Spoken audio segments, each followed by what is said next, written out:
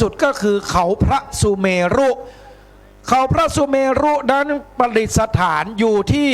สวรรค์ชั้นดาวดึงส์ก็คือสวรรค์ชั้นที่สองโดยมีพระอินทร์เป็นเก้าเป็นประธานดูแลสวรรค์ชั้นดาวดึงส์ซึ่งเป็นสถานที่พระอินทร์ได้นำพระอบตอนที่เจ้าชายสิทธัตถะได้ปงขันปงเกษาได้นำขึ้นไปประดิษฐานไว้ที่พระธาตุเกศแก้วจุฬามณีซึ่งปัจจุบันนี้ในทางพุทธศาสนาก็ถือว่าอยู่ที่สวรรค์ชั้นดาวดึงส์ชาวล้านนานั้นจึงถือว่าเทียนสัตพันธ์นั้นเป็นการจุดปูจา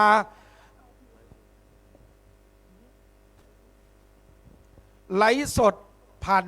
เพจไหนบ้างนะครับมีคนถามอยู่นะตอนนี้เราถ่ายทอดสดผ่านเพจ Facebook นะครับของวัด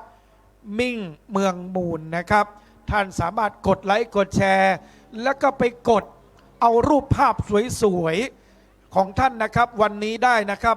ช่องทางการไปดาวน์โหลดรูปภาพทั้งหมดในวันนี้นะของวัดมิ่งเมืองมูลนะครับหรือพิมพ์ไปที่ภาษาอังกฤษนะครับ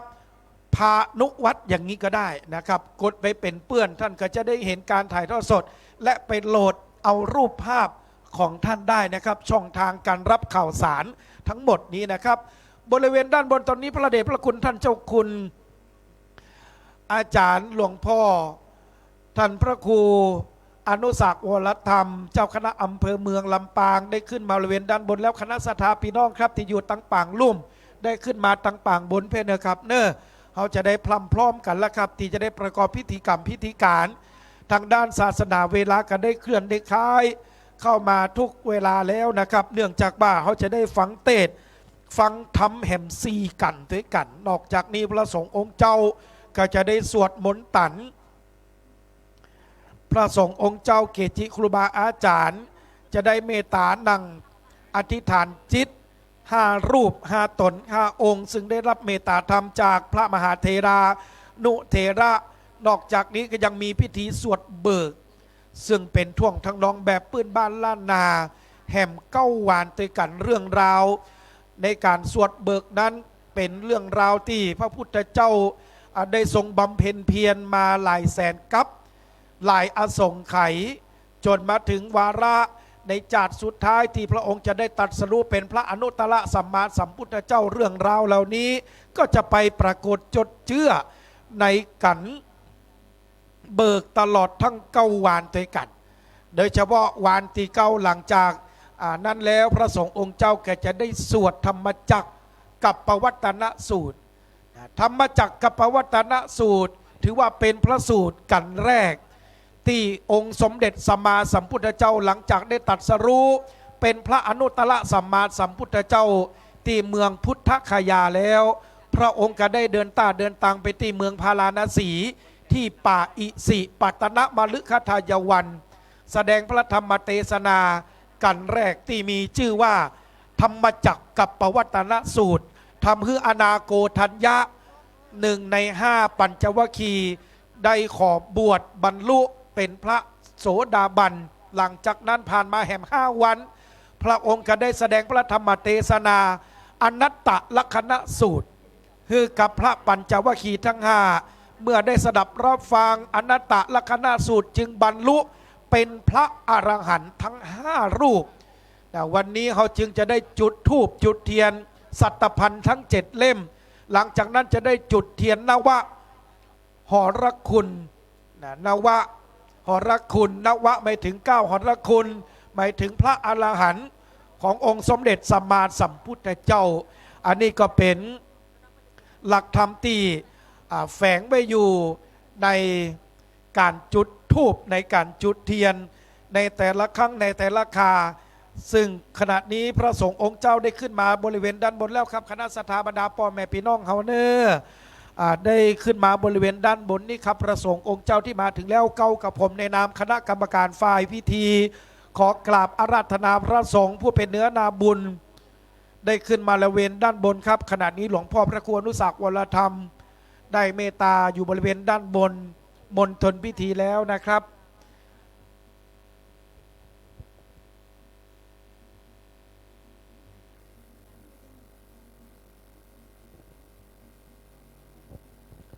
สำหรับในวันพรุ่งนี้จะมีพิธีเฮียกขวัญห้องขวัญพระนาคที่จะได้บวชอยู่ในร่มกาสาวพักตร์วัดมิ่งเมืองมูลนะครับ6 ตน 6 รูปตั้งแต่เวลาบ่ายโมงเป็นต้นไปเนื่องจากว่าพระป่าหอวัดต่างๆพระสงฆ์องค์เจ้า200 หัววัดด้วยกันครับที่จะมากินจะมาทานในวันพรุ่งนี้ตั้งแต่เวลาบ่ายโมงเป็นต้นไปมาร่วมกันในวันพรุ่งนี้ตั้งแต่เวลาบ่ายโมงเป็นต้นไปวันที่16พรุ่งนี้ก็เป็นวันสำคัญแห่งวันหนึ่งของคณะสัทธามาถามมาไทยเลขที่วัดเลขที่ยังก็132อีแม่เลขที่132โจกไผ่มันเนาะแม่เนาะของนี้มันแล้วแต่วาสนาแข่งเรือแข่งพายแข่งได้แข่งบุญญาวาสนาเนี่ยโอ้มันแก้นตับแก้นไตอีแม่ของอย่างอีมันต้องสั่งสมเนาะแม่เนาะบุญกุศลก็เหมือนกันครับบะหมี่ซื่อบะหมี่ขายอยากได้ต้องทำเอาเองวันพรุ่งนี้ตั้งแต่เวลาตี 5นี่พระสงฆ์องค์เจ้าจะได้สวดธรรมจักรกับปวัตตนสูตรถวายเข้ามัทุปายาตซึ่งในค่ำของคืนวันนี้ก็มีพิธีกวนเข้าติบมัทุปายาตเถอะครับพระสงฆ์องค์เจ้าสวดพระพุทธมนต์ประธานสงฆ์ดับเทียนชัยพระสงฆ์รับถวายเครื่องทยธรรมทยทานกรวดน้ำรับพรก็เป็นอันเสร็จพิธีได้ถวายจังหันภัตตาหารเจ้าพระสงฆ์องค์เจ้าและเจ้าของวันที่16เวลา11 โมงเป็นต้นไปก็จะได้ถวายภัตตาหารเพลนพระสงฆ์สามเณรกินข้าวน้ำจำเข้าตอนด้วยกันพิธีปลงผมพิธีห้องขวัญนาควันพรุ่งนี้จะมีพิธีปลงผมห้องขวัญนาคบ่าย3 โมงพระป่าหัววัด200 กว่าหัววัดจะได้แห่แห่นแต่นแต่เข้าขวงแก้วอารามตาลตอดเครื่องทยธรรมทยทานรุ่นมัจฉาพาโชคอีล่ะวันพรุ่งนี้นะวันพรุ่งนี้มีมัจฉาพาโชคตัว6 โมงแรงชมการแสดงศิลปะวัฒนธรรมล้านนามหรสพดนตรีนะชุดใหญ่ในวันพรุ่งนี้และวันที่17เหรอกี่โมงนะวันที่17นี่ตั้งแต่เวลา9 โมงเจ้าเป็นต้นไปพระเดชพระคุณท่านเจ้าคุณอาจารย์รองศาสตราจารย์ด็อกเตอร์พระเทพเวทีเจ้าคณะภาค6 องค์ประธานในพิธีไฟส่งได้เดินทางมาถึงแล้วท่านผู้ว่าราชการจังหวัดลำปางท่านชัชวาลฉายบุตรป่อเมืองลำปางหัวหน้าส่วนราชการก็จะได้ปากันมาพร้อมณมณฑลพิธีเวลา9 โมง 39 นาทีจุดธูปจุดเทียนปูชาพระรัตนตรัยศาสนาพิธีกรก็จะได้นำไหว้พระสมทานเบญจศีลหลังจากนั้นผู้ว่าราชการจังหวัดลำปางท่านชัชวาลฉายบุตรตัวแทนพุทธศาสนิกชนถวายโฉนดที่ดินธรณีสงฆ์ที่ได้ซื้อเพิ่มเติมคือกับวัดมิ่งเมืองมูล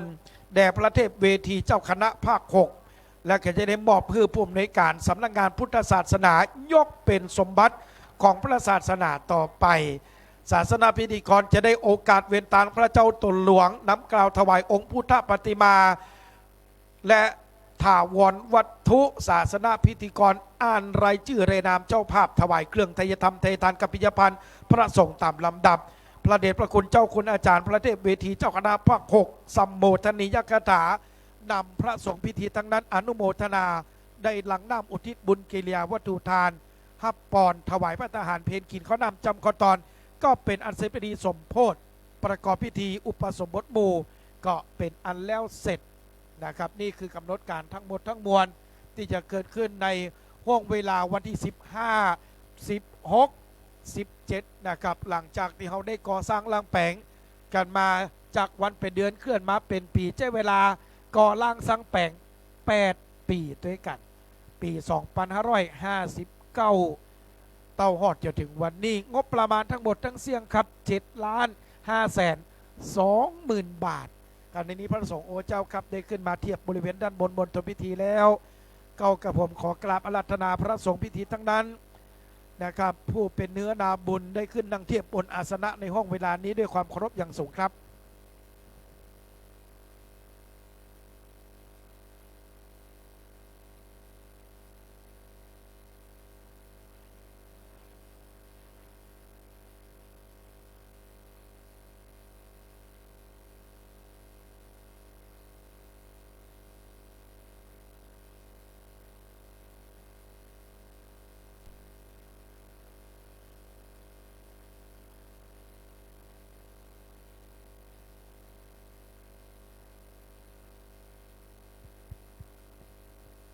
สำหรับองค์ประกอบในส่วนของพิธีสมโภชพุทธาภิเษกคำว่าพุทธาภิเษกนี้เพิ่มพุทธคุณนะครับเนื่องจากว่าศาลาหรือว่าช่างเวลาก่อสร้างร่างแปงองค์พุทธปฏิมาเสนาสนะต่างๆโดยเฉพาะพระพุทธรูปสาวรูปปิมปาพุทธเจ้าได้ขึ้นได้ขี่ได้ย่ำได้แป่งเป็นขี้ตีนขี้มือของศาลาเพราะฉะนั้นแล้วการที่จะสมโภชจึงมีวัตถุประสงค์นั่นก็คือเป็กตุไข่ตาเปิ้นเพิ่มพุทธานุภาพหรือว่าเป็กพระเจ้าขึ้นมาแถมใหม่ล้านนาบ้านฮ้องว่าพุทธาภิเษกเบิกเนตรไข่ตาพระเจ้าการเบิกเนตรไข่ตาพระเจ้าเขาจะหันเปิ้นเอาผ้าขาวเขาคลุมพระพักของพุทธเจ้าปิดด้วยเตียนขี้พึ่งหรอปิดตาปิดหูปิดทั้งหมดครับเมื่อถึงเวลาในรุ่งเช้านี่เปิ้นจะตัดสรู้ในรุ่งสางเดาเหมือนกับ15 ค่ำเดือน 6วันวิสาขานี่14 ค่ำถ้าสมมุติว่าเป็นวันนี้วันพรุ่งนี้พุทธเจ้าจะตัดสรู้ในค่ำคืน15 ค่ำเดือน 6วิสาขาคืนนี้ก็เป็นคืน14 ค่ำสมมุติไม่ได้นะ ก็จะมีการกินการตานปนวัดที่ไหนมีพุทธะที่ท่านมีพระยามารก่อนจะกินจะตานนี่แหละครับพระสงฆ์องค์เจ้าก็จะได้มาเทศอาจจะได้มาสวดเป็นท่วงทำนองแบบปืนบานลานนาโวหารเป็นท่วงทำนองเมืองหลักกรลำปางเทศธรรมพุทธาพิเศษเทศธรรมสาราลิกาลสูตรในแต่ละพระสูตรนั้นมีความหมายทั้งนั้นครับโดยเฉพาะสาราริการสูตรนั้นเป็นพระสูตรที่พระพุทธเจ้าของเราคือเทวดาได้สวดเพื่อต่ออายุไขของตัวเก่าในแห่มยะหนึ่งนะครับตอนที่พุทธเจ้าอยู่ที่เขาคิชกูฏพระองค์ก็ได้ฮือบทสวดฮือกับพระอานนท์ได้สวดอยู่เป็นประจำเพื่อต่ออายุไขในการอาพาธของพระอานนท์และอีกตำนานหนึ่งก็คือที่พุทธเจ้าเสด็จไปเมืองไวยสาลีเพื่อเปิดกษัตริย์ลิชวีที่เมืองไวยสาลีนั้นเกิดโรคภัยพิบัติเรียกว่าอหิวาตกโรคทำให้ผู้คนล้มตายกันนักหนาจารีเป็นหมื่นเป็นแสนเป็นล้านกษัตริย์ลิชวีได้รับคำเชิญจากพระเจ้าอาชาติศัตรูนี่บอกว่าคือไปอาราธนาพุทธเจ้ามาแล้วพร้อมกับพระสงฆ์องค์เจ้าอาจจะได้มาสวดจะได้มาโพดมาผายเจ้าบ้านเจ้าเมืองไวยสาลี2 ครั้ง 2 คราวด้วยกันกษัตริย์ลิชวีบ่ใครเชื่อ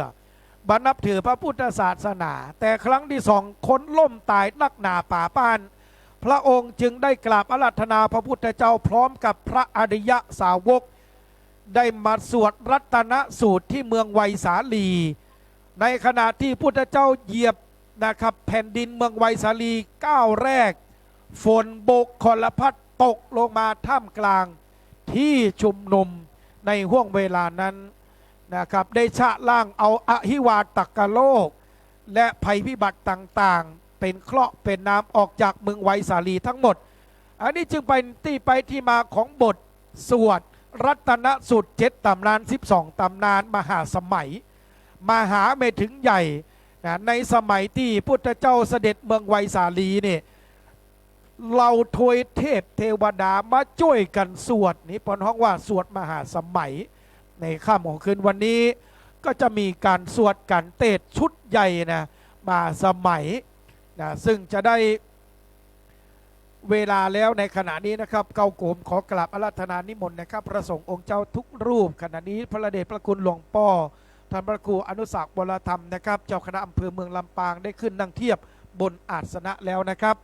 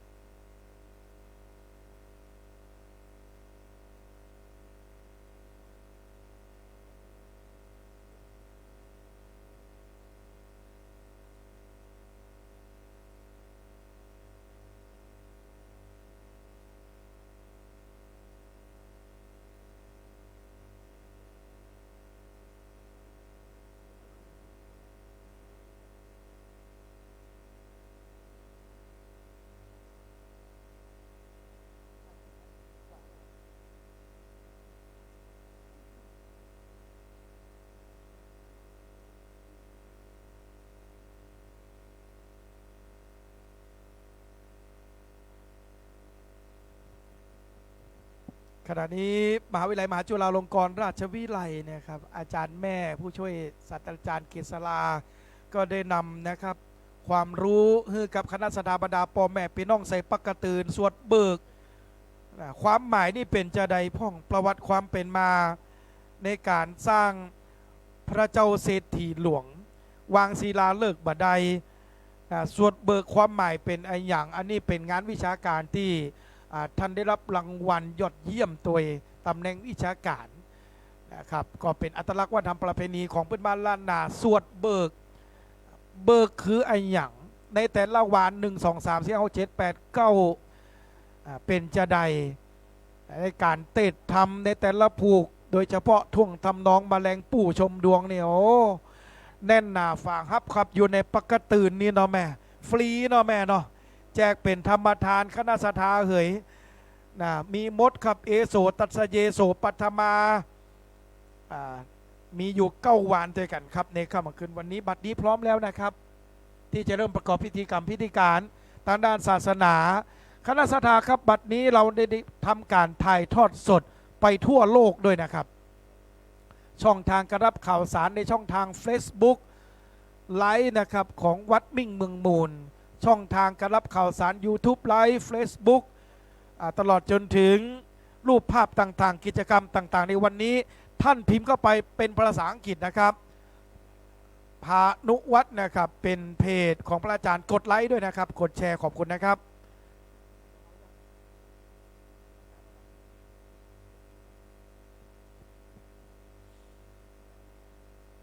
บัดนี้พร้อมแล้วกล้าวขอโอกาส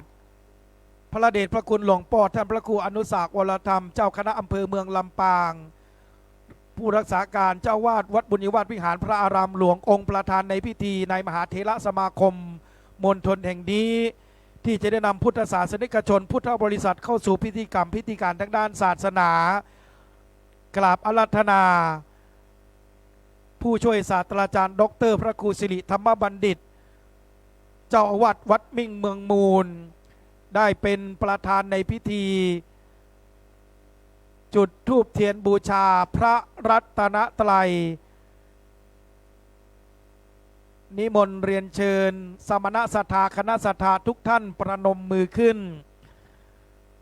ขณะนี้ผู้ช่วยศาสตราจารย์ดร.พระครูสิริธรรมบัณฑิตเจ้าวัดวัดมิ่งเมืองมูลรองผู้อำนวยการฝ่ายวิชาการมหาวิทยาลัยมหาจุฬาลงกรณราชวิทยาลัยวิทยาสงฆ์นครลำปางกำลังจุดธูปเทียนบูชาพระรัตนตรัย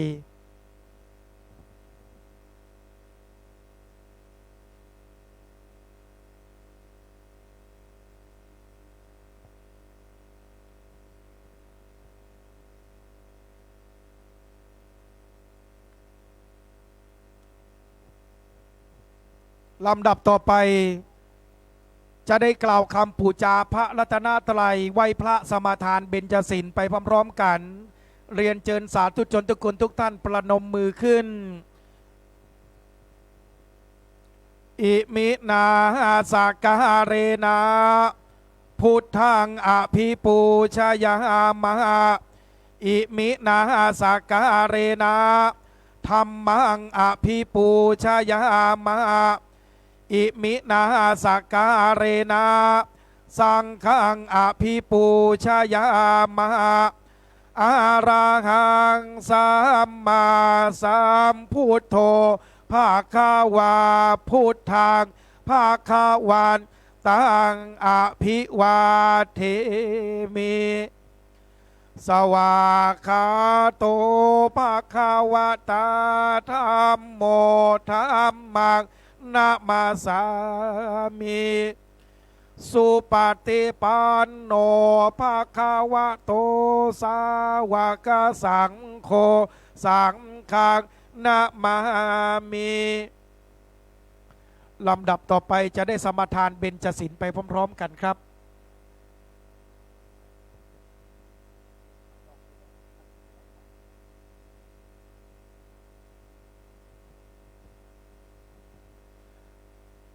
เจ้าหน้าที่ได้นำขันดอกขันศีลดอกไม้นั้นเปรียบเสมือนเป็นตัวแทนของพระภิกษุสงฆ์ที่มีกลิ่นหอม เหมือนศีลจิเลวัตร227ข้อในทางพุทธศาสนาจึงนำดอกไม้เข้าเทียบถวายเป็นเครื่องหอมในทางพระพุทธศาสนาลำดับต่อไปจะได้สมทานเบญจศีลไปพร้อมๆกันครับมะยังพันเตติสาระเนนาสางาปัญจศีลานิยาจามหาตุติยัมปิมะยังพันเตติสาระเนนาสางาปัญจศีลานิยาจามหาตติยัมปิมะยังพันเตติสาระเนนาสางาปัญจศีลานิยาจามหานะโมตัสสะภะคะวะโตอะระหะโตสัมมาสัมพุทธัสสะนะโมตัสสะภะคะวะโตอะระหะโตสัมมาสัมพุทธัสสะนะโมตัสสะภะคะวะโตอะระหะโตสัมมาสัมพุทธัสสะนะโมตัสสะภะคะวะโตอะระหะโตสัมมาสัมพุทธัสสะนะโมตัสสะภะคะวะโตอะระหะโตสัมมาสัมพุทธัสสะนะโมตัสสะภะคะวะโตอะระหะโตสัมมาสัมพุทธัสสะพุทธังสรณังคัจฉามิ พุทธังสารนังคัจฉามิ ธัมมังสรณังคัจฉามิ ธัมมังสารนังคัจฉามิ สังฆังสรณังคัจฉามิ สังฆังสารนังคัจฉามิ ตุติยามปิพุทธังสรณังคัจฉามิ ทุติยัมปิพุทธังสารนังคัจฉามิ ตุติยามปิธัมมังสรณังคัจฉามิ ทุติยัมปิธัมมังสารนังคัจฉามิ ตุติยามปิสังฆังสรณังคัจฉามิ ทุติยัมปิสังฆังสารนังคัจฉามิ ตติยามปิพุทธังสรณังคัจฉามิ ตติยัมปิพุทธังสารนังคัจฉามิ ตติยามปิธัมมังสรณังคัจฉามิ ตติยัมปิธัมมังสารนังคัจฉามิ ตติยามปิสังฆังสรณังคัจฉามิ ตติยัมปิสังฆังสารนังคัจฉามิ ปานาติปาตาเวรมณีสิกขาปะทังสมาธิยามิ ปานาติปาตาเวรมณีสิกขาปะทังสมาติยามิ อาดินนาดานาเวรมณีสิกขาปะทังสมาธิยามิ อาทินนาธานาเวรมณีสิกขาปะทังสมาติยามิ กาเมสุมิจฉาจาราเวรมณีสิกขาปะทังสมาธิยามิ กาเมสุมิจฉาจาราเวรมณีสิกขาปะทังสมาติยามิ มุสาวาดาเวรมณีสิกขาปะทังสมาธิยามิ มุสาวาทาเวรมณีสิกขาปะทังสมาติยามิ สุราเมรยามัจจปมาตตานาเวรมณีสิกขาปะทังสมาธิยามิ สุราเมรยมัชฌปมาทัฏฐานาเวรมณีสิกขาปะทังสมาติยามิ อิมานิปัญจสิกขาปทานิสิเลนะสุขติงยันติ สาธุ สิเลนะโภคสัมปทา สาธุ สิเลนะนิโพธิญาณเตตัสสะมาสิลังวิโสดาเย สาธุพุทธศาสนิกชนพุทธบริษัทได้ไหว้พระสมาทานเบญจศีลแล้วลำดับต่อไป จะได้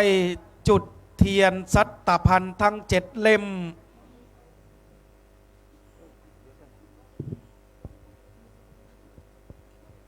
จุดเทียนชนวนเด้อพ่ออาจารย์จุดเทียนชนวนเด้ออาจารย์จุดเทียนชนวนเด้อเทียนชนวน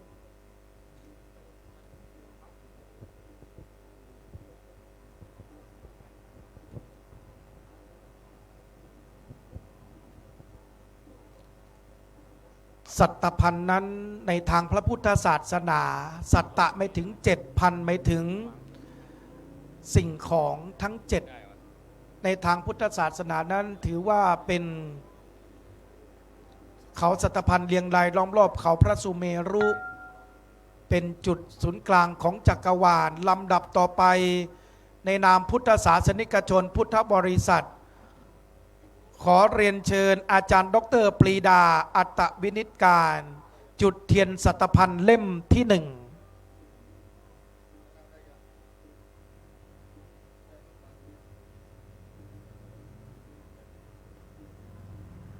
เรียนเชิญทุกท่านประนมมือขึ้นครับเล่มที่สองขอเรียนเชิญคุณอัญชรีอัตตวินิจการเล่มที่สามขอเรียนเชิญร้อยตำรวจโทจุลเกียรติวงศ์สุวรรณทันเล่มที่สี่ขอเรียนเชิญคุณชายชาญปาวงศ์เล่มที่ห้าขอเรียนเชิญผู้ใหญ่ปฏิพัฒน์ปองเกียรติคุณเล่มที่หกขอเรียนเชิญคุณนันวดีชัยยาเล่มที่เจ็ดขอเรียนเชิญคุณปวีริสาภูวะตานนท์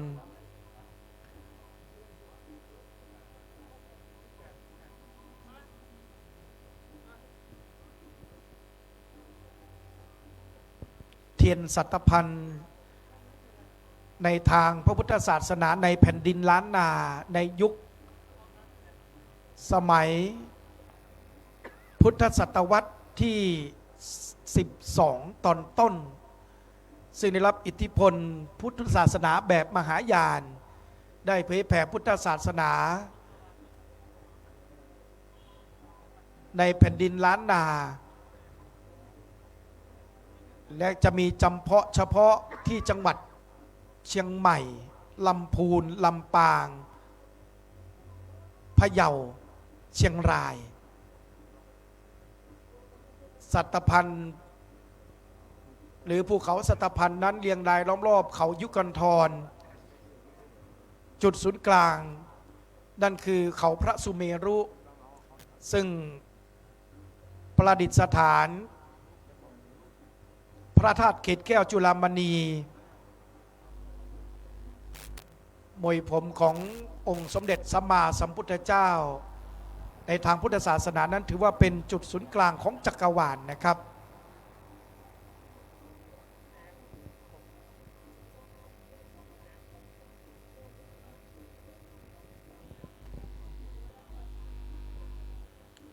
บริเวณด้านล่างของภูเขาสัตพันธ์นั้นเป็นทะเลสีทันดรนะครับเป็นสวรรค์ชั้นที่หนึ่งเรียกว่าจตุมหาราชิกาซึ่งเป็นสถานที่นาคคุดปรมัยไอสวนเท้าจตุโลกบาลทั้งสี่อยู่ในชั้นวรรณะนี้นั่นเองนะครับ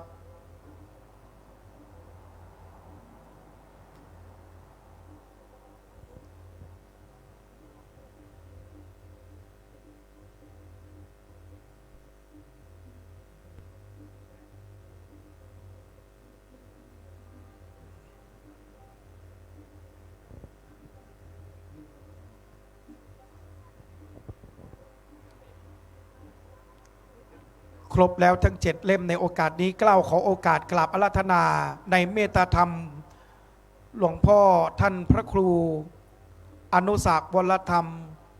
เจ้าคณะอำเภอเมืองลำปางรักษาการเจ้าอาวาสวัดบุญยวาสวิหารพระอารามหลวงได้เมตตาจุดเทียนชัย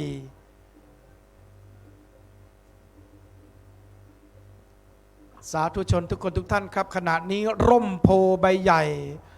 ร่มใส่ใบหนาของคณะสัทธาสาธุชนพระเดชพระคุณหลวงพ่อพระครู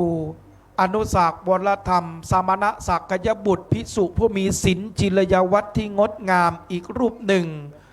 ของจังหวัดลำปางได้เมตตา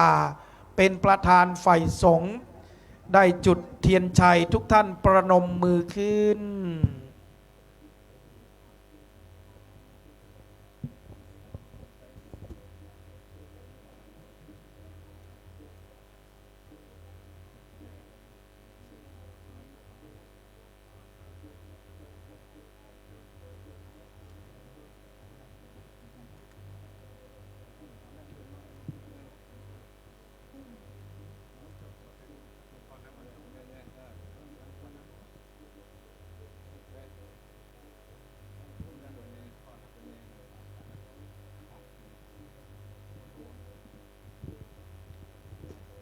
พุทโธสัพพัญญัญโยธัมโมโลกตาโลวะโลสังโฆมาคะโต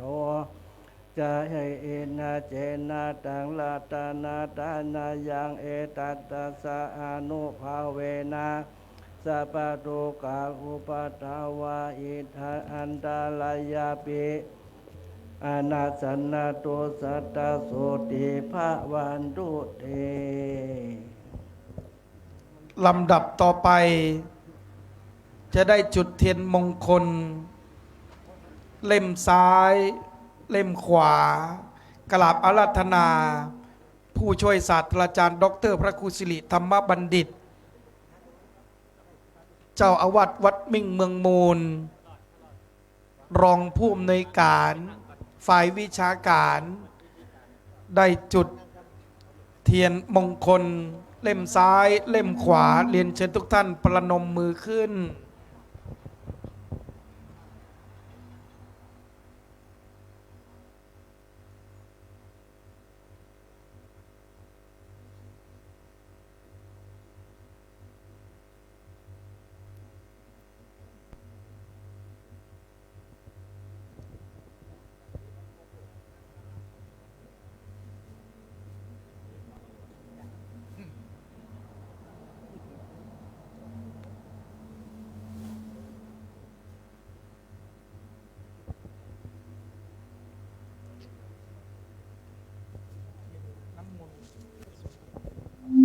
เอาใครบ้างครับลำดับต่อไปจะได้จุดเทียนน้ำมนต์ดังมีรายชื่อรายนามที่จะได้เข้าเทียบจุดเทียนน้ำมนต์เบื้องหน้า พระมหาเถระทั้ง5 รูป รูปที่1นั้นขอเรียนเชิญคุณสาครจุดเทียนน้ำมนต์ครับ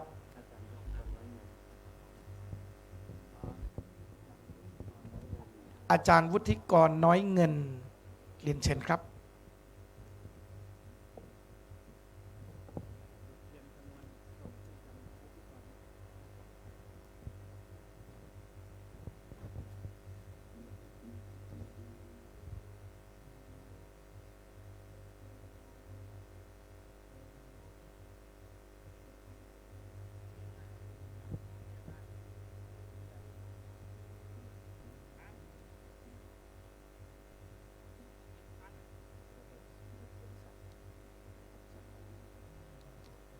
และขอเรียนเชิญท่าน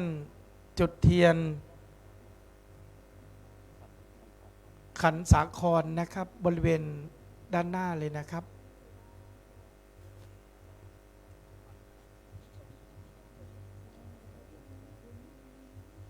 ขอเรียนเชิญผู้ช่วยศาสตราจารย์เกษลาได้จุดเทียนน้ำมนต์ที่หลวงพ่อพระครูอุดมศิริทัศน์เจ้าหน้าที่ได้ส่งเทียนชนวนให้กับมหาอุบาสิกาผู้ใจบุญนะครับผู้ถวายตัวเป็นพุทธมัมมกะอาจารย์บรรยายพิเศษนะครับมหาวิทยาลัยมหาจุฬาลงกรณราชวิทยาลัยอาจารย์แม่เกษลาสว่างวงนะทุกท่านได้ประนมมือขึ้นนะครับ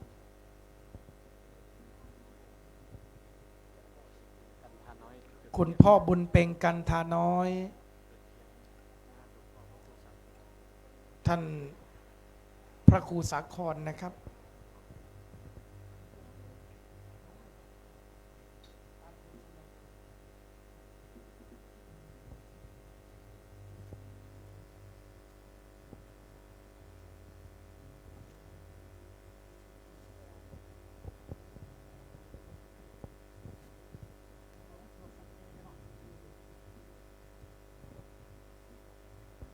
ลำดับต่อไปพระสงฆ์พิธีทั้งนั้นจะได้สวดเจริญพระพุทธมนต์สวดมนต์ตันเป็นลำดับต่อไปสาธุ สาตุวิปัตติปฏิภาอายาสัพพะสัมปติสิทธิยาสัพพะทุกขาวินาศายาปริตังพลูทะมังคลังวิปัตติปฏิภาหายาสัพพะสัมปติสิทธิยาสัพพะพยวินาศายาปริตังพลูทะมังคลังวิปัตติปฏิภาหายาสัพพะสัมปติสิทธิยาสัพพะโรคะวินาศายาปริตังพลูทะมังคลังสักเคกามิจรูปิคริสีกราตเตจันทริเควิมันเนทิปิรักเทจะคาเมตรุวนาคาอาเดเคอวัตโตเมเกเตภุมมาชยันตุเทวาชาลาทาลาวิสัมเอยาขาธรรมพระนาคาดิทันตาสันติเกยังมุนิลาวะจานังสาทะวูเมสุนันตุธรรมัสสวนกาโลอะยัมพระทันตาธรรมัสสวนกาโลอะยัมพระทันตาธรรมัสสวนกาโลอะยัมพระทันตานะโมตัสสะภะคะวะโตอะระหะโตสัมมาสัมพุทธัสสะนะโมตัสสะภะคะวะโตอะระหะโตสัมพุทธัสสะนะโมตัสสะภะคะวะโตอะระหะโตสัมมาสัมพุทธัสสะพุทธังสารนังกัสสะมิธัมมังสารนังสังฆังสารนังกัสสะมิทุติยามปิพุทธังสารนังกัสสะมิทุติยามปิธัมมังสารนังกัสสะมิทุติยามปินังกัสสะมิตติยามปิพุทธังสารนังกัสสะมิตติยามปิธัมมังสารนังกัสสะมิตติยามปิสังฆังกัสสะมิสัมโพธิอาดาเวสัญญาดาวาสะสัญญาสะอาสะเขปัญจสัตตะสะอาสานินามาเมเสลาสาหะเดสะธรรมัญญา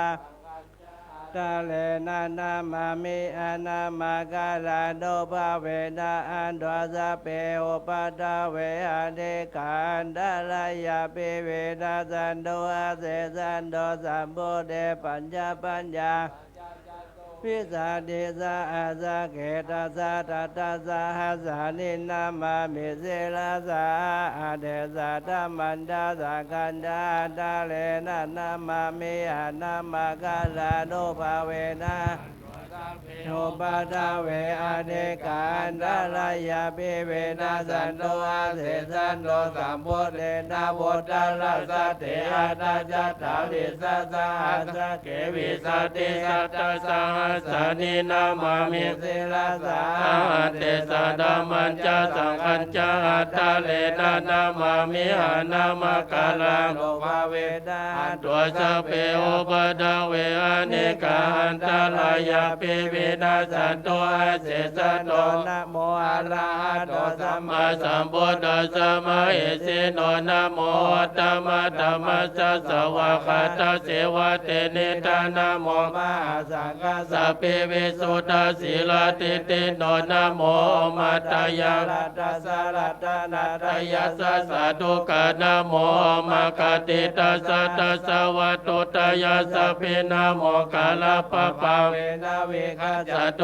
ปะตะวะนะโมกาลานุภาเวนะสุวัตเตหันโตสัพพะทานะโมกาลสะเตเจนะเวเตเมโอเมเตสวะเสวนาจะปาลานาปฏิตานันจะเสวนาบุจจะบุจานิยานาเอตัมมังคาลามุนตมะปฏิโลปฏิสวัสโสจะบุเบจะกตาบุญญาตาตัสสัมมาปณิติจาเอตัมมังคาลามุตตมะปะโอสะสัญญาสิมปัญจวินัยโยจะสุสิกิโตสุปัจจิจจยาวะจาเอตัมมังคาลามุตตมังมัตตาปิโต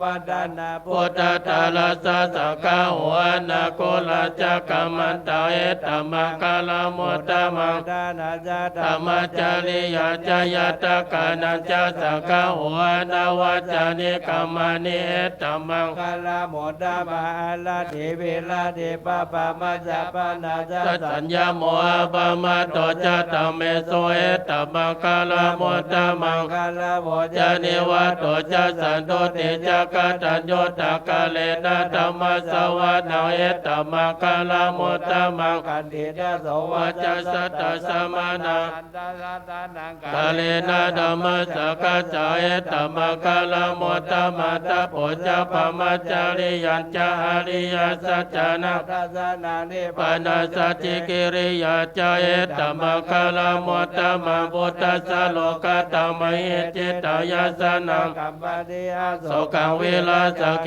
มาเอตมังคาลโมตตมัง เอตาทิสาธิกาตวนาสัพพะธัมมปาราสิตา สัพพะทัสโสติกัสสันติตันเตสัมมังคาลโมตตมันติมหามังคาลสุตัง อินิวิตา อิดาวะโหลังวัสเกโสวะยังลัตตานาปานิตาดาโนสมาติตาตาคตินะ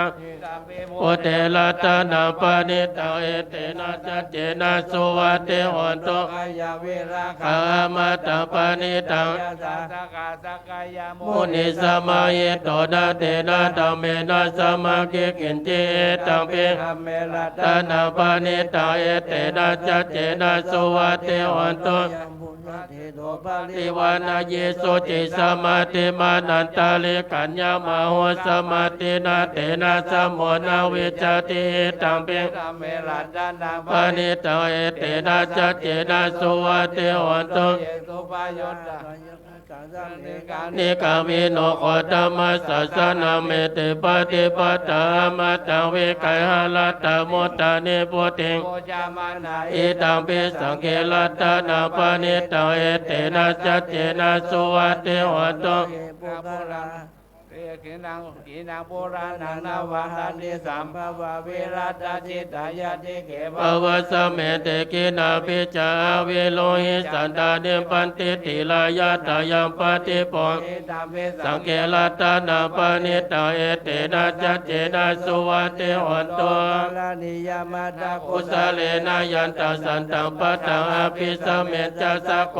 สุจัสสุ โจจาโสอาโจจาสมุทโธอนาติมานิสั สั น น โต ตุสักโกจัสสุปะโลจาปะกิโจจัสสะลาหุกาวุติสันติตาลิโยจานิปะโกจาปะกะปอง โกเลโสอานาโนเกโต นาจักขุตังสมัจจาเลกินเจเยนาเวนโยปะเลโอปะวัตโยสุกิโนวะเกเมโนหันโตสัพเพสัตตาภวัน โตสุกิตาทายกิจิปนาโบดาติตัสสาวาทาวาราวาอันนาวาเสสาดิกาวเนมหันตาวามัจจิมาราสกาโนกะทุราดิราวาเยจาอดิทาเยจาดุเรวาสัตมิอาเวดุเรบุตาวาสัมภเวสิวาสัพเพสัตตาภวันโตสุกิตานาปโรปะลานิโพเปตานาติมันเยนะกะนาจินากินเดพยาโลสนาปฏิกาสัญญานัญญามัญญาสาธุกามิสายามัจจายาฐานิยังพุทธายุสาเอกพุทธมนุระเกวังเบสัพพะพุทธสมานาสัมภวะเยอปาลิมานาเมตัญญาสัพพะโลกัสสมิมานาสัมภวะเยอปาลิมานังอุณาโรจเตริยัญจาสัมปตาเวลาสัพพตานิทัญจาลานิสิโนอัสยาโนวายวัตตสัมมิกาสเมโนเอตัสสติอาดิตายาปะมะเมตตาวิหาลายิตามโหติติจานุปะกามาศิลาวัตสะเนนะสัมปันโนกาเมสุเวนายาเกตานาอิสาดุกัปปัสสยังปุนาเลติติกาลานิยาเมตตาสุตาวิโนปะเกเมเมตตาเมตตาเอลาปะเดเมเมปะยาโปเดเมเมตตาเมตตากันหาโคตามะเกจาปะทะเกเมเมตังเมตังนิปาทะเกเมจัตโตปะเดเมเมตังเมตตาอาโหปะเดเมมามังอาปะทะโกหิสิมามาหิสิติปะทะโกมามันจัตตุปะโทหิสิมามาหิสิปะโหปะโทสัพเพสัตตาสัพเพ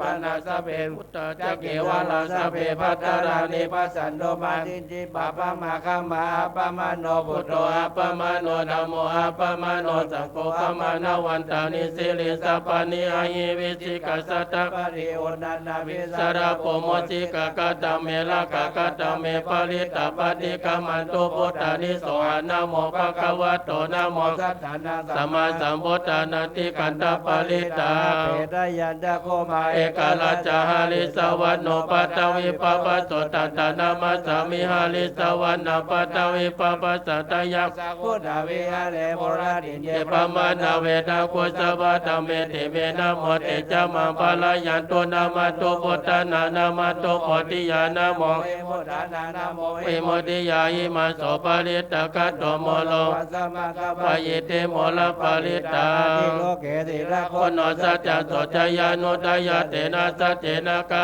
มิสัจจกิริยามนุตตะละอาวจิตวัง ธรรมะปะลาสาริตวะโบภะเกติเนจัจจปะละมาวะสายาสัจจกิริยามะกาสะสันติปะ ปะกาปะดาดาสันติปะกาวันจานามาตาวิตาจานิกันตาสัตตเวตาปฏิกรรมสห สันติกะเนมะยาม มหาปัจจาริโตสิกิวาเสสิโสรสกาลิสานิโอตกัมปัตตวยตาสิกิสัจเจนะเมสมโมนะเตสะเม สัจจปะละเมเทวิปัสสิสานามาตุจัก กุมานัสสะสิลิมาโตสิกิสัพพินามาตุสัพพพุทธานุกัมปิโนเวสาวุสานามาตุนาหัตตกัง สัตตะปัสสิโนนา นามาตุกะโกสันตสามาลาเสนาปมาติโนโกนาคามานัสสานามาตุปมานัสสาวุสิมาตุกัสสะปัสสานามาตุ เวปะพุทธสสะปะ ติยกิลสัสสะนามาตุสักกายพุทธัสสะสิลิมาโตโยอิมาธรรมมาเตสิสิสัพพทุกขปโนทานังเยจัปินิพุทธโล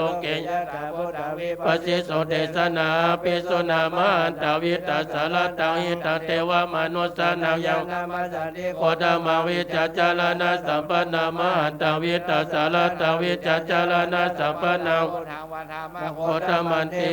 โคสาธิ สักขะโดธรรมนังวิจโยตตาวิริยังปิติปัสสติโพสังกัง สัตตถาปะเล สมาโตเปกาโพสังกัสสติเตสัพพทัสสินามุนีนาสัมมัตตกัตตาปวิตาปะโหลิกัตตาสวัตติ ยาเวดายะเดวานายะจะโพธิ ทิยาเอเตนะสัจจวัจเจนะสุติเตหันตุสัพพตัง เอกสมิ สมัยเยนะโตโมคคัลลานัง ยะกัสสะปะกิ กิลาเนโตเกเตเตโสโพสังเกสัตตเตสายเยเตจัตตังอภินันเต ตัวโลกาโมเตตุตะคะเร เตนะสัจจวัจเจนะสุติเตหันตุสัพพตัง เอกธาธรรมราชาเมเกราเจนะเปเปเรโตตุระเทเรยะตันเทวะวะนาเวทวานาสาธารัง สมติตัวจาปัตตตามาอุตตานิตานะโสเอเตนะสัจจวัจเจนะสุติเต โอโนสวะทาปะอินาเด เต จ จาปัตตาตินันนังปิมะเอสินามะกาตะกิเลสวะปัตตานุปติตามัตตาเอเตนะ กัญญาวะ เจนะสุติเต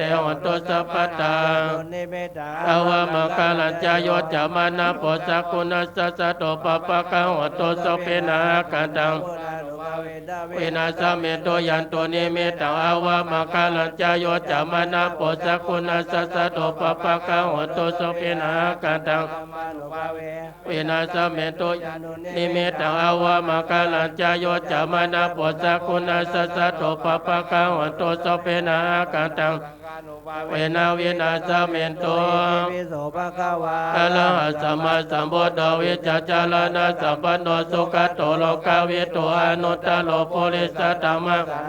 สาธาเดวาม มนุสสานังพุทโธภะคะวะติสวากาโตภะคะวะตะธัมโมสตติติโกอากาลิโกอิปัสสิโก โอปัญญโกปัจจตาเวทิราโภเวโยหิติโสปฏิปั ป น โนภะคะวะโตสาวกสังโฆโจปฏิปันโนภะคะวะโตสาวกสังโฆ ยายาปฏิ ปโนภะคะวะโตสาวกสังโฆ สามิจิปฏิ ปโนภะคะวะโตสาวกสังโฆยะติตาจัตตาริโพลิสายุคานิอัตตโพ ริสปุกะลาย สาวกวะโตสาวกสังโฆอา โอ หุ นายโยปะโอนายโยตักขินายโยอัจจาริกาลานิโย อนุตตร ปุญญเกตังโลกัสสติ สหัสมาปิเนมิ ตัสสาวตตะกาลิเมฆาลาวติตะโกลจัสเสนามาลันตนาติตมาวิตินาจิตวัง เนโนดันเนสสาวะ โอตุเตจยามะกาลานิมาลาติเลกามาปิโยจิตัสสะปะลติโกลัมปนัง สาวกมาธรรมทารยะขังกติสุดาตาวิตินา จิตวามุนิโตดันเตสัสสะภวตุเตจยามะกาลานินาลาคิลิงกัจจวัลลังอติอัตตะพุตัง สาวกิจกรรม สนิวาสุตาโลนันตเมตโวเสกาวิตินาจิตวามุนิโตดันเตสัสสะภวตุเตจยามะกาลานิ สุขิตาคากามติ ทิยาตาสุตาโลนันตันตวันติโยจนะปะตังโกลิมาลวันตังอิเดเวสักขะมโนจิตวามุนิโต สาสาบวัน ตุเตจยามะกาลานิกัตวนาคตมุตตะลังเอวะกะเบเนยาจิตจายาตุตวัจจนะจายากายามะเส เตนะโสมาวิน จิตวามุนิโตดันเตสัสสะภวตุเตจยามะกาลานิ สัจวิหาย ยมาเตสัจจกวะตะเกตงวะตะปิโลปิดามานาอดิอัตตะพุตัง ปัญญาปฏิ ปัจจเลโตเจตวามุนิโตดันเตสัสสะภวตุเตจยามะกาลานินันโตปะนันตโวจักกังเวโวตัง วะเหเดโพเรนะเด เตระโวจักเกนะธัมมาปยันโตเอโตปะเตสาวิตินาจิตวามุนิโตดันเต สัจวัน ตุเตจยามะกาลานิ กาเดเดโพ พุจักเกนะสุตตาตังปะมังเวโสเดโสเดเมติปะกาวิตานาญาณกเตนะวิตินาจิตวา เนโนดันเดสสา ภวตุเตจยามะกาลานิเอตวิโวตจยามะกาลาตะกตโยวัจจโนตินาติเน สารเดมาตันติ ตัวนาเนกาวิเวดาเนโจปัตตวานิโมกัสสุขังอภิกามายานาโลสัพปัญโย นาติเมสารนายาโพโดเมสา สารนาวะลาเอเตนะจัจจวัจเจนะโหตุเตจยามะกาลานาติเมสารนาอัญญตัมโม เมสารนาวะลาเอเตนะสัจวันโอโด ตุเตจยามะกาลานาติเมสารนาอัญญ ธัมโมเมส สารนาวะลาเอเตนะจัจจวัจเจนะโหตุเตจยามะกาลา ยาเกเดละ ตถาโลเกเวจาเทเวเวตัมโบโดลาตานังบุตสมานาติดัสสมาสุริภวันตุเต ยาเกเดละตานาโลเก เกเวจาเทเวเวตัมโบโดลาตานังธรรมสมานาติดัสสมาสุริภวันตุเต ยาหาเจรานาโล โลเกเวจาเทเวเวตัมโบโดลาตานังสังฆสมานาติดัสสมาสุริภวันตุเต กาโลนิโกนาโดย ตายาสัพพานินังโพเลตัวปาลามิสัพพะตัวสัมโพธิมตตมะเอเตนะจัจจวัจเจนะโหตุเตจยามัง กาลัญญยันโตโพ โอทิยาโมเลสกายานานันติวัตโนเอวัตตวังวิจโยโหเอจยาสุจยามังกะเล อาปาราสิลาปาราเก ติ สิ เสปดาวิโภกะเลอาภิเสเกสัพพะพุทธานาคปะโตปะโมตติสุนักตาสุมาคะลังสุภะปะตัง โสนิระโสกานะ สมุตโตจะสุเยตังปะมัจจาริโสบดากิดากายกรรมวัจจกรรมบดากินังบดากินัง มโนกรรมปณิเรเด บดากินาบดากินาเนกัตวนาลาปตเตบดากิเน วัตระโตสุขิ ปิ โต โตวิโลโนบุดาสัจเนอาโลกสุขิโตหิสาสะเปญญาติเปสาตาลตาสุขิตัง วิรุณาพุทธสัตเนอโลกาสุขิตาโหหิสาสะเปยะติปิเต เอตาลตาสุขิตาวิโลนาบุดาสัจเนอาโลกสุขิตาอุตสาสะเปญญาติเป กาตวพุทธารัตนา โอสัตวตมวะลังหิตาเทวมนุสานังบุดาเตเจนะสุตินานาสันตุปัตตวาสะเปตุกาอุปัสสะเมตุเต สักกาตวธรรมรัตนาโอสัตโอธรรมวลาปะลิลาอุปสัมมังธรรมเทเรระโสตินานาสั สั น น ตุ ตุปัตตวาสะเปปยาอุปัสสะเมตุเตสักกะตวะสังฆลัตตนาวสัตวตมวะลัง อาหุนายา ปาหุนายังสังฆเตเจนะสุตินานาสันตุปัตตวาสะเปโลกาอุปัสสะเมตุเต เจโอเนสาวิจโยธรรมโรเกอนุตตโรสั สั พ พ พ พ สั สั ต ตตาเยตัตตายะตันตวังกันเอาเยเทวะเตปริวะเจละ มโนเสภาวะเกวะยะเกดะเกเวเสวะเตอะกาลมาลาเนนะจัสมะมุตตะเปตัวกาลมาลิตตะเสวะอนุภาเวนะอันโตเทวะสุข กิสัตตาสุตาศิลาสมาตยาธรรมังตัสเสวานุภาเวนะอันโตเทวาสุกิสัตตาลิขิตาจิติตังพุทธังตาลานังวัจจานังกาลุปะเลสังสุตวัตตาสาโยปวัตตเตจัตตาโพมาจัตตามหาโพมาจัตตาอิจิจัตตามหาอิจิจัตตามุนิจัตตามหามุนิจัตตาปุริจัตตาจักรวาติจัตตาพุทธจัตตาปเจกพุทธจัตตาอรหัตตจัตตาสัพพสิทธิวิตตาลนาจัตตาสัพพโลกัง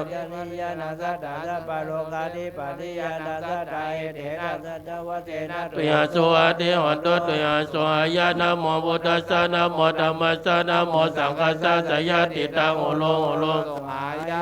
นาคตายกาโพธนาปปะกหานิวารานาปริทัสสะ สุภาเวนะหันตัวเตสะอุปัตตเวนะ คัตยากาโพธนาปปะกหานิวารานาปริทัสสะ สุภาเวนะหันตัวเตสะอุปัตตเวนะ คัตยากาโพธนาปปะกหานิวารานาปริทัสสะ สุภาเวนะหันตัวเตสะอุปัตตเวนะ วันตุสัพพะมังคลังรักขันตุ สัพพะเทวตาสัพพะพุทธานุภาเวนะสัตตสุติภวัตตุเตภวัตตุสัพพะมังคลังรักขันตุสัพพะเทว สัพพะธรรมานุ นุภาเวนะสัตตสุติภวัตตุเตภวัตตุสัพพะมังคลังรักขันตุสัพพะเทวตาสัพพะ สังฆานุ ภาเวนะสัตตสุติภวันตุเต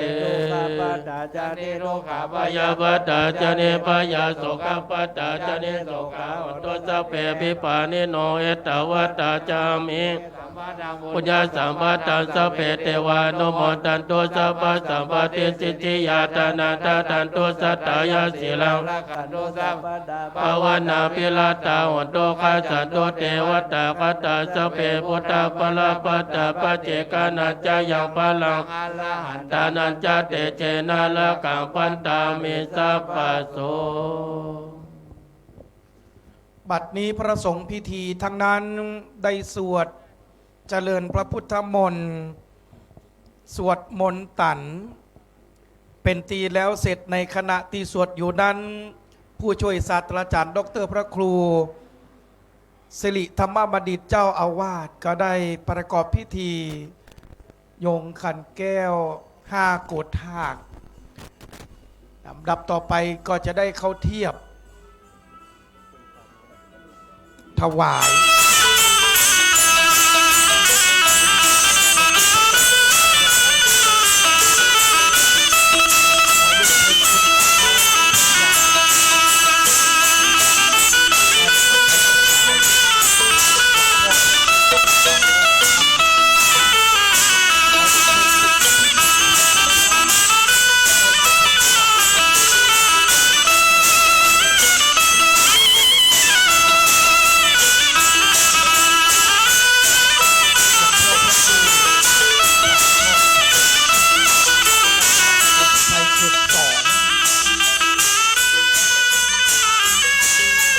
คุณแม่พิมพรแสนคำ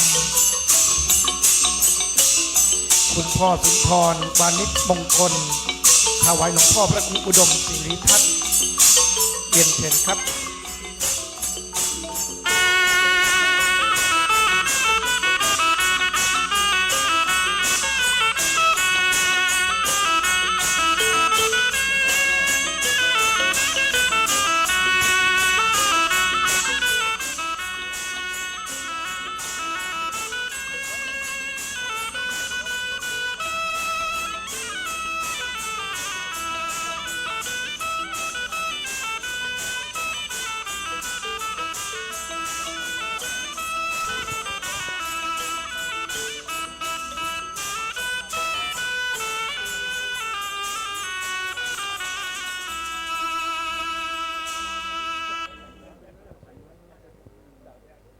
ครับขอทางนิดนึงนะครับ ให้เจ้าภาพผู้ภาวนาตนได้เข้าเทียบถวายกัปปิยพันธ์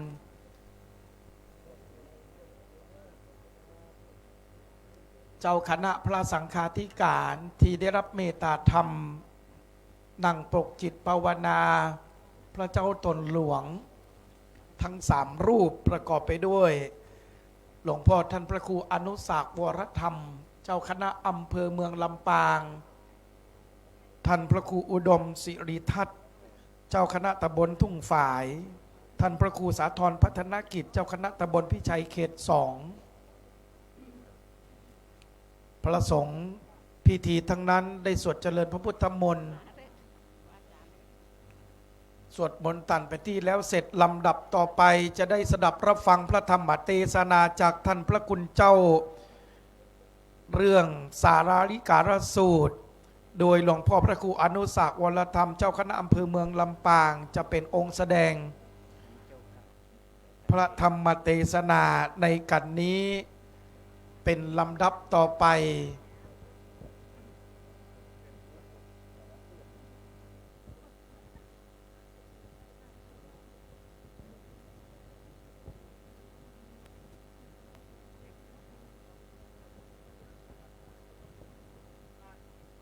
พระมาจโลกาทิปฏิสังหัมปฏิกัดอัญชลีอธิวรังอายาจตาสันติตาสัตตาปาราชักขะชาติกาเทเสตุธรรมังอนุกัมปิมังพระชังอาราธนังกาโลมา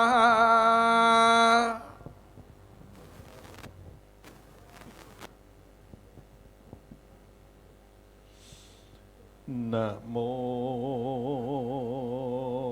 ตัสสะภะคะวะโตอะระหะโตสัมมาสัมพุทธัสสะนะโมตัสสะภะคะวะโตอะระหะโตสัมมาสัมพุทธัสสะนะโมตัสสะภะคะวะโตอะระหะโตสัมมาสัมพุทธัสสะเอวเมสุตังเอกังสมายังภะคะวาราชกะเหวิหารติกิจจกุเตปะปะเตเตนะโคปนะสมาเยนะอายัสสะมานันโตอาปาติโกโหติทุกิโตปานาคิลาโนอัฏฐโคภะคะวะเยนะยัสสะมานันโตเตนุปัสสังกามิอุปัสสังกามิตัวปัญญเตอะสะเนนิสิตินิสัจจะโคภะคะวะอายัสสะมันตังเอตัทธโวจะกัจจิอนันตังขมานิยังกัจจิญาปานิยังกัจจิตุกะเวทนาปฏิกะมันติโนอภิกันมาโมสานังอภิกะมันติอภิกะโมสานังปัญญายติโนอภิกะโมตินะเมพันเตขมานิยังนายาปานิยังปานาเนทุกขเวทนาอภิกะมันติอภิกะโมสานังปัญญายติโนปฏิกะโมติอนันตาอิมังสลากาลิวิจานาสุตังอุกันันตัสสาหิเตอนันตาอิมังสลากาลิวิจานาสุตังวาเจตกังวาเปตัสสาหิเตอนันตาสลากาลิวิจานาสุตังบวิสสติสาพยังวะโลมหังโสวาโสปาหินิสสติจตุปาลิสานังภิกขุนังภิกขุนีนังอุปัสสกาอุปัสสิกานันจามาหิเตอัฏฐายะหิตายะสุขาญาจะหิอนันตสัมมาสัมพุทเทหิเตสิตังวิปัสสิอนันตสัมมาสัมพุทธัสสะอิมังสลากาลิวิจานาสุตังมาสิตังสิกขิกัปปิอนันตสัมมาสัมพุทธัสสะ อิมังสลากาเลวิจานาสุตังมญาปิอนันตสัตตเมอนันตเอตาระหิสัมมาสัมพุทเถนาอิมังสลากาเลวิจานาสุตังบาสิตังสักโกเตวานามินโตอิมังสลากาเลวิจานาสุตังภาสิตังอโหสิจานะลาโลภะลาคาสิลาพุทธลาธรรมลาสังฆลาอะมาลาตุสิลาอุทุลาทุทุลาราทุตุลาตันดุลามัทธุลาปันดุลาบุภาลากาละลาติโยโกจิอนันตนามาโตวาโคตโตวาปัฏฐโตวาอารักขาโตวาอุกันหิอาอุคาหิสติวาทาริสติวาวจีสตินะโจเลนะโสการังกาลิสตินะอุตตะเกนะโสการังกาลิสตินะปิสาเจนะโสกาลังกาลิสตินะนาเกนะโสการังกาลิสตินะโจเลนะโสกาลังกาลิสตินะพญาธินะโสการังกาลิสติอัญญตรากรรมวิปากเกนะจราติตัสสะตุทาจิตโตอุตตลังนาลัมภาวิสติติโยจนะปฏิกานิรติงทิวังวาระขังกัตตังภาวิสติ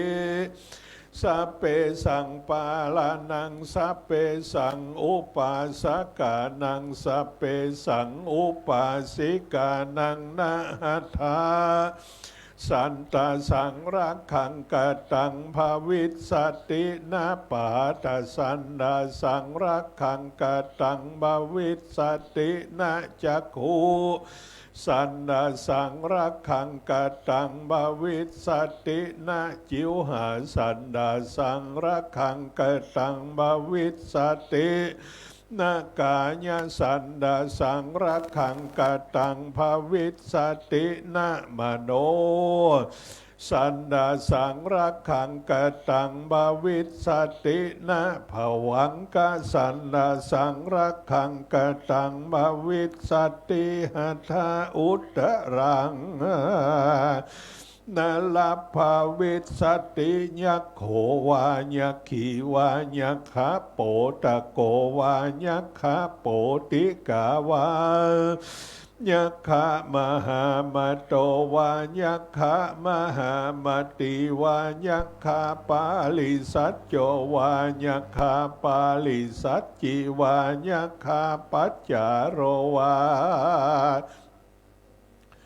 ยักขาปัจจาลิวากันดโปวากันดปีวากันดโปตะโกวากันดโปติกาวากันดปะมหามาโตวากันดปะมหามาติวากันดปะปาริสัจโจวากันดปะปะปาริสัจจิวากันดปะปัจจารโรวากันดาปะปัจจาลิวากุมพันโนวากุมพันดิวากุมพันดาโปติโกวากุมพันดาโปติกาวากุมพันดามหามาโตวากุมพันดามหามาติวากุมพันดาปาลิสัจโจวากุมพันดาปาลิสัจจิวากุมพันดาปัจจารโรวากุมพันดาปัจจาลิวานาโกวานากิวานากาโปตะโกวานากาโปติกาวานากะมหามาโตวานากะมหามาติวานากะปาริสัจโจวา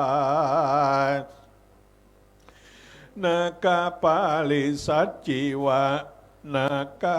ปัจจาโรวานากาปัจจาลิวามหาราโความหาลักขีวาภาลตะโกวาภาลติกาวาภาลตัวโจวาภาลตัวจีวาปัตตุตาจิตโตภิกขุนังวาภิกขุนีนังวาอุปาสกานังวาอุปาสิกานังวาคุติญารักขายะอวิหิงสายะภาสุกาวิหายติตัทธาอุตตลังนาลภาวิสติอิทะมะโวจะภะกวาอาญัสสะมันโตอนันโตภะกวะโตภาสิตังอภินันตุนติวุฒาหิจะยัสสะมาอานันโตตัมหาอาภาธาตถาปะหิโนจะยัสสะมาโตโส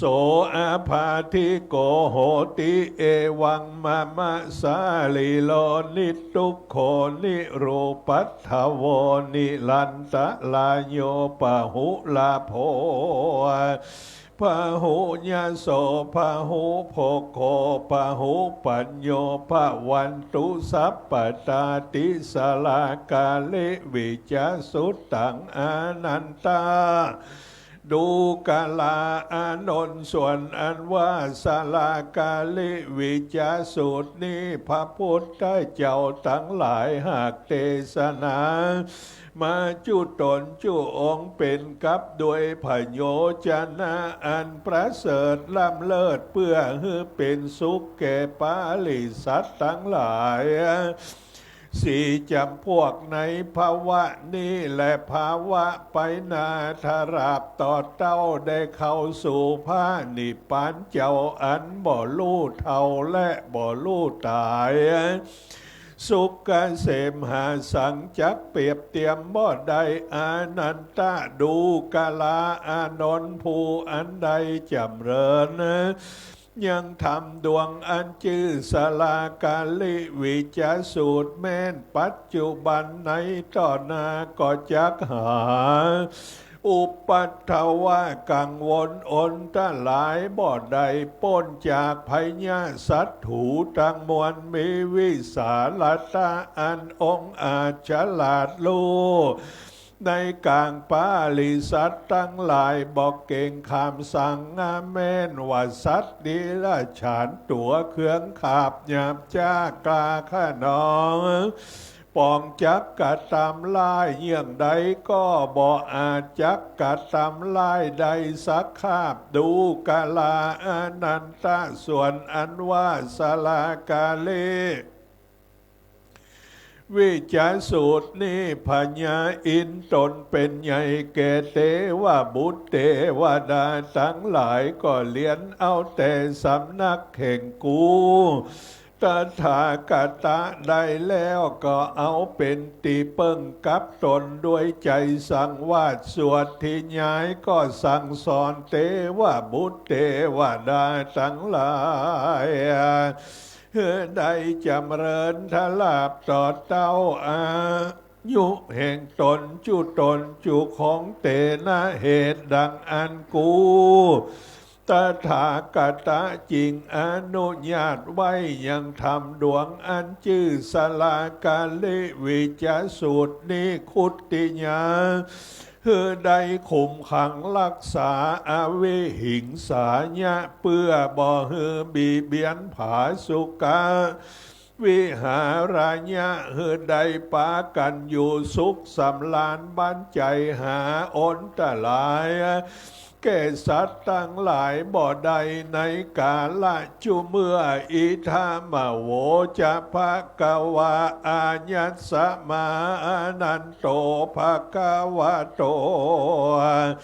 ภาสิตังอภินันตุนติภะกวาพระพุทธเจ้าตอบอาตนประกอบด้วยเมตตา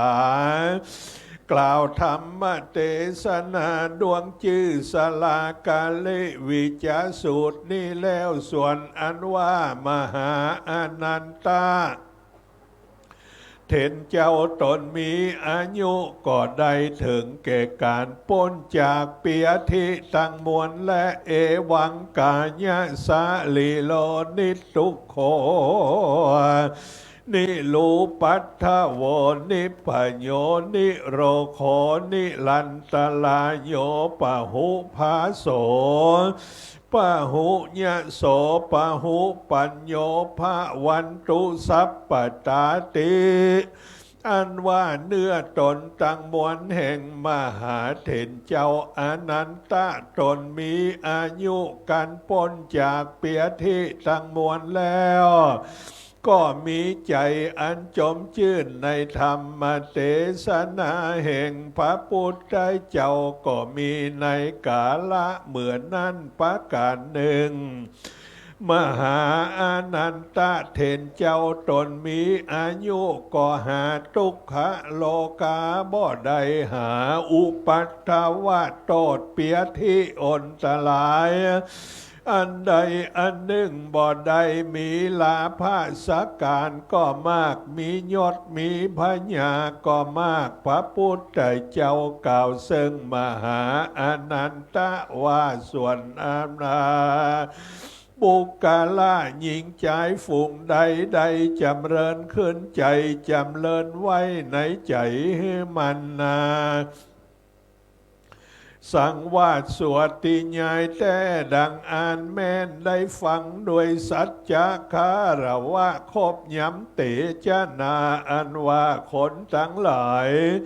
ฝูงนั่นก็บ่ห่อนจักใดโตมานัดกัดใจสักเตื้อก็เต้าอยู่ดีมีสุขได้โจกได้ลาภผาแป้ขาศึกสัตถูหาอุปัฏฐวะกังวลอนตรายพญาตังมวลน้ำบ่อใดเต้าประกอบไปด้วยกายิกสุข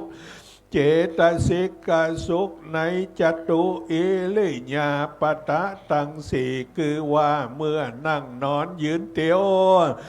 เมื่อหลับเมื่อตื่นก็มีสุขหาทุกข์บ่ได้โดยนิสันตะภละอานิสงส์อันใดฟังและปูจายังธรรมเทศนาแห่งพระตถาคตาดวงอันชื่อสลากาลิวิจาสูตรอันนี้หากใดคุมขังรักษาผู้นั้นจุเมื่อกันว่าจุติจากเมืองคนก็จักใดเอาตนไปเกิดในจันฟ้าอันประเสริฐใดเสวยสัมปติทิพย์อันมากกันว่าจุติจากเมืองฟ้าก็จักได้เกิดในขกูลอันประเสริฐคือว่าคัตติญาขกูลพรามณะสักไขว้เศรษฐีมั่งมีเป็นดีโดยอาติปะสัมบัติสุขจุเมื่อทุกภาวะชาติอันเกิดมาดูตั้งใดกะตำตาหน้าศีละเมตตาภาวนาไปจะใจเพื่อได้เป็นปัจจัยแก่อรหันตามักกะภละนิพพานแก่บุคคละผู้นั้นจุบยาจะและเทศนาปาลิโยสาเนสาธิกาธรรมเทศนาอันนี้เป็นกับด้วยพโยชนะอันมากปันนสัตทั้งหลายมีภิกขุภิกขุณีอุปาสกาอุปาสิกาทั้งหลายอินพรหมเทวบุตรเทวดาทั้งหลายอันมาในฐานะตัตตินั้นก็ได้ถึงยังธรรมวิเศษมีประเภทว่าโสตาปฏิภละอรหันตาเป็นปาลิโยสารก็มีกาละเหมือนนั้นและสลากาลิวิจานะสุตัง นิธิตังขีญาอันกล่าวแก้ไขสังวันนาวิเศษยังสลากาเลวิจารณสูตรอันมีมาในทิพมนต์ก็บังคมสมเลศสาเด็จแล้วเท่านี้ก่อนแล้ว สาธุสาธุสาธุพุทธศาสนิกชนพุทธบริษัทได้สดับรับฟังพระธรรมเทศนาโวหารแบบเบาโบราณปืนบ้านล้านนาจากพระเดชพระคุณหลวงพ่อพระครูอนุสาหวรธรรมเจ้าคณะอำเภอเมืองลำปางรักษาการเจ้าอาวาสวัดบุญยวาสวิหารพระอารามหลวงในโอกาสในกันนี้เจ้าภาพผู้ภาวนาตนจะได้เข้าเทียบถวายกันเทศท่านพระคุณเจ้าไม่มีมหาอุบาสกคุณพ่อบุญเป่งมหาอุบาสิกาคุณแม่ดวงจันทร์กันทาน้อยซึ่งท่านเดินทางมาจากอำเภอปายจังหวัดแม่ฮ่องสอนจะได้เข้าเทียบถวายกันเทศท่านพระคุณเจ้าในโอกาสนี้เรียนเชิญมหาอุบาสกอุบาสิกาผู้เป็นเนื้อนาบุญคู่บุญนำพาทั้งสองท่าน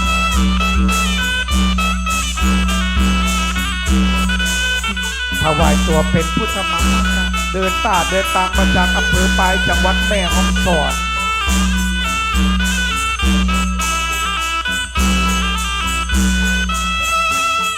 อำเภอปายจังหวัดแม่ฮ่องสอนถวายกันเป็นพระพุทธเจ้าลำดับต่อไปจะได้รับพรจากหลวงพ่อท่านพระครูอนุสาหวรธรรม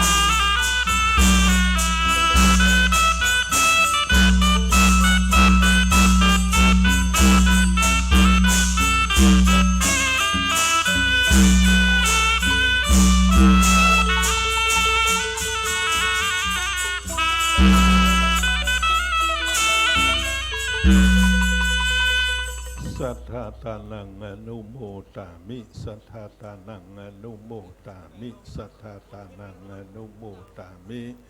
อิชิตังบัตติตังตุมหังคิปะเมวัสมิจตุสัพเพปุเรนตุสังกปาจันโนปนะระโสยะถามณิโจติละโสยะถาโดยกรรมกัมภาธนาอันตนตัวเจ้าปัทมะมูลสถา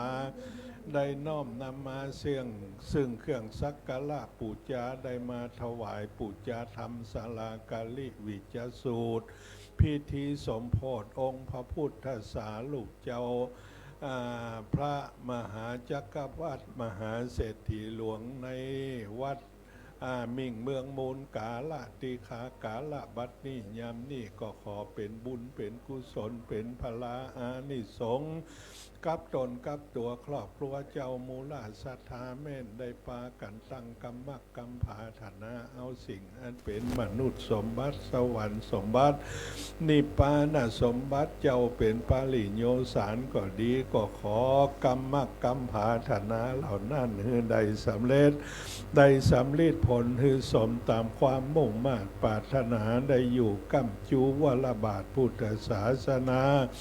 แห่งองค์สลีสัพปัญโยพระพุทธเจ้าไปจนเสียงจีละการอันยาวนานนั่นจงจักมีดังบาทบาลีว่าสัพปิติโยวิวัจจันตุสัพพะโลโควินัสสตุมาเตภวะตวนรายโยสุขีติขายุโกภวะอภิวาทนาสีลิสะนิจังวุธาปจายโนจัตตาโลธรรมาวัฏันติอายุวันโนสุขังปะลาสาธุสาธุสาธุอนุโมทามิคณะศรัทธาบรรดาพ่อแม่พี่น้องได้รับพรจากท่านพระคุณเจ้าแน่นอกหนาใจองค์ประธานในพิธีไฟสงฆ์ในมณฑลพิธีแห่งนี้ได้เมตตาแสดงพระธรรมเทศนาเป็นตีแล้วเสร็จลำดับต่อไป ก็จะได้สดับรับฟังพระธรรมเทศนาในภูมิที่สองซึ่งได้รับเมตตาธรรมจากท่านพระครูสาธรพัฒนกิจเจ้าคณะตำบลพิชัยเขตสองจะได้เมตตาแสดงพระธรรมเทศนาป่ารมีปัญจันทร์ซึ่งเป็นเรื่องราวที่องค์สมเด็จสัมมาสัมพุทธเจ้าได้ทรงบำเพ็ญเพียรปารมีธรรมที่เราได้ยินกันเป็นประจำปารมี30 ทัศปารมี10 ทัศนี่ปารมีปัญจันทร์ที่ได้สั่งสมมาตั้งแต่เป็นพระโพธิสัตว์ได้ตรัสรู้เป็นพระอนุตตรสัมมาสัมพุทธเจ้าขณะนี้พระเดชพระคุณหลวงพ่อท่านพระครูอนุสาควรธรรมอาจจะได้เดินทางกับขวงแก้วอารามเนื่องจากว่าภารกิจทางด้านศาสนาพิธีกรรมพิธีการที่โอ้แน่นหนาฝ่าครับกับท่านพระครูเป็นเก้าได้ดูแลในงานพระราชทานพิธีเพลิงศพพระเดชพระคุณหลวงปู่พระราชธรรมลังการอดีตที่ปรึกษาเจ้าคณะภาค 6อดีตเจ้าอาวาสวัดบุญยวาสวิหารพระอารามหลวงซึ่งจะมีขึ้นในวันที่เสาร์7 กุมภาพันธ์จะได้เคลื่อนค่ายยกย้ายสรีระร่างกายของหลวงปู่ขึ้นราชรถเพื่อไปประกอบพิธีประชุมเพลิงยังมหาวิทยาลัยมหาจุฬาลงกรณราชวิทยาลัยวิทยาลัยสงฆ์นครลำปางในวันที่3 มีนาคม 2567 พระราชทานพิธีเพลิงศพซึ่งปราสาทแก้วปราสาทคำปราสาทศพของหลวงพ่อนั้นเป็นนกหัสดีลิงตัวใหญ่ตัวหลวงกับคณะสภาสาธุชนอยากเป็นเจ้าภาพเจ้าสถานที่ตามหลักโดยได้ที่วัดบุญวัดวิหารพระอารามหลวงขณะนี้หลวงพ่อท่านพระครูสาธรพัฒนกิจเจ้าคณะตำบลพิชัยเขต2ได้ขึ้นดังเทียบบนอาสนะแล้วพร้อมที่จะแสดงพระธรรมเทศนาปารมีปัญจันทร์เจ้าภาพในถูกนี้มหาอุบาสกนาราวุธมหาอุบาสิกาอาราดาปาวงพร้อมด้วยกับครอบครัวปาวนาตนเป็นเจ้าภาพในผูกนี้นะครับลำดับต่อไปจะได้สดับรับฟังพระธรรมเทศนาจากหลวงพ่อท่านพระครูสาธรพัฒนกิจเจ้าคณะตำบลวิชัยเขต2ไปพร้อมๆกันครับพระมาจาโลกาที่ปฏิสาหามปฏิกัดอัญชลีอธิวรังอายาจาตาสันติตาสตาปาราจักขจาติกาเทเสตุธรรมังอนุกัมปิมังประชังอาราธนังกะโลมา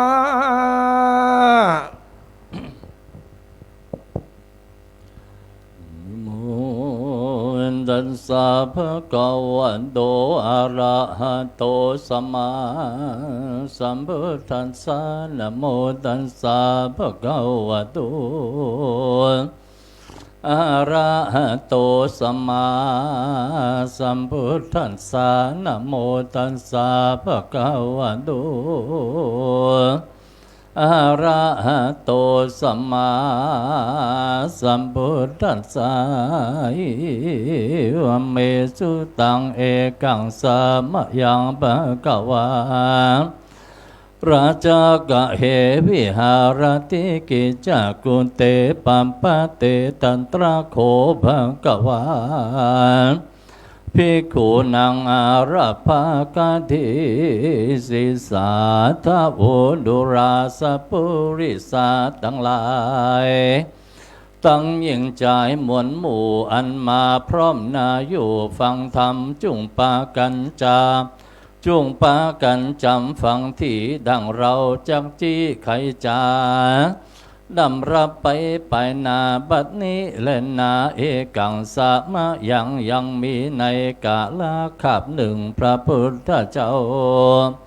พงสำราญอยู่ที่ในแก้วกูเนื้อเขาคิดจะกูดอันมีที่จิมไกเมืองราชากะนกร กำด้วยอาระหันตาเจ้าปัน250 ตนก็มีแล้วตัสมิงคันเนในขัดนานั้นมหาสารีพุทธาเถนเจ้าก็ย่อมือเก่ากลมเก่าถามพระพุทธเจ้าว่าพันเตภกวาข้าได้พระพุทธเจ้าอันว่าปารมีปัญจันยังมีกุลอันผาเสริฐล้ำเลิศแก่สัตตาโลกสงสารดังหรือจาขออาราธนาพระพุทธเจ้าได้เทศนาภายโพดเพื่อคือเป็นประโยชน์แก่สัตว์โลกทั้งหลายไปนาได้ตื่นอาทาโกภากาวาอันว่าพระพุทธเจ้ากันมหาสารีบุตรเถนเจ้ามากรมเก่าอาราธนา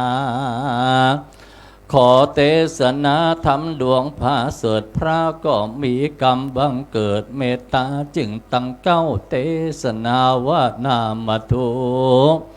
รัตานันทายังตานะปารมีโยโสภะกวาหิติปิตานาอุปปารมีโยโสภะกวา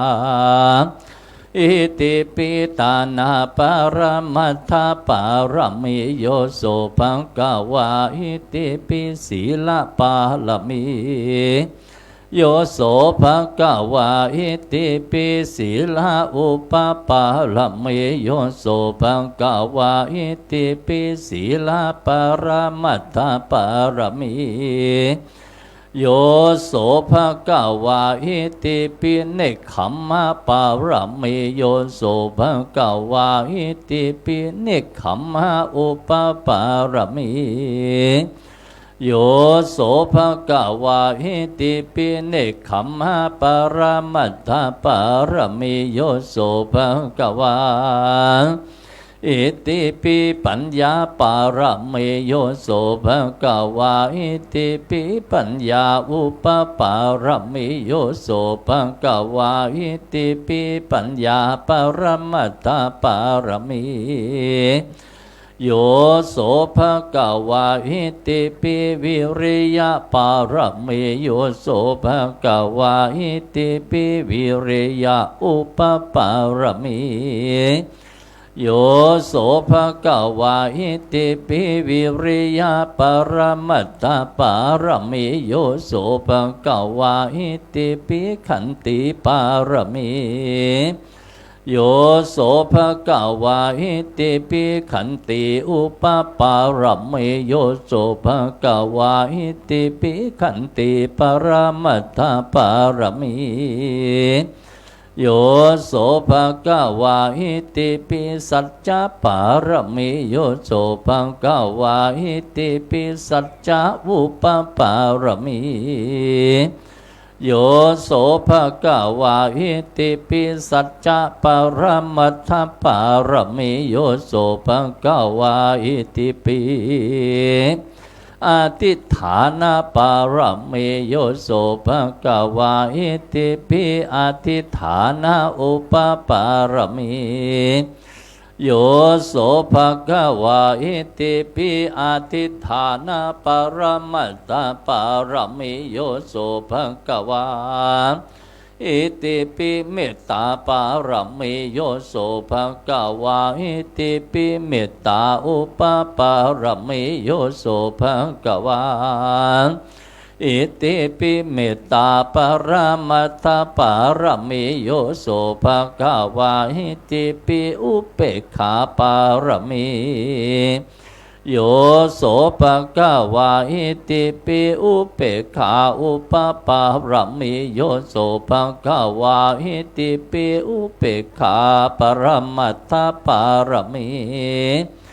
โยโสภะกวาหิติปิมหาตัสสะภะโลภะลังภะลาน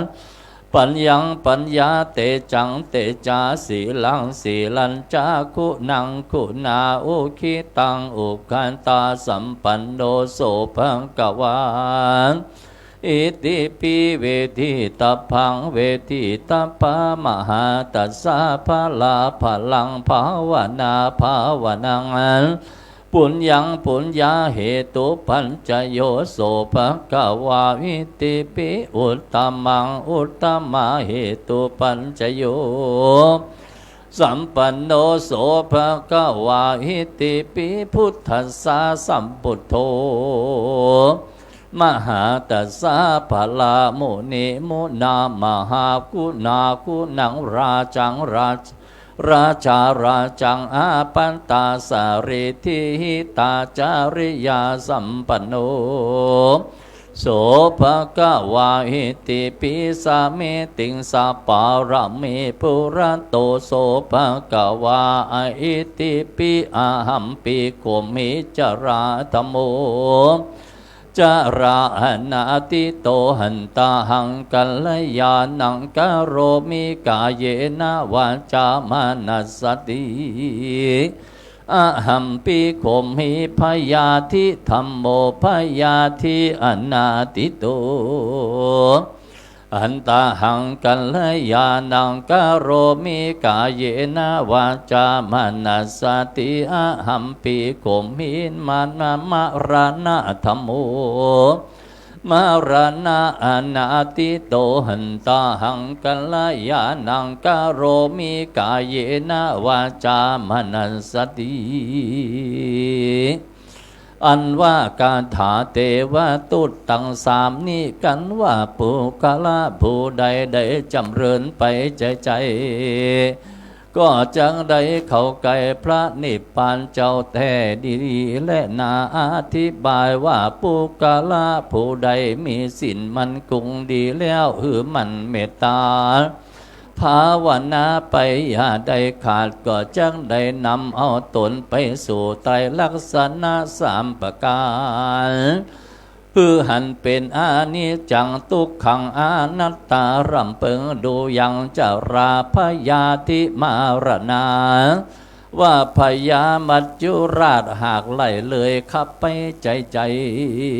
ตัวเรานี่ปันแก่ปัญจราหู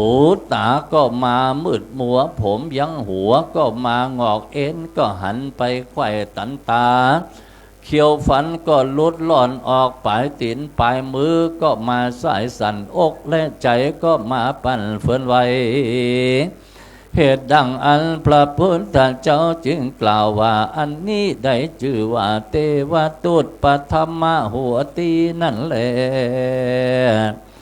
พยาธิอนาติโตนั่นก็มีโรคาพยาธิมาเบียดเบียนบ่ขาดจักกินจากนอนก็ลำบากมาเป็นทุกข์ยากนักหนาอันนี้ก็ชื่อว่าเทวตุตทวนสองแลมารันนังอนาติโตทัดนั่นไปพยาธิตัวแรงกล้ามันเบาไว้นาแก่ผู้ใดมันก็เต่ากระตั้มตายไปสันเดียวอันนี้ก็เป็นเทวตุตทวนสามแลเหตุดังอันปุกาลายิ่งใจตั้งหลายควรรำพึงดูยังเทวตุตทั้งสามนี้ไว้เป็นกรรมฐานว่าอายังอันตาภาโวอานิจจังทุกขังอนัตตาอันว่าตัวเรานี่ก็บ่มันบ่เตียงรูปความเงี่ยงไปมาทุกขาก็เป็นทุกบ่ขาดอนัตตาก็บ่ใจตัวแห่งเราหากว่าเป็นว่างเปล่าแล้วคนลำเปิงจำเริญภาวนาพรหมวิหารตั้งสี่มีใจกี่ในตั้งธรรมใดก็ทำสมาธิและภาวนาไปใจก็จังได้หูแจ้งหันจริงแจ้งจอดกันมารณากันใดมารณาจากเมืองคน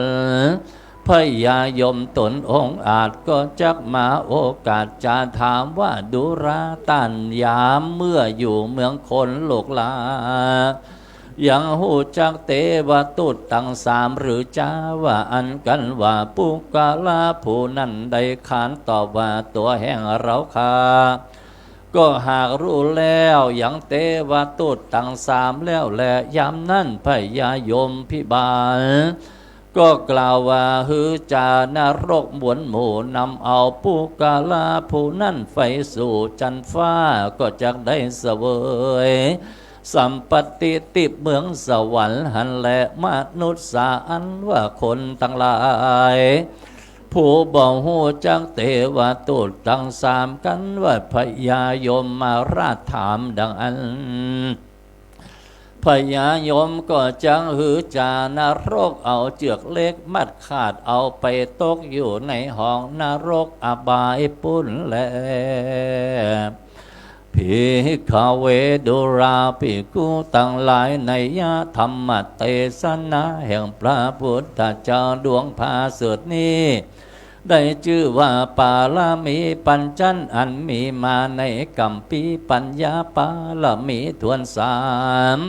ฮีเดือฮีด้วยมีแต่แลทำดวงภาสุดนี้หากเป็นประโยชน์จะน่าแก่สัตว์โลกทั้งหลายมีตนว่าปุกาลายิ่งใจผู้ใดได้ยินได้ฟังได้สังวาสวัสดิยายก็ดีได้ทะรงจำชื่อไว้เอาเป็นกรรมฐานก็ดีก็จักมีพละอานิสงส์กว้างขวางมากนักก็จักนำเอาหือใดถึงสุขในภาวะจัดนี้แลจัดนาเตียนย่อมระงับดับเสียยังพยาตั้งมวลมีตนวาราจะภัยโจราภัยอามนุษย์สาภัยอาคีภัยวายโยภัยอุทกภัยตั้งคลอเกณฑ์เวรอุบาทตังกังวลอนตรายตั้งหลายภัยยาพยาธิเมื่อยไข้ตั้งหลายอันเกิดมีแล้วกับตนตัวก็ดีอันยังบ่เกิดเตือก็ดีดังอันก็จักระงับดับหายไปก็บ่มากำกายใดแลแม่นว่าสัตว์ตัวอันมีปิดและตัวเขืองขาบหยาบจ้ากาขนองก็บ่มาป้องกะตำร้ายได้แลจ่าหลวงสุดพยาทั้งหลายอันหูบ่หูตาบ่หันอันป้อยเกิดกับตนตัวก็จะระงับกับหายไปก็จักระงับกับหายไปกับไฟไหลไปกับน้ำพร่ำว่าจักกับกายเป็นดีคือใดจำเริญไปยิ่งกว่าเก่าได้สุขร้อยเต่าปันปูนก็โดยเตจ้าแห่งธรรมปารามีปัญจันดวงภาเสดนี้บ่ยาจะเลดันสมาเหตุดังอันโยคาวาจาราเจ้าและนักปราชญ์เจ้าทั้งหลายอันเป็นมาแล้วแต่ก่อนขอบ่หอนละเสียสักตนก็เตียนยอมถือเอาเป็นกรรมฐานไว้จู้ตนจู้พระองค์บ่ยาจะแลปัปปาจิเตนะอันว่านักบวชทั้งหลายตนใดก็ดีปัจจาเวกคิดต่อกันว่าใดกระทำปั่มเป่งแล้วก็ควรกล่าวเป็นการถามว่าอาโหวันตาปังจีวรังปฏิกุลังอาโหวันตาโพปินดาปาโตปฏิกุโลอาโหวันตาพังเสนาสนังปฏิกุลังอาโหวันตาโพกิลานาปัญจายาเพสัจจาปริคาโรปฏิกุโรดังนี้โดยเหตุว่าอรหันตาเจ้าทั้งหลายเลี้ยงหันกุลบุตรเจ้าทั้งหลายได้ปฏิบัติกรรมฐานแล้วก็ฮือภาวนาเอากุลพระพุทธเจ้าตนพาเสดด้วยบทว่าอิติปิโสสวากขาโตสุปฏิปันโนตั้งแต่ตนถึงปลายนั่นเตอแล้วก็ฮือรำเปิงในใจถึงปารมีปัญจันด้วยบทว่าตาหน้าปารมีโยโสภากาวารอดสุดปลายเป็นดังอันได้กล่าวมาเบื้องต้นนั่นเตอกันว่าปุกาลายิ่งใจฝุ่งใดได้ปฏิบัติดังกล่าวแล้วก็จังบังเกิดพละอานิสงส์มากนักก็ได้ผับแป้อย่างข้าศึกศัตรูภัยมารอุปัตตวะกังวลอนตรายทั้งหลายได้เสียงแล โดยมีแต่แลอรหันตาเจ้าตั้งหลายได้แต่งแปลงยังปารมีปัญจันไว้กำจูศาสนาตราบต่อเต้าถึง5,000 ภาวะสากันว่าผู้กาลหญิงใจผู้ใดได้ปฏิบัติตามคำสอนแห่งอริยเจ้าตั้งหลายก็จังได้ถึงยังมากาภาลาไปสู่เวียงแก้วเนรปานเจ้าแต่ดีลีพยาจาเลตันสมาภาวันตาตุมเหภาวันตาอันวาสุตานตั้งหลายได้เกิดมาพบใส่พระพุทธศาสนาแห่งพระตถาคตากวนปากันใส่ใจปฏิบัติตามคำสอนแห่งพระพุทธเจ้าแล้วมันหือตานรักษาศีลภาวนาไปใจอย่าได้ขาดอย่าได้พมหาลาสาเพื่อหือเอาอัตตาตัวตนหือใดพ้นจากต่างทุกข์ยากในวัฏสงสารหือใดถึงนิพพานเวียงแก้วเป็นติแล้วดังกรรมมากกรรมพัฒนาและนาพระพุทธเจ้าตนผาเสดได้นำเอาธรรมดวงอันล้ำเลิศมาเทศนาอันมีชื่อว่าป่าละมีปัญจันอันติดเนื่องสอดดันมาด้วยกรรมฐานอิติวุตตะปะการเรนะโดยประการดังกล่าวมานี่แลสหัสสังปารมีพุทธคุณังนิทิตาขิยาอันกล่าวแก้ไขยังทำปารมีปัญจันก็บังคมสมเร็จสเด็จแล้วเต่านี้ก่อนเลย สาธุสาธุสาธุพุทธศาสนิกชนพุทธบริษัทได้สดับรับฟังพระธรรมเทศนาวงแห่งแบบโบราณล้านนาโดยหลวงพ่อพระครูสาธรพัฒนกิจเจ้าคณะตำบลพิชัยเขต2เรื่องปารมีปัญจันเป็นที่แล้วเสร็จลำดับต่อไปเจ้าภาพจะได้เข้าเทียบถวายกันเตศตันพระคุณเจ้าขออนุญาตเรียนเชิญมหาอุบาสกนาราวุธมหาอุบาสิกาอารดาปาวงศ์พร้อมด้วยกับครอบครัวเข้าเทียบถวายกันเตศท่านพระคุณเจ้าในโอกาสนี้ขออนุญาตเรียนเชิญครับ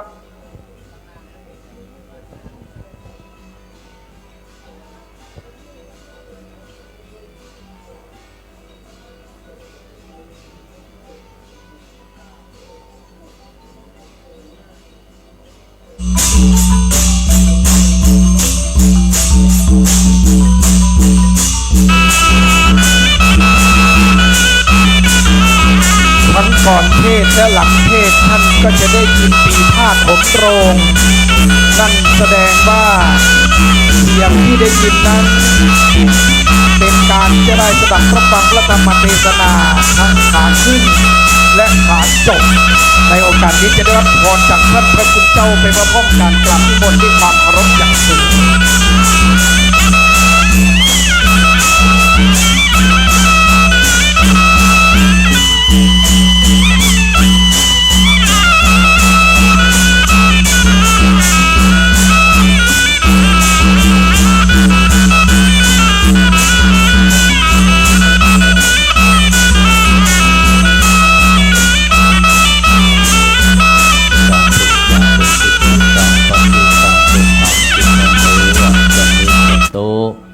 สพเพปุเรนโตสังกปาจันโทปนารโสยถามณิโสติระโสยถา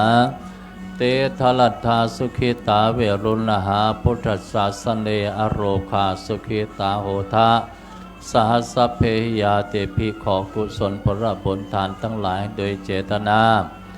อันเป็นกุศลอันดีเลิศประเสริฐกว่าสิ่งอันเป็นมังคระทั้งหลายโดยเจตนาที่ท่านทั้งหลายตกแต่งแปลงดามายังซึ่งอามิสาปูชากันเทศกันธรรมน้อมนำมาถวายปูชาในกาละวันนี้ยามนี้บัดนี้ขอกุศลพระบุญทานทั้งหลายเหล่านี้ได้เป็นตบะเดชะ พระว่าปัจจัยขอได้ปกปักรักษาแห่งตนตัวมูราศรัทธาทั้งหลายทุกท่านทุกคนพร้อมโดยครอบครัวลูกหลานญาติกาวงศาทั้งหลายได้พ้นจากเสียยังข้อเกณฑ์เว้นภัยอันตรายทั้งหลายอยู่เย็นเป็นสุขอายุมันขวัญยืนเจริญรุ่งเรืองในสิ่งอันมุ่งมาปรารถนาเจริญโดยลาภยศสุขสรรเสริญในที่ทุกสถานตลอดการทุกเมื่อสมตามคำบาลีว่าชัยยสิทธิท่านนังลาพังสุทธิภคยังสุขังพลังสิริอายุจาวันโนจะโภคังบุติจยสาวาสตวัสสาจะอายุจาชีวสิทธิภาวันตุเตสพพิติโยวิวัจจันตุสัพพโรโควินัสตุมาเตภวตวันตรายโยสุขีธิคายุโกภวะอภิวาตานาสีริสนิจังวุธาปจายโนจตารโรธรรมาวัฏันติอายุวันโนสุขังพลัง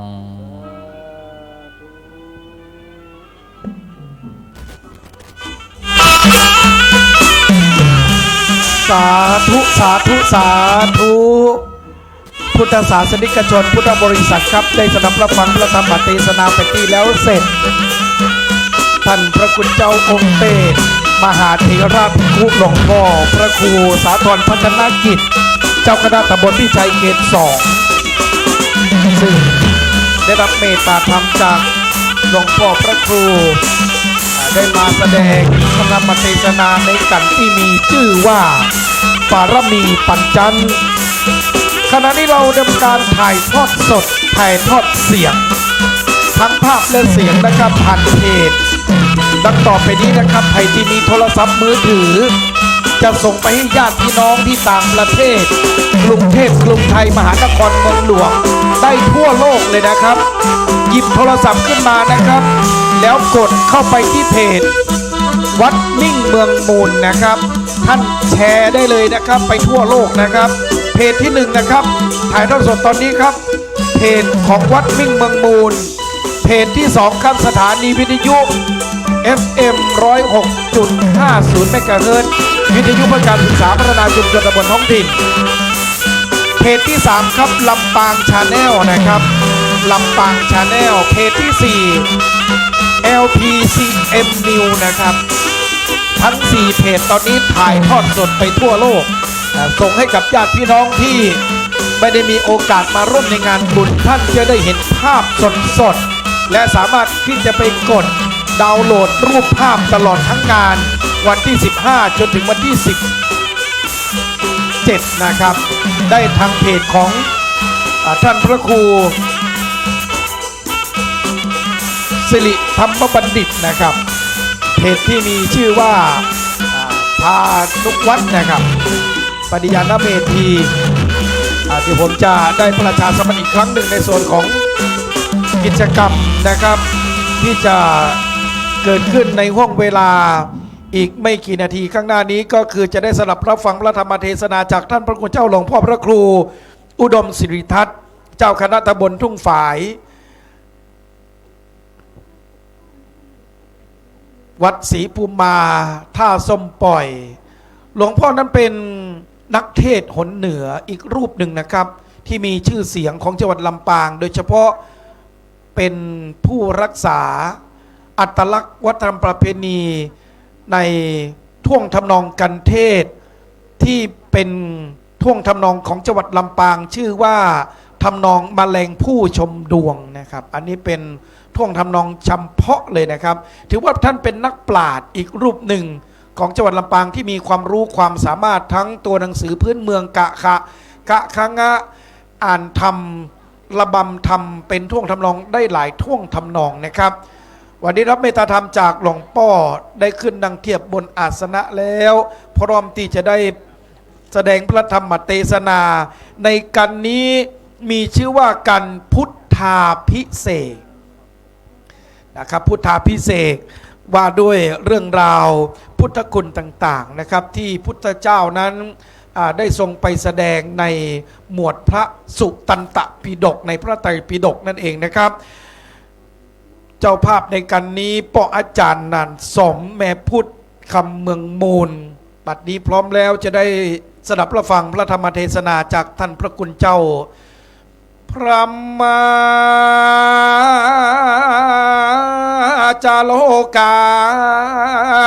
ที่ปฏิสหัมปฏิกัดอัญชลีอาทิวรังอายาจตาสันติตาสตาปาราชาคาชาติกาเทเสตุธรรมังอนุกรรมปิมังประชังอาราธนังกะโลมา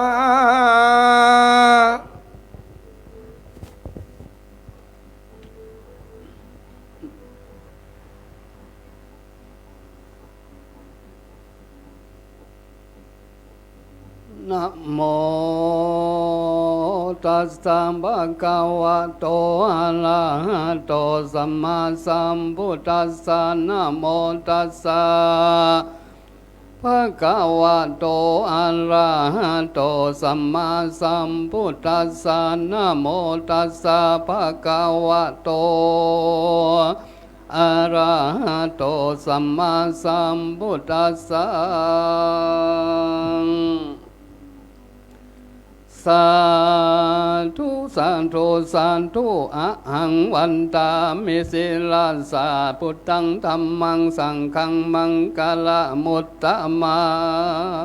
งเอโสโนสันตากันโตโลกานุกัมปังอุปันตาญะเอโสภะคะวาอันว่าพามปุณถ้าเจ้าตนเป็นคู่แห่งเฮาตั้งหลายตนใดทันลัดพญาสัมปัญญูตัญญาณภะก่ออาสะไลซึ่งพระหากรุณาแก่สันตโลกอันตนเจ้าใดปั่มเป่งป่านละมี30ทัดตั้งแหลกแต่อันผ่านท่านนานเจ้าก็ต้วนเตียวไปมาในสงสารถ้าลามตอนเต้าถึงจัดอันเป็นพญาเวสสันตาลาลาเจ้าก็ถือเอายังตานะปาลมีคือสาระละลูกและเมียฮักฮือเป็นตานกันเสียงอายุแห่งตนแล้วก็นำเอาตนไปเกิดในจันฟ้าตุสีดามีหมู่เต็มวันดาทั้งหลายอันตั้งอยู่ในหมื่นโลกจักรวาลเต็มวันดานตั้งหลายก็มาพาสุมจุมนุมกันแล้วก็โอกาสอาลาธนาโดยคำว่ากาโลยันเตมหาวิระ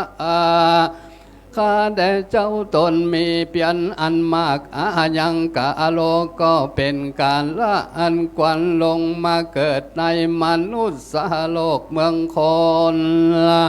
เพื่อตลันสัมปัญโยตัญญาณเป็นพระพุทธเจ้าขออัญเชิญลงไปแดนเตวานเมื่อนั้นปองอธิสันเจ้าก็จุติจากจันฟ้าตุสีดานแล้วก็ลงมาเกิดในกกุลเต่าพญาสังกัญญาลาตันสามาเสงคมทวน10 เดือนเต็มแล้วเจ้าก็เกิดมาจากต้องแม่วายนาสุติสะคนเหนือแล้วยกตีนจิตยาบาดย่างแล้วเล็งดูหมื่นโลกการถาดตั้งมวลเบ่งสิหานาดว่าอะโกหามิสาเมกลุกัสสติอาหังอันว่าโกแคว้นยิ่งกว่าโลกเป็นใหญ่กว่าโลกทั้ง3ส่วนมหาสันเจ้าก็อยู่เสวยกันละวาดเยาเฮือนตลาบอายุได้29 ปียังมีในวันหนึ่งก็เสด็จไปหันยังนิมิต4 พระกันคือคนเท่าคำจะลาคนอันตะลงเปลี่ยนและคนอันตายแล้วและหันนักบวชเจ้าก็มาสละเสียแล้วยังราชสัมปติตั้งหลายรวดนี้ออกบวชเป็นละสิงอยู่ในป่าไม้เดือเกียงกำฝั่งแม่น้ำอโนมานาตีก็ตั้งตนซึ่งอันกันตามเปลี่ยนหมักนักเสียง6 ว่าสานเจ้าก็ฮับเอา แล้วยังเข้ามาทุปาญาตอันนางสุจันดาหากคือเป็นตาในวันออก15 ค่ำเดือนวิสาขะเจ้าก็สะเวยยังเข้ามาทุปาญาตบนฝั่งแม่น้ำเนลัญจ้าลาแล้วก็ตอดยังตะอะไรคำมาลงสู่แม่น้ำเนลัญจาลางก็มีวันนั้นและในกลางละยามนั้นปงอธิสันเจ้าก็รับเอาข้าม8 กำมือจากพรามในกาละอันไกลคำแล้วก็เสด็จไปสู่เก้าไม้สลีมหาโพธิ์อันเป็นใจยะมังกละอาด้วยหนทางอันเต็มว่าดาหังประดับไว้ดีนักเจ้าก็เอาข้าม8 กำมือปูแล้วนั่งอธิษฐานปฏิญญาณว่าอันว่าใจแห่งข้างก็จักพ้นจากอาสวะปามปะธรรมตั้งหลายเพื่อผ่านท่านนาเอาภาวะเมื่อโลนกูจักบ่บางจะยังบาลาลังจักนางปัมปะแดงเจิงเหนือแต่นแก้วอันนี้ปัวบ่ลุกไปไหนกันเจ้าอันติฐานสันนี้แล้วก็นั่งไว้นานเฉพาะซึ่งติสะหนวันออกในเมื่อพาสุริยะอาทิตย์ตกต่ำค่ำรับดอยไปแล้วตนเจ้าก็กำจัดย่ำยีเสียแล้วยังกำแห่งเต็งว่าบุตรมันเต่านังปัมปะแดงเจิงตั้งสติปณิธานไว้หือซึ่งมีนาอันเงยไปนาสะน้อยปงอธิสันเจ้าคือว่าเจ้าสีธาตุก็แขวดกฎหมายผู้ยังอันนามปนาสติกรรมฐานว่าอะหังอันนวกูหักหายใจเข้าอองสันนี้ฮือยืนยาวหายใจออกฮือยืนยาวหายใจเข้าฮือสันหายใจออกฮือสันบัดนี้ปงอธิสันเจ้าก็ฮือจมจื่นยินดีในกรรมฐานหายใจออกก็ยังจิตใจฮือมันหายใจออกและเข้าแล้วยังจิตใจฮือปล่อยปนจากธรรมตั้งเสียขณะเมื่อหายใจออกและหายใจเข้าก็ลำปึงหันยังอนิจจะทำอันนบมันเตียงหายใจออกแล้วหายใจเข้าก็ลำปึงหันยังนิพพานอันผาดซะจากลากะปัสสามิก็หายใจออกและหายใจเข้าก็ลำปึงหันยังนิพพานดับทุกข์ในขณะเมื่อหายใจออกและเข้าก็ลำปึงหันยังกองปฏิบัติอันสละทุกข์และหายใจออกหันและสมปนที่สันโตสวรรณวเจ้ากุมสิธาตุกุมารก็พิจารณาดูแล้วยังอนามปันนาสันติกรรมฐานก็บังเกิดใจอันอ่อนสุขุมันยำนั้นเจ้าก็ผ่าลมมาซึ่งเปลี่ยนหือตั้งมันมีใจเป็นอันหนึ่งอันเดียวแต่สิ่งเดียวจากกิเลสกรรมและวัตถุกรรมวิจารอันสังัดจากอากุศลธรรมตั้งหลายเจ้าก็ถึงโลกิยามปันธรรมฌานดวงหัวตีอันเป็นกับโดยฌานวิตักมาฌานวิจารใดยังวิเวกสองกึ่งกายวิเวกและจินตวิเวกและยังปีติสุขยามนั้นเจ้าก็ได้ถึงปันธรรมฌานดวงทวนสองลำงับเสียยังวิตักวิจารบังเกิดยังภาวะอันหนึ่งอันเดียว แห่งจิตอันหาวิทักวิจารบ่ได้จริงได้ปีติสุขตนเจ้าก็ได้เสวยกายิกาสุขมาและเจนตสิกาสุขโดยสมาธิอันตั้งมันมีปัญญาอันตื่นจืนประกอบโดยอุเปกขา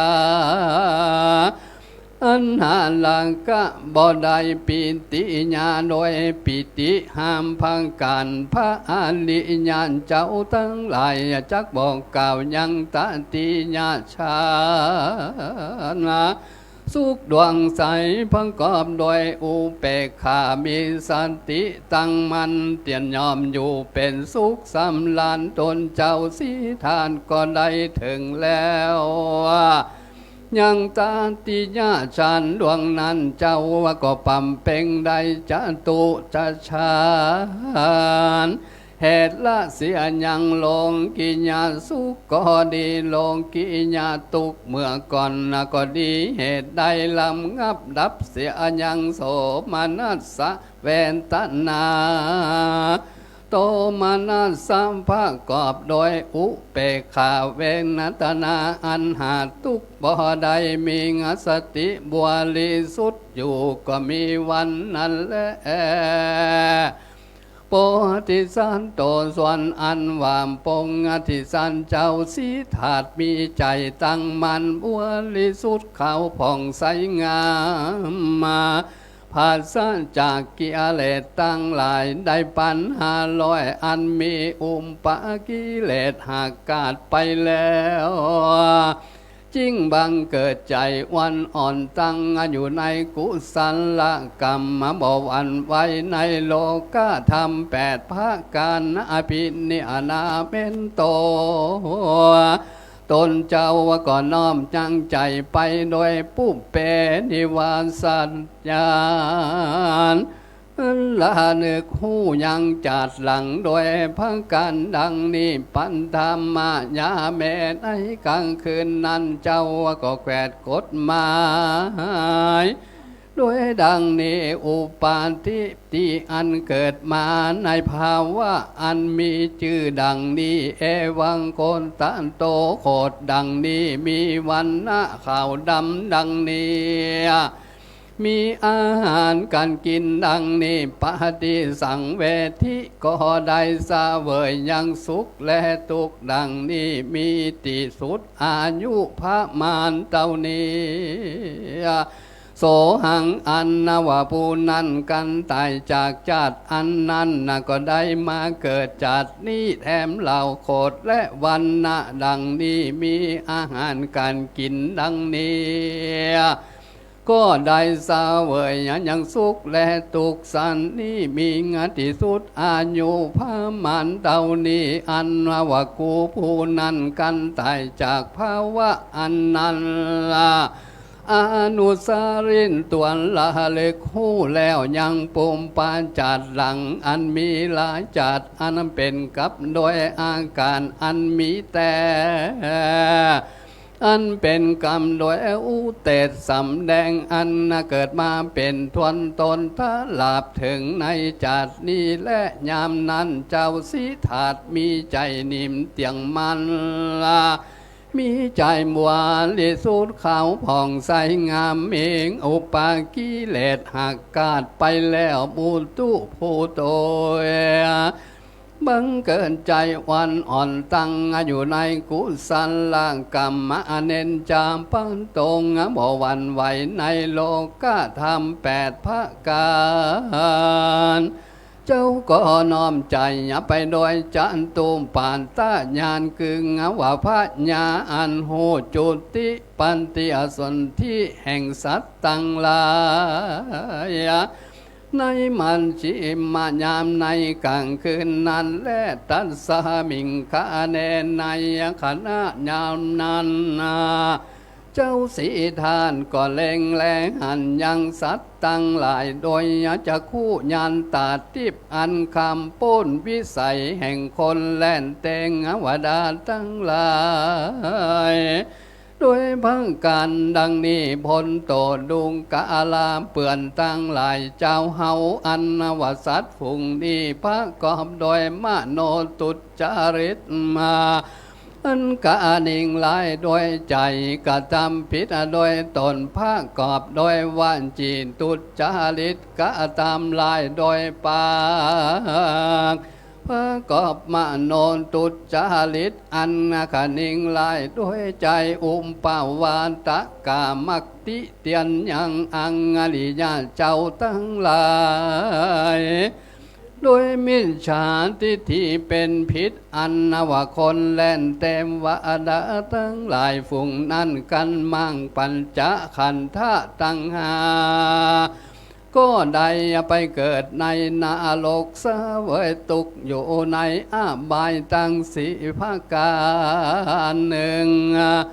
คนฝูงใดพระกอบโดยกายสุจาริตวันจิสุจาริตและมโนสุจาริตบ่ได้ติเตียนอังอริยะเจ้าทั้งหลายเต้าว่างการทำกรรมมาอันดีคนตั้งหลายฝูงนั้นกันว่าตายไปงั้นก็จังได้ไปเกิดในจันฟ้าไปบนผู้ที่สันเจ้ากำหนดกฎหมายหูยังสัตว์ตั้งหลายฝูงอันตายเกิดฝูงถอยไล่และเป็นดีตายไปเป็นที่สู่ที่ดิ่งที่ให้โดยเหตุกรรมอันเขากระทำมานั้นจูพระการสันนิอแล้วกันนั่งนิ่มตนบ่หวั่นไหวในโลกการทำ8มีจิตผ่องใสงามโดยญาณปัญญาแห่งตนในมราชิมะยามกลางคืนนั้นก็มีแลทัดนั้นแดมเราตนเจ้าก็แขวนกฎหมายหูยังสังขารละธรรมอันตัวน่ะเตียวไปมาในวัฏสงสารว่ามีอวิชชาเป็นพันใจถือเอาวิญญาณมีสังขารเป็นพันใจถือเอานามะโลภะเป็นพันใจเอาภาษา6อัญญตนะ6เวตนาตั้ง6พันสันตั้ง6เวนตนา3มาถือเอาตัณหาภาวะใจอันมีอุปาทานเป็นพระใจถือเอาอันเกิดแก่โศกทุกข์ปาลิอเวนตนาอันกังแกนเป็นพระใจขีญาอันเกิดแห่งหมู่กองทุกข์ตั้งมวลหากเกิดมิงแก่คนและสัตว์ตั้งหลายสันนี้และนอว่าอันสังขารละนิโรโธอันดับเสียยังสังขารละธรรมโดยเหตุดับเสียยังบ่เสร็จสลอดับเสียยังวิญญาณสังขารดับเสียยังสังขารละธรรมนามรูปมีนิโรโธดับเสียยังนามรูปมาดับวิญญาณดับอัญญตนะ6ดับพันสะ6ดับเวงตนะ6ดับเวนตนะและตัณหาดับภาวะดับโอมปานตานะจตินิอโลโทเหตุดับยังอันเกิดมาดับเสียยังจะละความเท่าแก่งขีญาอันดับเสียมุงกองตุกตังมวลก็มีโดยพระการสันนิว่าอันผู้ที่สันตรงสนเจ้าสีฐานเจ้าก็ฮือบังเกิดแล้วยังวิมปัสสนานัญญาณอันใสผ่องคือมหาวิจารญาณพัญญาอันภายเป็นดังแก้วจิลาเป็กติลักขันนาญานังอันลำเปิงหันลังขันนาตั้งสามมาเป็นของบ่เที่ยงมันเป็นทุกข์เป็นของบ่ใจของไผคนใดมีอันหูปัจจัยการเป็นก็นานใจโดยพระการสันนิ่งและนานตันนาตนันตาลังทัดนั้นเจ้าก็ได้ถึง โคตันลาผู้ยันเจ้าก็ได้ถึงอนุโลมยันเจ้าก็ได้ถึงโสนตามปฏิมักกะญาณอันดับเสียยังติทิกับตนวิจิกิจฉาอันหมดสลังสงสัยอันมีอวิจจายโลมมาถือเอาสั่งโยงอาจารย์หน้าหกตัวทัดนั้นเจ้าก็ได้ถึงโสนตามปฏิมังกะญาณปนเจ้าเวกนะญาณลำเปิงหันยังอังอริยสัจจะธรรมสี่โดยโสตามปฏิปันละญาณโดยปัญจเวคันนาญาณว่าดังนี้อิตังตุขังอันนวการต้นเตียวไปมาในสงสารละจักอันเป็นทุกข์เป็นธรรมอันลายอันหืมบังเกิดยังทุกข์อายังสังขารละธรรมโมอันว่าสังขารละธรรมอันนี้คือนิพพานอันนี้อันดับทุกข์กองปฏิบัติอันนี้เป็นกงหืนดับเสียยังตุกอาปิญจานินตวนเจ้าก็หูหญิงนักก็บังเกิดวิปัสสนาญาณอันใส่ส่งถึงเอาลังกานาญาณตั้งสามเป็นอารมณ์สิ่งเดียวทัดแต่นั้นเล่าเจ้าก็จักได้ถึงอนุโลมญาณผู้ตันนาญาณอันใสส่องทัดนั้นก็ได้ถึงสติการตาอันตัดกาลาคะเต็งหันอังอริยสัจจะธรรมตั้งสี่โดยงสกิตังกามีมักกะญาณดวงกว่าเสดโดยปัญจเวกนะญาณดวงนี้อีตังสังสารจักกังอันว่าสังสารจักอันนี้เป็นทุกตัณหาธรรมตัวหายบังเกินยังทุกสังขังละธรรมหือดับเสียยังทุกอนาวากองปฏิบัติอันนี้เป็นกองปฏิบัติหือดับกองทุกแต่แล้ว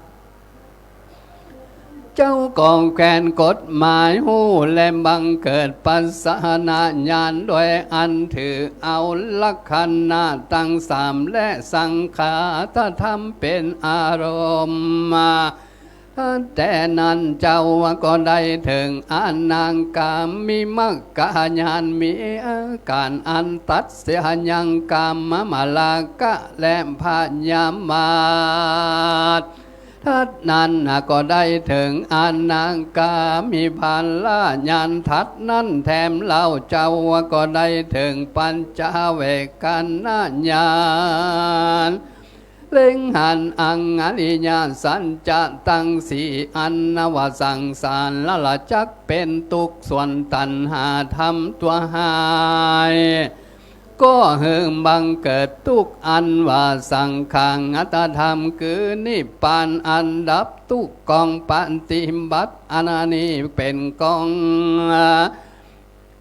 อันหือดำทุกตนเจ้าก็หูยิ่งนักจริงบังเกิดวิปัสสนาญาณอันถือหลักขันธ์หน้าตั้งสามเป็นอารมณ์มาเมื่อไปลุนแต่งสิ่งเดียวทัดแต่นั้นเจ้าก็ได้ถึงอนุโลมญาณและอรหันตมังกะญาณคือปัญญาอันเขาผ่องส่องใสงามทัดนั้นแท้มาเล่าเจ้าก็ได้ถึงสัพพัญญูตัญญาณอันเป็นปธรรมะแห่งปัญญาสัพพัญญูตัญญาณเหตุละเสียแล้วบ่เสร็จสาลอนทัดแต่นั้นเจ้าก็ได้ถึงละหันตะพัลละญาณปัญจเวงกันนาญาณปงอธิสันโตอันว่าปงอธิสัตเจ้าคืองว่าเจ้าสิหธาตุก็เล็งหันอ อาริยสัจจะธรรมตั้งสี่โดยมรรคญาณอันนั้นโดยปัญจเวกญาณเก่าคือพัญญาสัพพัญโยตัญญาณอละเล็งหันโดยดีญาถาผู้ตั้งตามอนาเกิดมีวิสุทธโธอันว่าบวนลิสุดโดยอาการดังนี้อันว่าการต้นเตียวไปมาในสงสารอิตังอังอริยสัจจังอังอริยสัจจะอนันต์ภาอริยะเล็งหันนะว่าเป็นทุกข์โดยดีเพิ่งแขวนกลมายาหูแล้วอันว่าตัณหาทำตัวให้อริยะเจ้าตั้งหลายหากเล็งหันแล้วแลผู้ที่สันโตอันวานเจ้าสีทานก็กดแขดหูแล้วจริงได้เป็นพระเถิงสัมมาสัมพุทธะคือได้ทลัดยิ่งนักมาเป็นสัมปัญโยตัญญาณเป็นอุดมในโลกซาแต่ว่ากังอันเป็นกับโดยแต่งอวโลกอันเป็นกับโดยมารพรหมสมันพรามและหมู่แต่งอวดานและมนุษย์ตั้งหลายอันนวพัญญาอันเล็งหันนะก็เกิดมีแก่มาพระพุทธเจ้าโดยดังนี้อนาวาวิมุตติธรรมมา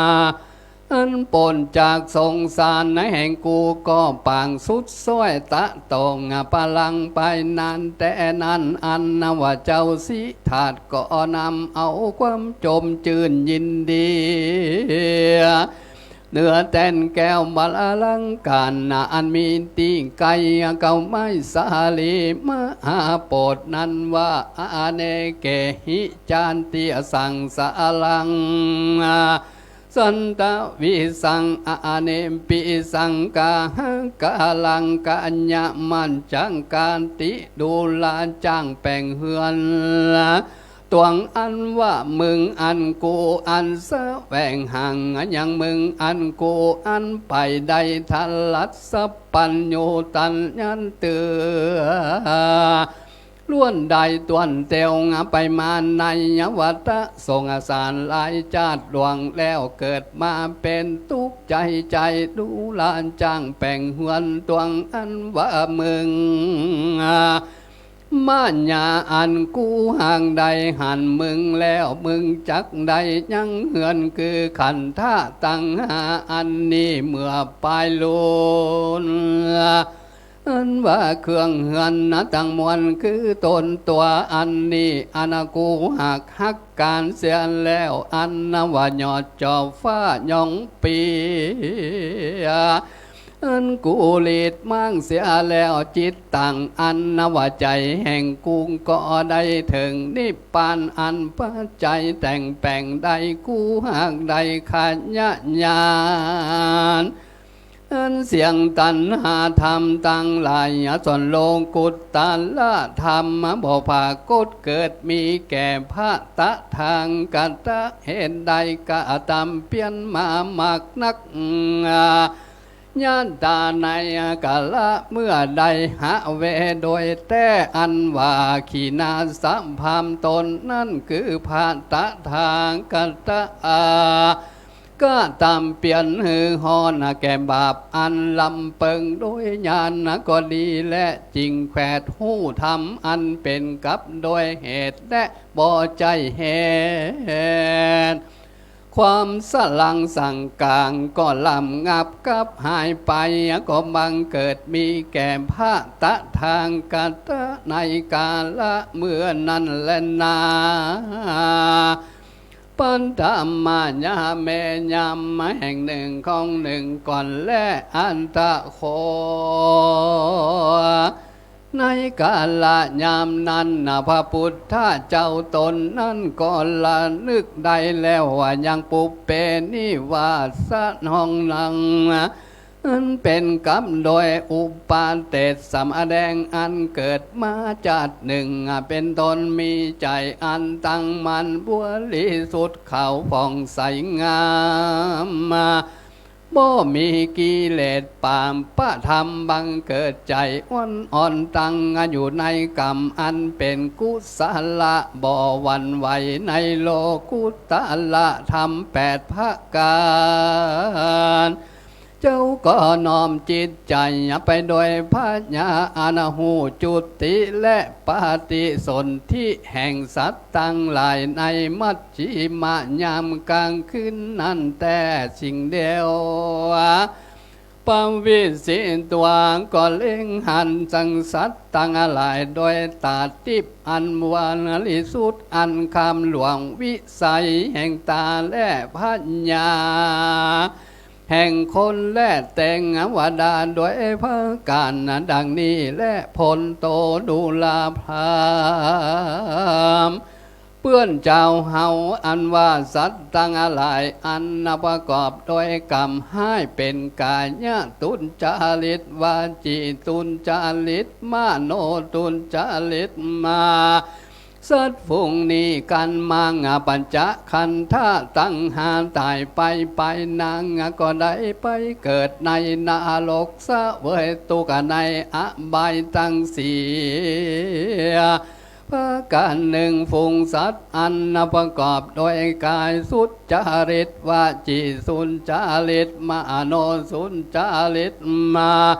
กันว่ามังปันจะขันตั้งหังก็ได้เกิดในโลกสุขติอันเป็นนาทีไปและพามปุถท่าเจ้าแขดหูแล้วยังสัตว์ตั้งหลายอันพงเกิดอันพงตายถั่วตัวถอยตัวยิ่งตัวพระนิดมีวันหน้าอันงามมีวันหน้าอันผางหาย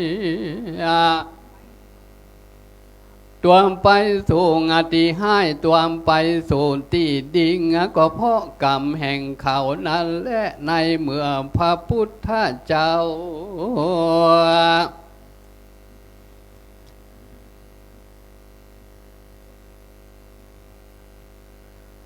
อนุตตรสัมมาสัมโพธิญาณมุทุมบุญแต่มีใจวันอ่อนสูงคู่มันตั้ง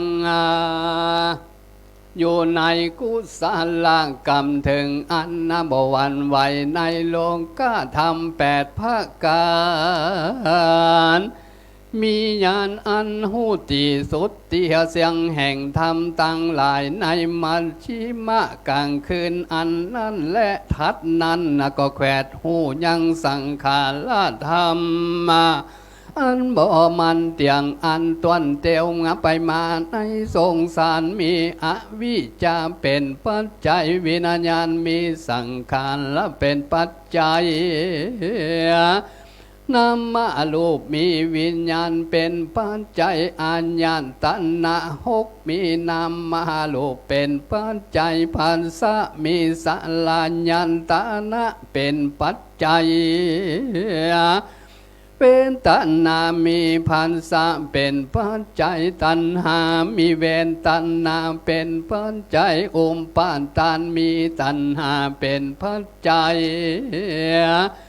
ภาวะมีอุปาทานเป็นปัจจัยจาตุอันเกิดมาใจมีภาวะอันเป็นปัจจัยความเฒ่าแก่ความตายความโศกทุกข์ความลำไรความเสียใจอันเกิดมีก็เพราะมีจาตุเป็นปัจจัยเหตุอันบังเกิดแห่งทุกข์ตั้งมวลก็มีโดยพังการดังนี้นอสังขารละนิโรโธ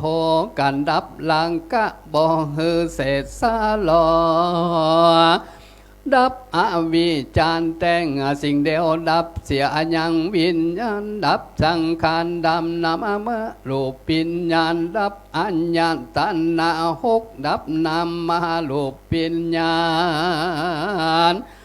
ดับเสียยังอาญาตัณหา6ดับเสียยังนามรูปดับผัสสะเห็นดับเสียยังอาญาตัณหา6ดับเสียยังเวงตนามพันสานิโรโธดับยังพันสะตัณหานิโรโธดับเสียยังตัณหา เวตานังอนิโลนโทดับเวตานาอุปาตานะนิโลโทดับอุปาตานตัณหานิโลโทดับเสียยังตัณหามภาวะนิโลโทเหตุดับยังภาวะอุปาตังอนิโลนโทดับเสียยังอุปาตานดับเสียยังจัดภาวะนิโลโทเหตุดับยังภาวะส่วนความเท่าความตายนิอรุจันติก็ดับไปจตินิโลโทเหตุดับเสียยังจาดแห่งหมู่กองตุกตังมวลก็มีโดยพระการนั้นดังกล่าวมานี้และนอเพิ่มบุญท่านเจ้าอาสาหลายวิมปัสสนาญาณคือพระญาอันพายเป็นดังแก้วลำเปิงดูยังปัญจญาการอันเป็นก่อนหน้าใจพระกาวาอันวางพระพุทธเจ้าอภิชานิตัว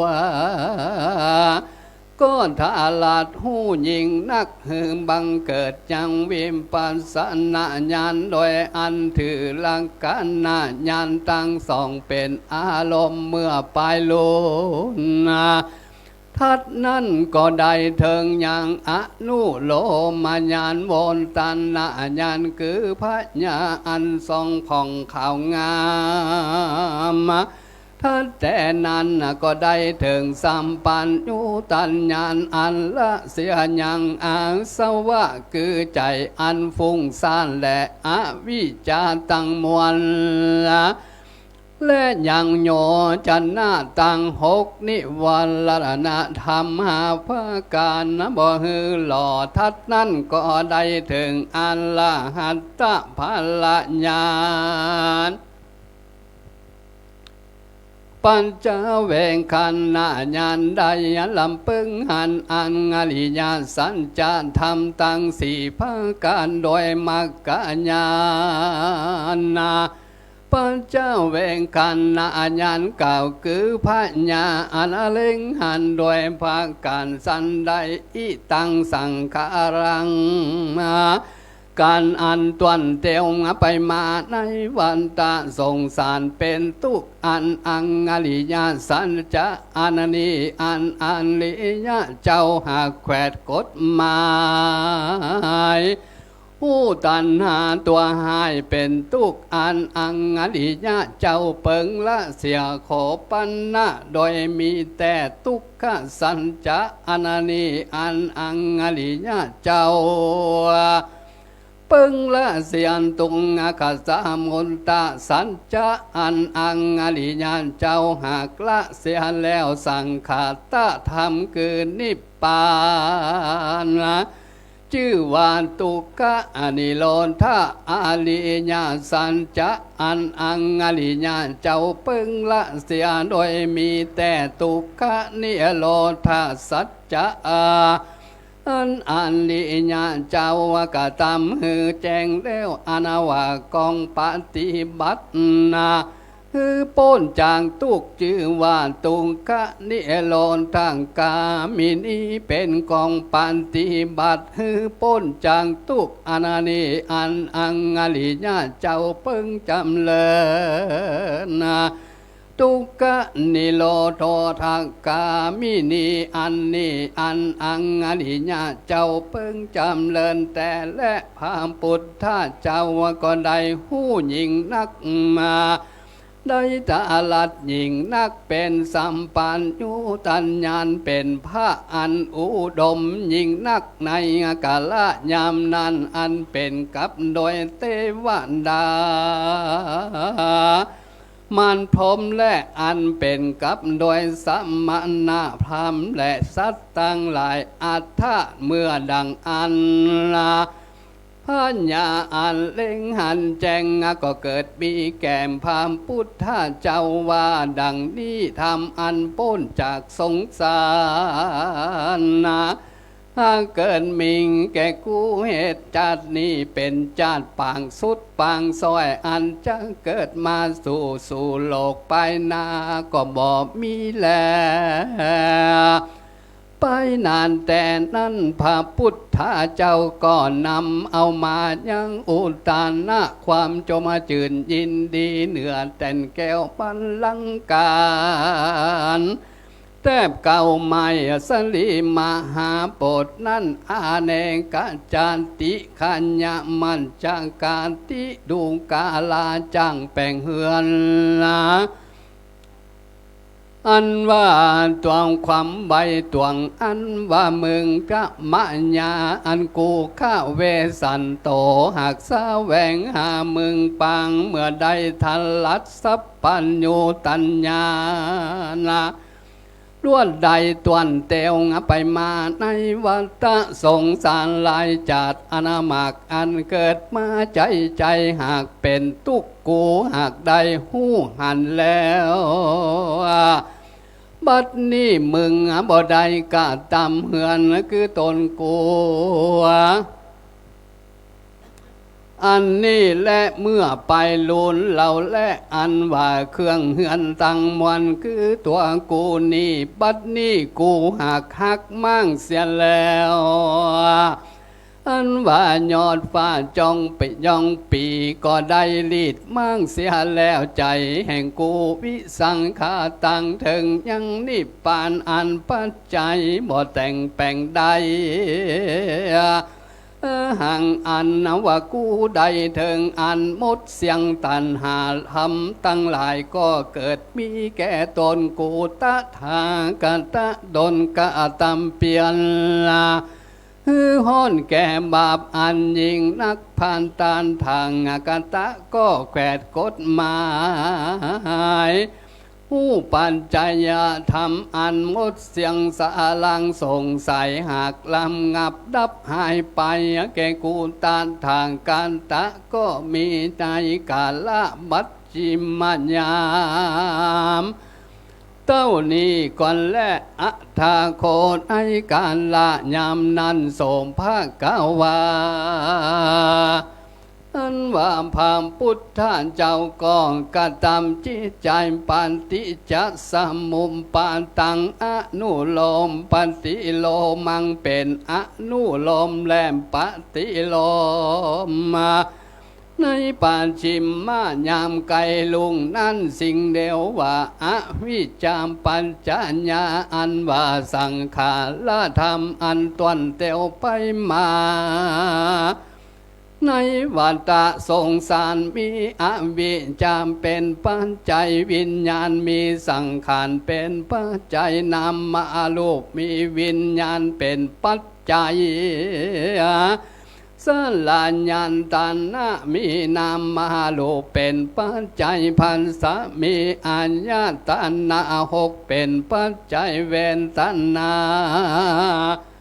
หกเป็นปัจจัยตัณหามีเวรตัณหาเป็นปัจจัยอุปาทานมีตัณหาเป็นปัจจัยภาวะมีอุปาทานเป็นปัจจัยชาติอันเกิดมามีภาวะเป็นปัจจัยความเท่าความตายความโศกทุกข์ละมาลัยและทุกข์ใจมีชาติเป็นปัจจัยขีญาอันบังเกินทุกตังมวลนะก็พางกฎมีสันนิและนองพระพุทธเจ้าหู้อัฏฐะและดับกองทุกตังมวลสันนั้นแล้วก็มีความจมจืดยินดีในปัจจิมมายามไกลลุงว่าอาเนงกาจาดดังนี้เป็นตนดูกาลานจังแปลงเฮือนตวงอันว่ามึงมาหาอันกูผู้แสวงหายังมึงหังอันนว่ากูบ่ได้ทัดลัดมาพญานสัมปันอยู่ก็ลวดใดตวนเตียวไปมาในวันตะส่งสารเสียงจัดหลายใจก็เป็นทุกดวงกาลาจังแปลงเฮือน อันกูได้หันแล้วมึงจังกะตำยังเฮือนคือคันท่าตังหาเมื่อไปรุ่นเราจะและอันว่าเครื่องเฮือนตั้งมวลคือกิเลสปัญหาลอยกุงหาคักเสียแล้วอันนว่ายอดจอบฟ้ายองปีหักได้หลีดมั่งเสียแล้วใจกูก็ได้ถึงนิพพานอันปัจจัยบ่แต่งแปลงใดอะหังอันนว่ากูหังได้ถึงยังขันญญาณอันเสียงตัณหาตั้งมวลอันว่าโลกุตตะละธรรมมาก็เกินมิงแก่ตนกุงพระตะทางกาตานตนก้าตามเปลี่ยนหือห่อนแก้มบาปมักว่าลำปึงดูญาณญาตาในกาละเมื่อใดโดยแต่ขีนางสาวะคือว่ากูพระตะทางกาตะกรรมจัดเสียแล้วยังหมู่คนเสนนาอามาตดุจจาดังพระอาทิตย์กำจัดยังกีบฟ้าเมฆในอากาศกลางหาวก็เป็นลานสามีลุงเรืองงามด้วยพระการดังนี้พามปุณณาเจ้าตนปางกอมโดยกรุณาที่สุดบ่ได้เจ้าก็ลำปึงปานละมี30ตัดเสียงสีอะสงคายปลายแสนมหากรรมได้ทานลัดพระญาณสัพปัญญูตัญญาณพระแล้ว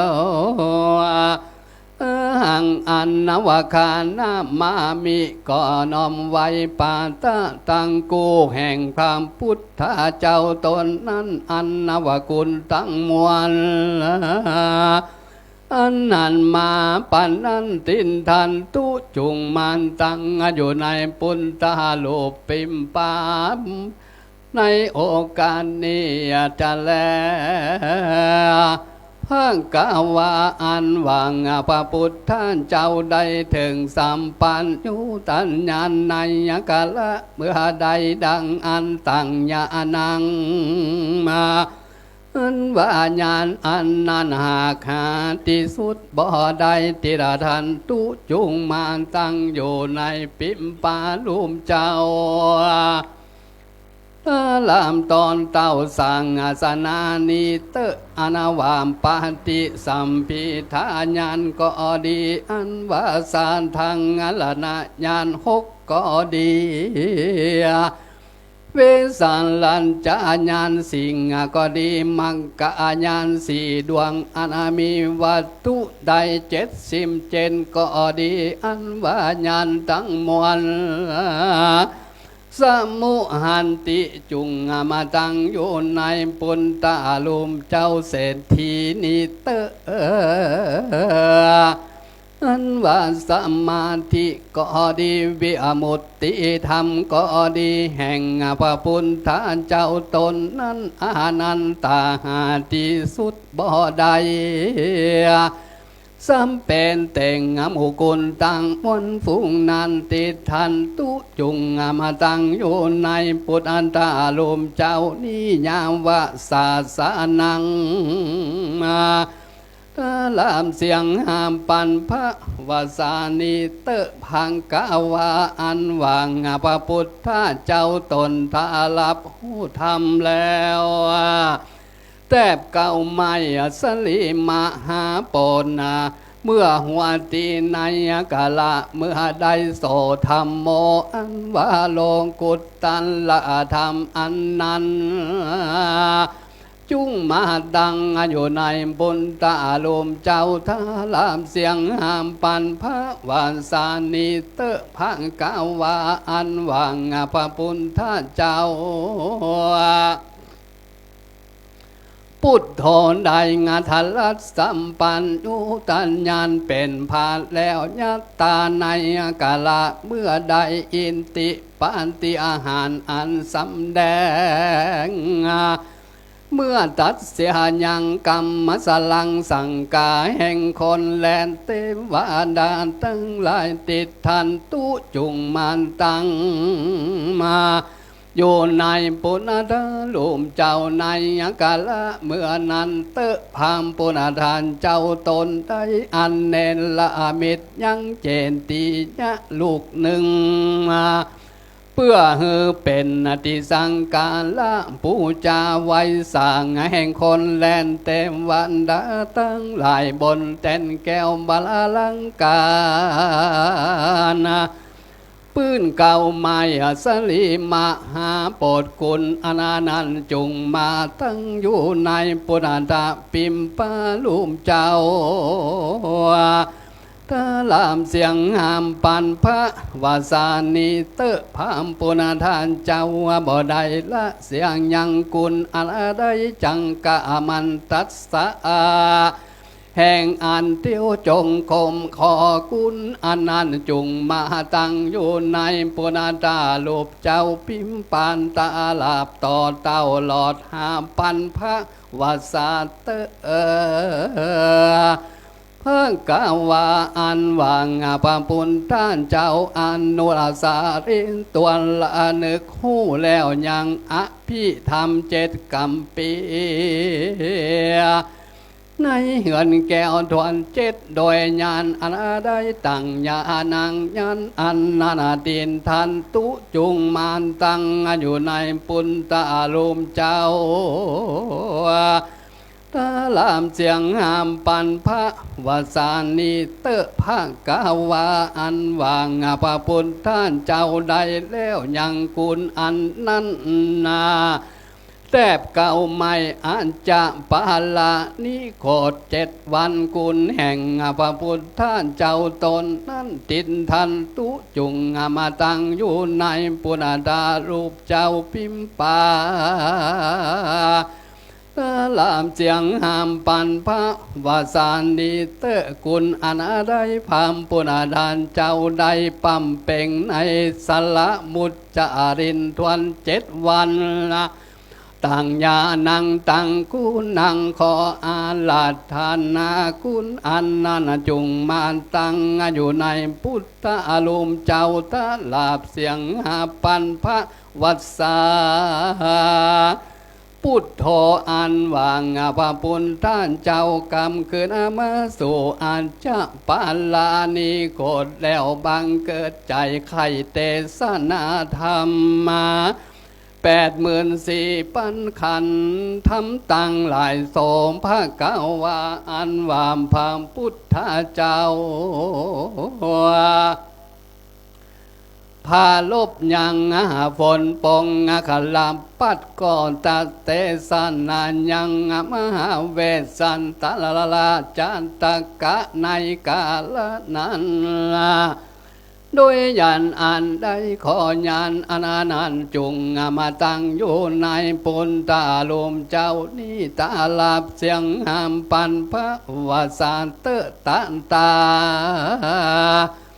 ในกาลนั้นพระปุณท่านเจ้าสันเด็จไปสู่เมืองสาวัตถียังอยู่ในป่าเจนตะวันอารามตนมีงามหางกะลุนาก็ฮับเอาอาลามแห่งอนาถปินดิกะ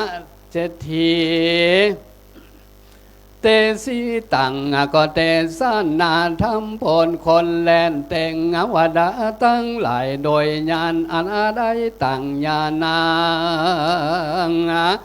ขอญาณอันนันตินทันตุจุงมานตั้งอยู่ในปุณตาลุมเจ้านี้เตอะพามปุณธานเจ้าเตสันนา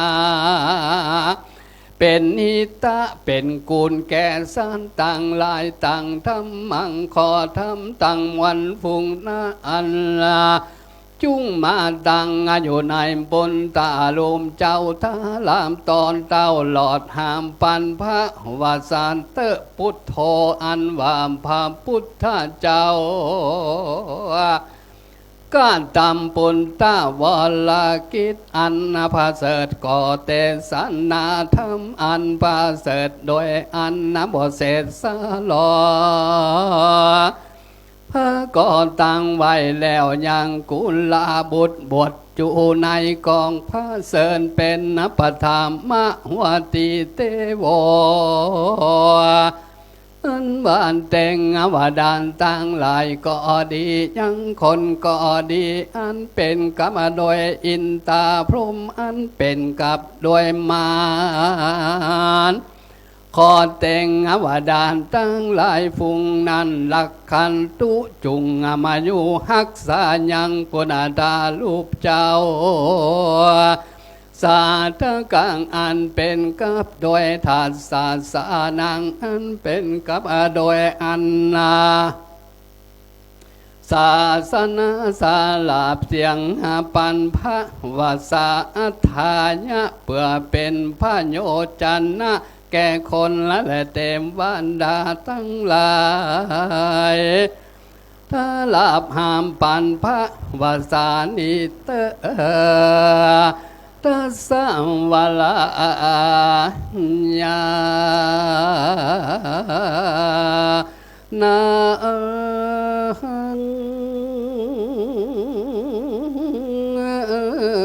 พุทธาภิเศกะสมาตังขีญาอันเก่ายังพุทธาภิเศกอันพดับพดาโดยกถาวาใด38กถา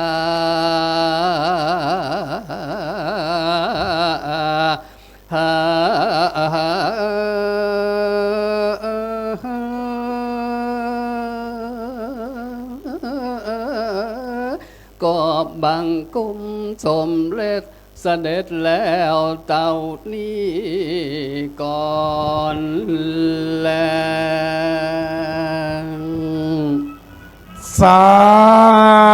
ธุสาธุสาธุคณะสัทธาบรรดาพ่อแม่พี่น้องได้สดับรับฟังพระธรรมเทศนาวงหารแบบปืนบ้านล้านนาจากหลวงพ่อท่านพระครูอุดมสิริทัศน์วัดศรีภูมิมาตาส้มปล่อย เจ้าคณะตำบลตุ้งฝ่ายไปตีแล้วเสร็จในท่วงทำนองแบบปืนบ้านล้านนาในเรื่องพุทธาพิเศษลำดับต่อไปเจ้าภาพเก้าเจ้าศรัทธาผู้ภาวนาตนตัวจะได้เข้าเทียบประเคนกันเต้ท่านพระคุณเจ้าขอเรียนเชิญพ่ออาจารย์นันสมแม่พุทธคำเมืองมูลเข้าเทียบถวายกันเต้ท่านพระคุณเจ้า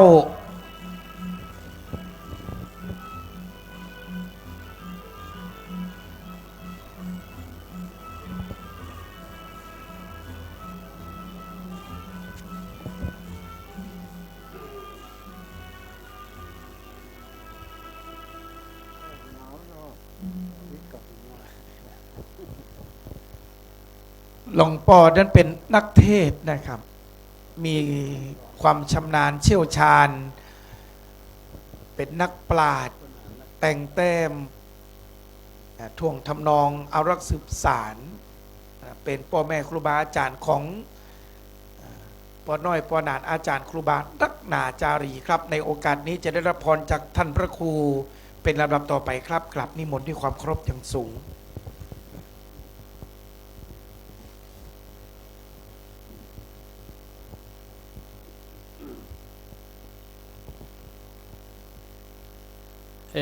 วังโหตุดีและอาจจะในวันนี้ก็หากเป็นวันดีสันลิสุภามังกลาอันประเสริฐลามละยิ่งกว่าวันและยามตั้งหลายบัดนี้หมายมีมูลศรัทธาอุปาสกะอุปาสิกาตั้งหลายก็ได้ตกแต่งแปลงพร้อมน้อมนำมายังวัตถุตันตั้งหลายมันฝูงนี้โดยเฉพาะในค่ำคืนนี้ก็มีปออาจารย์นานสมแม่พุทธคำเมืองมูลพร้อมกันโดยครอบครัวญาติโกโหติกาก็ได้น้อมนำมายังพระธรรมกันพระธรรมเทศนามาปูจา ในโอกาสนี้ก็ขอให้มีความสุขความเจริญอยู่ดีมีสุขปราศจากโรคภัยไข้เจ็บประกอบไปโดยอายุปีอายุเดือนอายุวันอายุยามไปใจนั่นจุงจักมีบ่เต่าแต่นั่นก็ขอให้ได้แคล้วคลาดปราศจากเสียหยังซึ่งสัพพทุกข์สัพพโศกสัพพโรคสัพพภัยสัพพข้อเสนียดจันไรตั้งหลายตั้งปวงอยู่ดีมีสุขประกอบไปโดยจตุรพิตพรอันประเสริฐสีประการมีอายุก็ขอให้มีอายุมันยืนยาวได้ร้อยเศร้ากับเขาภาวสาวันหน้าก็มีผิววันหน้าเปล่งปลั่งสดใสสุขะก็มีความสุขกายสุขใจพละก็มีพละกำลังกายกำลังใจตลอดไปสิ้นกาลละนั้นนั่นจุงจักมีดังอัตตบาลีวัจญะสิทธิธนังลามพังโสถีภักขยังสุขังบาลังสิริอายุจาวันโนจาโพขังบุธิจญะสวาสะตะวัสสะจาอายุจาจีวสิทธิภาวันตุเตสัพปิติโยมิวัจจันตุสัพพะโรโกวินาสันตุมาเตภวะตวันตารโยสุขีติคาโยโกมภวะอภิวาตนาสีลิสนิจังวุธาปจายิโนจัตตารโอธรรมาวัตตันติอายุวันโนสุขังปะลัง สาธุสาธุสาธุได้เป็นแก้วได้เป็นคุณเป็นบุญเป็นกุศลเหมือนกันจุผู้จุคนบัดนี้พระธรรมเทศนาทั้งสามผูกได้แล้วบัวระมวลลำดับต่อไปอาจจะได้สดับรับฟังการสวดเปิด9 วันด้วยกันวันที่1เอโสโดยคณะสงฆ์วัดพระธาตุเสด็จวันที่2ตัดเสเยคณะสงฆ์วัดศรีเกิดวันที่3อัตโขคณะสงฆ์วัดน้ำโพงวันที่4คณะสงฆ์วัดมันสักวันที่5อัตโขคณะสงฆ์วัดศรีภูมาวันที่6คณะสงฆ์วัดพระธาตุเสด็จวันที่7คณะสงฆ์วัดนิคมสามัคคีวันที่8คณะสงฆ์วัดศรีภูมาวันที่9คณะสงฆ์วัดนิคมสามัคคีเป็นลำดับต่อไปแล้วก็นิมนต์ท่านพระสงฆ์องค์เจ้าสำนักตอนนี้มีข้าวต้มมาบริการขออาจารย์นันทิพย์อยู่ตั้งไหนมาเปลี่ยนไม้ใหม่ดูใจรถกำเนิดขับเนิน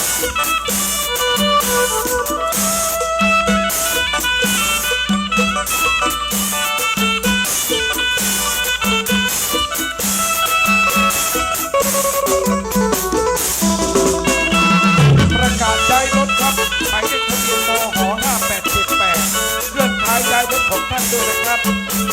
ขอบพระคุณครับ5878เคลื่อนย้ายรถของท่านโดยขอบพระคุณครับ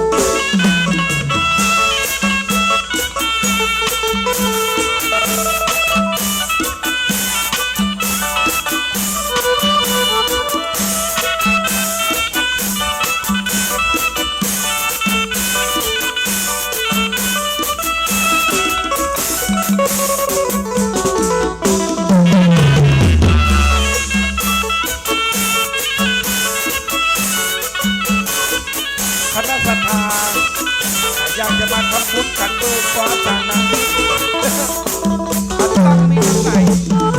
คุณกลางคุณก็ได้ครับอาจจะได้ฟังเปิดเนื่อจากสำนักวัดพระธาตุเสด็จ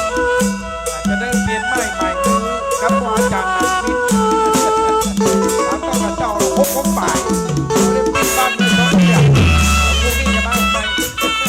แล้วก็พระครูโสภิตแต่พร้อมกับคณะสงฆ์ได้ขึ้นนำเกียรติศาสนาและกับ5 รูปการสวดเบิกมีมาตั้งแต่เกิดจากหักเน่าของพวกเขา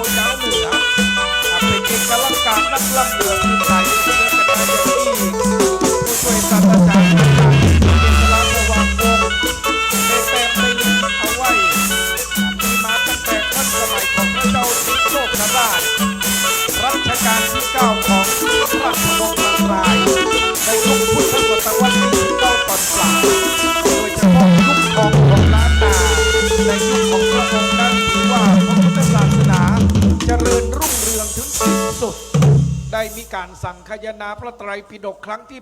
8นะที่วัด7 ยอดพระอารามหลวง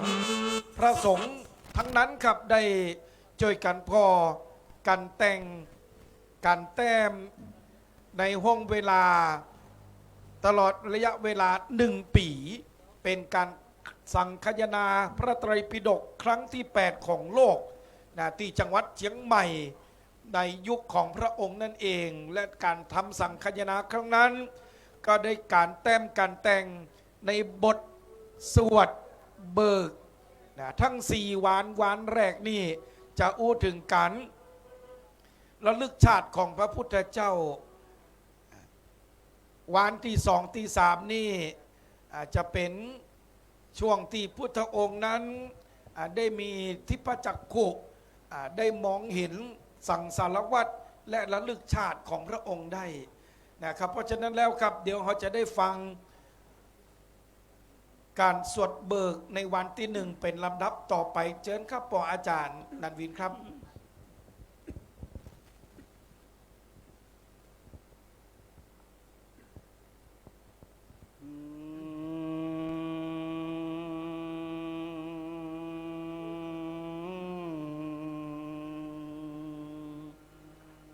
โยสานเน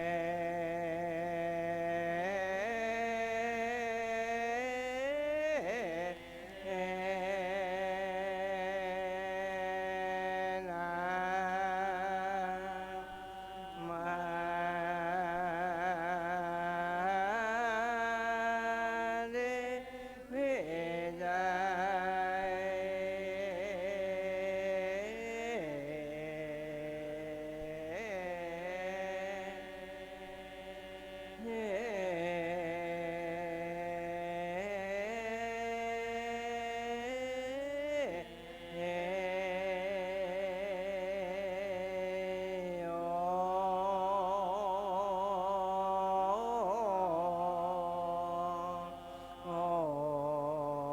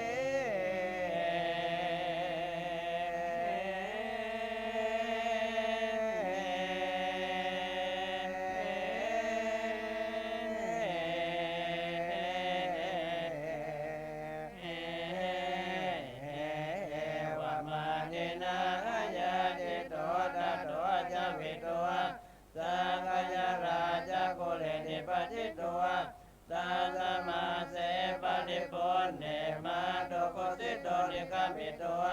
สัมปติจัตโตอุตเลนะภิโมโกสันตาปะดาวิติอาเลนะกันตัวดาสัสหาสิโลกัตาโตโวโตเทโตอันตโนอุตลิตระคัปปะสันโตอาโกหามัสเมโรกัสสะเสโตหามัสเมโรกัสสะเสโตหามัสเมโรกัสสะเด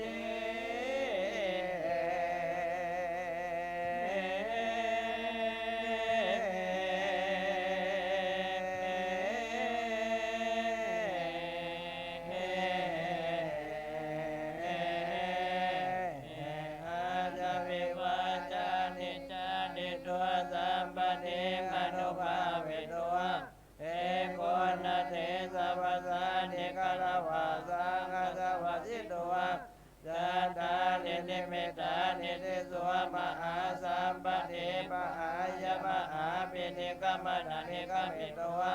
อันโดมายันติจาทิเลปะปะจิตโตวะโอโตปะละวันเนสัพพสานิมหาบาดานาปะดาอิโตวะวิสากาปุณายาสุจาตายาตินามะโตปายาสัมปติสิตโตวะเนรัญจลายานาตินาทิเลปะริปุติโตวะมหาวนาสานเดทิวาวิหารังกันโตวะสายานาสมัญเยโสทิเยนาตินานาตินามุติกะหิโตวะสยานานาโพธิโลกมุนาอุปกันโตวะเทนานิสันดานิตัวนาตามิมาปังกังกังมินิสามิญญาวันเนอนุปาดายาอาสเวอิสิตาวิมุติสาติน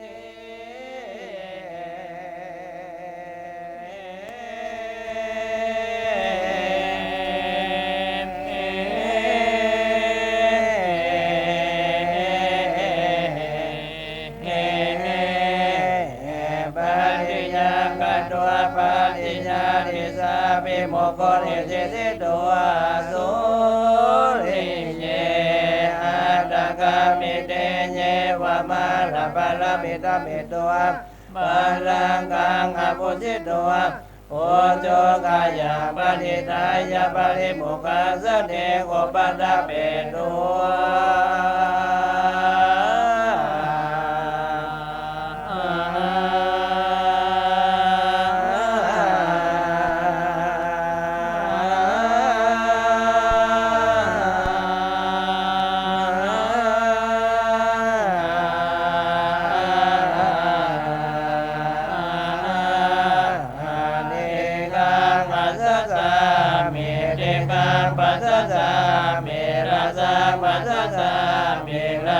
ปัสสะเมสัพพกายปฏิสังเวทิอาสสิสา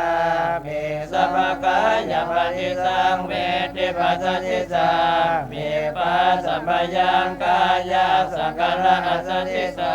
เมปัสสัมปยังกายสังขารปัสสสิสาเมเปเตปฏิสังเวทิอาสสิสาเมเปเตปฏิสังเวทิปัสสสิสาเมโสกาปฏิสังเวทิอาสสิสาเมโสกาปฏิสังเวทิปัสสสิสาเมเจตาสังขารปฏิสังเวทิอาสสิสาเมเจตาสังขารปฏิสังเวทิปัสสสิสาเมปัสสัมปยาเจตาสังขารอาสสิสาเมปัสสัมปยาเจตาสังขารปัสสสิสาเมเจตาปฏิสังเวทิอาสสิสาเมเจตาปฏิสังเวทิปัสสสิสา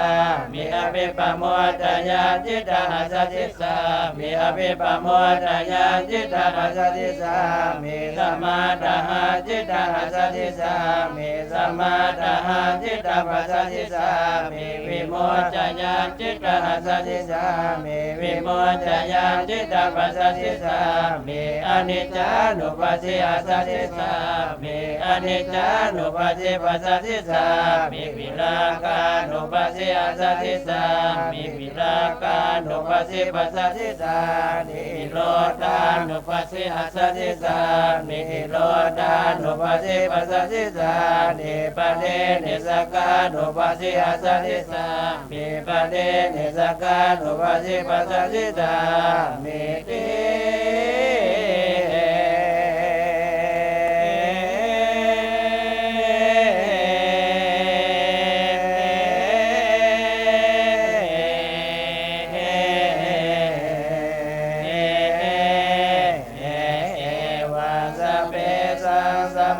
กรรมนานานาบุตรบุตังอานาปนาสติกรรมนานาสิกันโตอาสันลินางวินิยาดาปันโตอุปาทิรัสสโตอาภามุรัสสโตปัสสะรัตกายโยอาสารัตกายโยสมาหิตาจิตโตเอกากติโตวิวิเทวกาเมหิวิวิจากุสเลธรรมเมหิเอสวิตากาสวิจาราวิเวกาจามิติสุขังปนมัญจาดาภุปสัมปชาวิหาริตัววิตังกวิจารานาภุปสัมมาอัสสตังสัมปัสสะนาเจตโสเอกโวิภาวะกวิตกังกวิจาราสมาธิจักปิติสุขังดุติยังสานาภุปสัมปชาวิหาริตัวปิติญาญาวิราคาอุเบกขาโกจาวิหาริตัวสัตโตสัสัมปชาโนสุขังจักขันเทนะปฏิสังเวทิตัวยันตังอนิจจานังอธิกันติ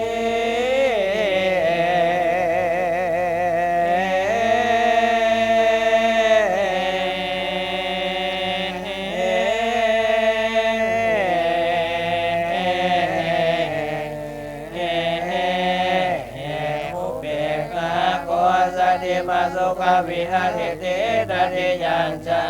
นาอุปสัมปชาวิหาริตัวสุขาสัจปะหานาทุกขาสัจปะหานาภูเปวะโสมนัสสะโตธัมมัสสะนังอันตกามาอดุกามาสุขังอุเบกขาสติปริสุทธิจตุรัญจานาอุปสัมปชาวิหาริตัว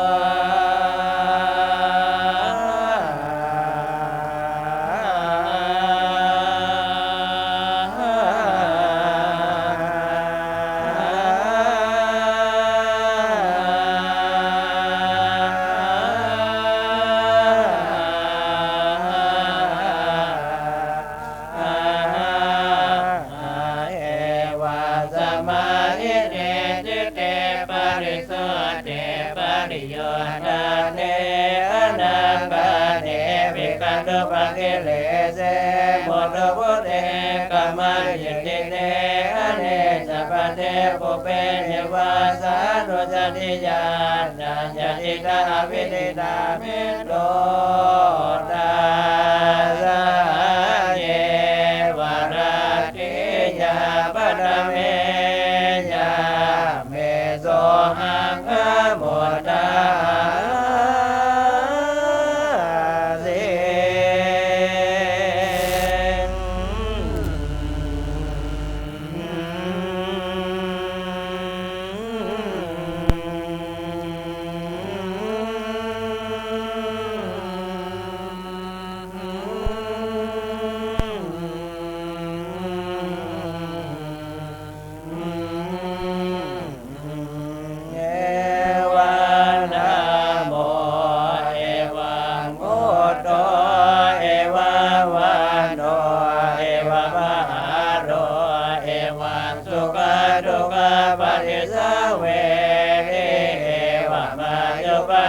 โดยโสตโดยจุดโดยอิโดปะปะโน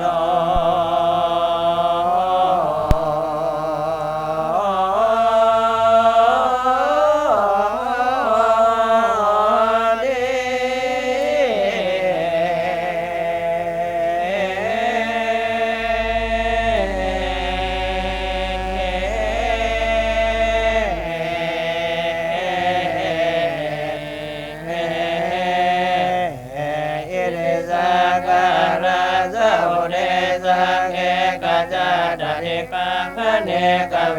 ทาปุเปเทวาสังอนุสริโตดา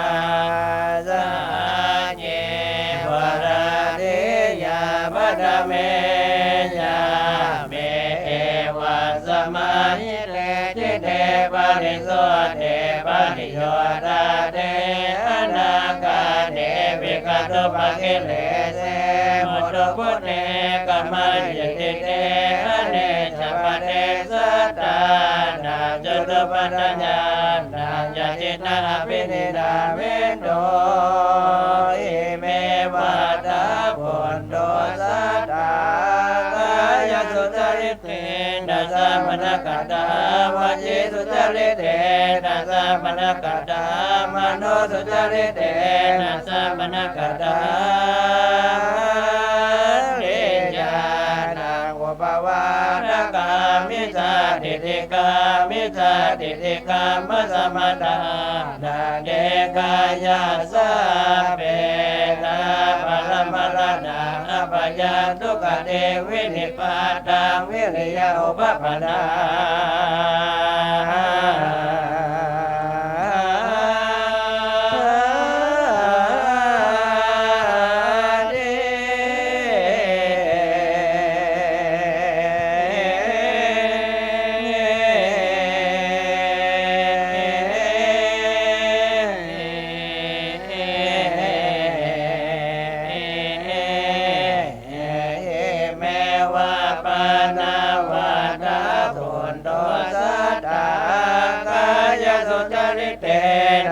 มนกตาวจีสุจริตเตนะสัมมนกตามโนสุจริตเตนะสัมมนกตาริญาณานุภวาทกาสมาธิติกาสมาธิติกามัสสมดานาเดกายาสะเปตาปรมรณาสุขเดสกังโลกอุปปนา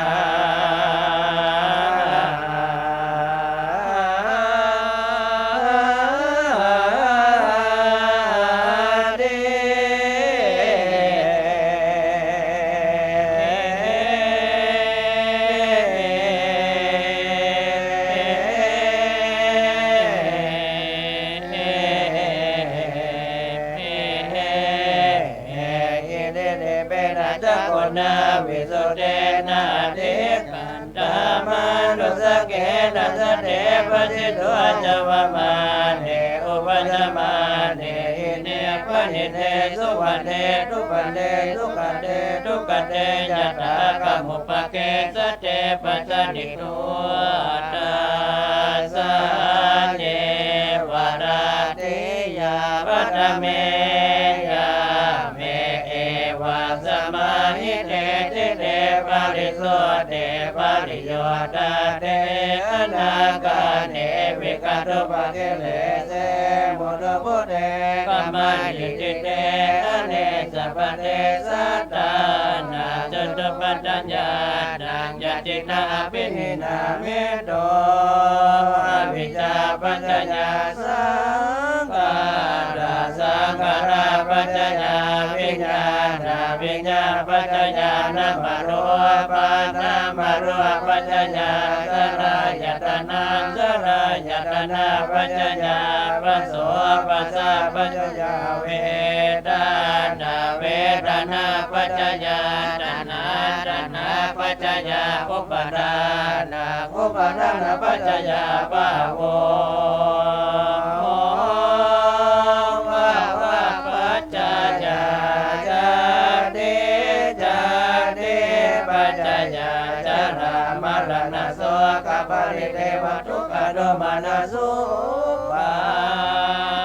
ญญาสัมภวานิ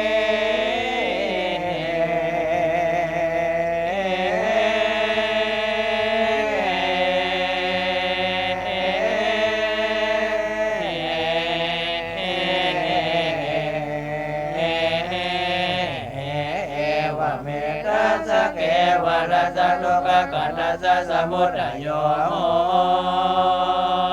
โห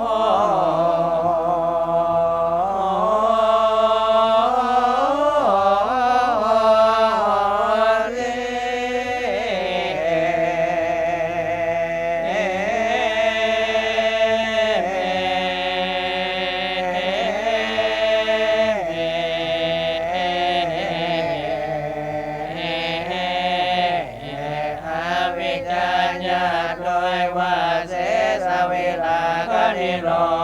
ธาสังขารนิโรธสังขารนิโรธาวิญญาณนิโรธวิญญาณนิโรธานามโลภนิโรธนามโลภนิโรธาสลายตนะนิโรธสลายตนะนิโรธาปัสสนิโรธปัสสนิโรธาเวทนานิโรธเวทนานิโรธาตัณหานิโรธตัณหานิโรธาอุปาทานนิโรธอุปาทานนิโรธาภวนิโรธภวนิโรธาจาตินิโรธจาตินิโรธาจานะมรณะโสกปริเทวทุกขโทมนัสสุปัญญาสันนิโรธสันติ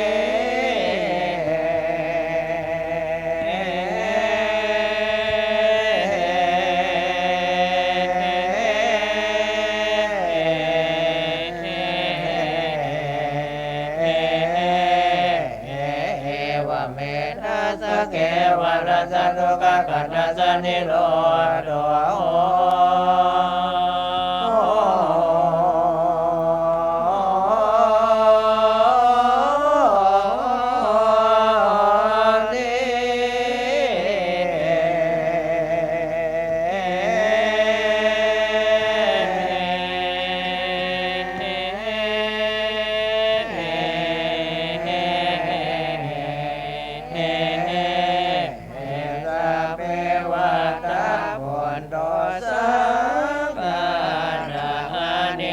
สัพเพสั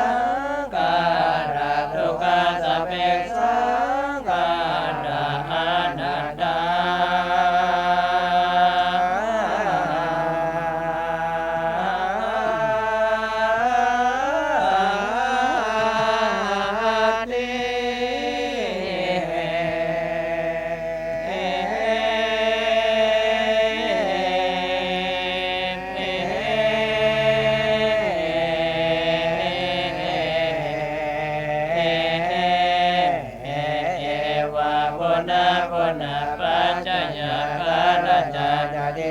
บุพกานิลกนาวิปัสสกามหาวชิรัญญาณสังฆาตังวิปัสสนาญาณโอปะเดโตอานุโลมัญญาณปัตตวดาตะลังโก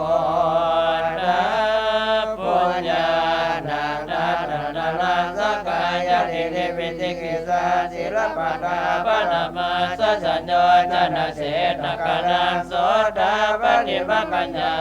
นังดานันตนาโสดาปฏิภกัญญานังดานันตนาปัญญเวกนัญญานังเตนะมะกัญญาเนนะเจวะปัจจเวกนัญญาเนนะจาหิตังทุกขังอายะทุกขสมุทัยโยอายะทุกขนิโรธอายะทุกขนิโรธกามินิปฏิปทาทิฏฐานิยาริยสัจจานิปัสสิตัวอภิชานิตัวปุณณเทวติราคานาสังฆาราามรณวิปัสสนาญาณโอปะเดโตอานุโลมัญญาณปัตตวดาตะละโวตานัญญาณดานันตนาสวัสนาลุปรากาลุปรากมนาอุตตจาอวิชชาสัญโยจานานานิรปัสเสสัพพะนาคาราสัพพยุตตัญญานาปัตตาตา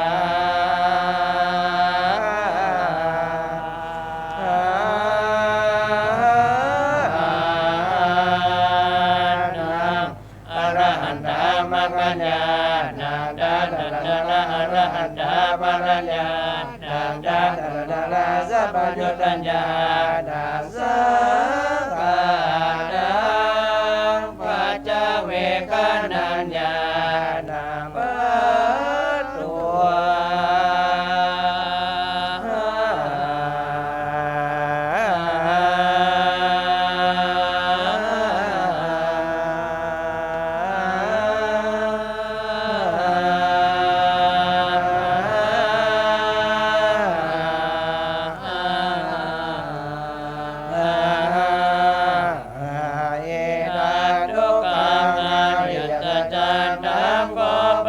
ตาทุกขังอริยสัจจปริญญาญาณังขอปณิตาทุกขังอริยสัจจปริญญาปณิตาทุกขสมุทัยังอริยสัจจังขอปณิตาทุกขังสมุทัยังอริยสัจปหัตถปันตังขอปณิตาทุกขังสมุทัยังอริยสัจปหิตาหิตาทุกขนิโรธังอริยสัจจังขอปณิตาทุกขนิโรธังอริยสัจสัจจิกาปันตังขอปณิตาทุกขนิโรธังอริยสัจสัจจิกาหิตาทุกขนิโรธาคามินิปฏิปตาอริยสัจตังขอปณิตาทุกขนิโรธา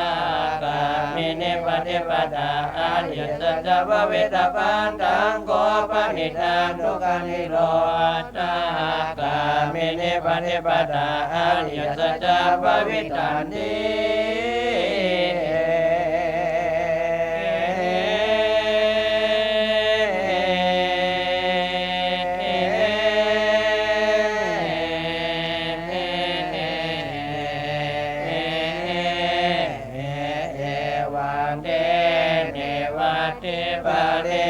เดนะดวดัสกาเดนะโสเวโสเดนะยะตาพุทธังยะนะนัสนังสังฆาเดนะมะกัญญาเดนะเจวะปัจจเวกนัญญาเดนะจาดาริอริยสัจนิปัสสิตัวอวิชชานิตัวพุทโธมุตโตสเทวะเกโลเกสมาดะเกสะโพมะเกสะสมณปามานิยาปัจจายสเทวมนุสสายังอนุตตรังสัมมาสัมพุทเถอภิสัมพุทโธปัจจายมสิ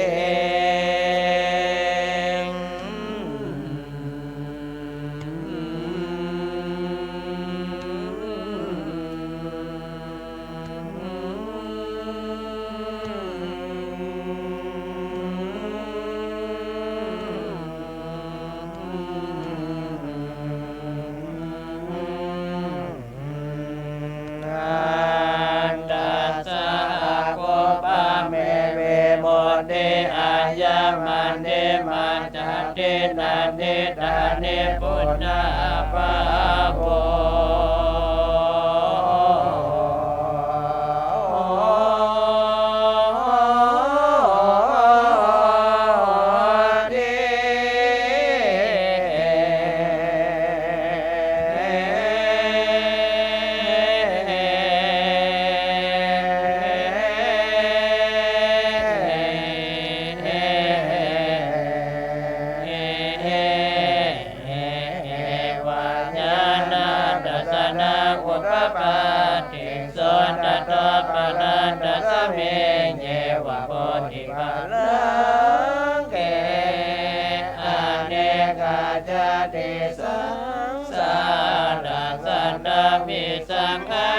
ปิสังฆะกาลังกะเวสันโตตุกะจเตปุณณปุณณกะหังกะระกะจิตโต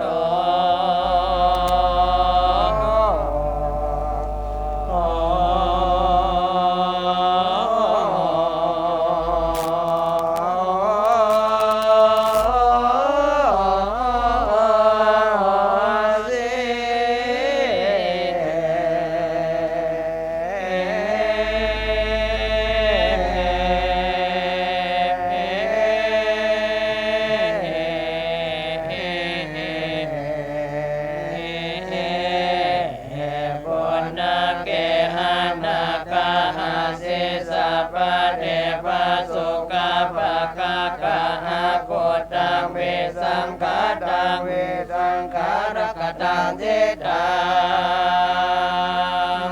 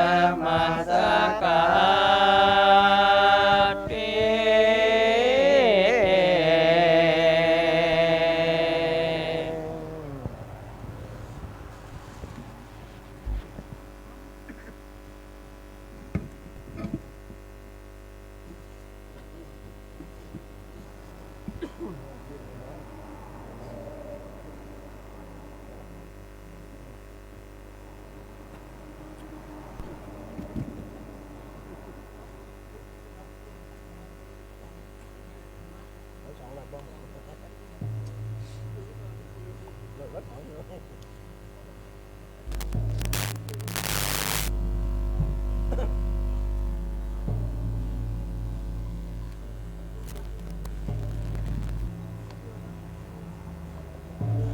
บก็เบิกวันที่1นะครับก็เป็นเสร็จเรียบร้อยนะครับก็จะได้ประกาศพระราชนิมนต์นะครับท่านพระธนพลสุขรักิโตวัดปูนเหลียงนะครับน้อมถวายกันเบิกวันที่1นะครับ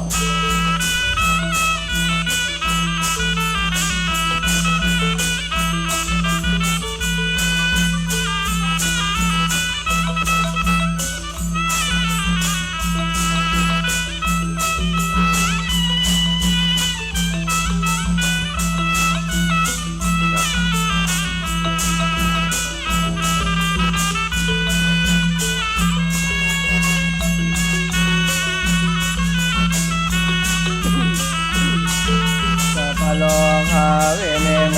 โตสัพพสันตาภวัติโตสัพพเวรมณีคันโตนิพุทโธสันวังภวัตปิติโยวิวัสสันตุสัพพโลกโควินาศตุมาเตภวัตวันตรายโยสุขิติกายุโกภวะอภิวาทนาสิริสติจังพุทธปัจจายิโน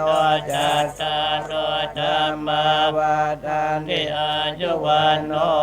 สุขังปะลัง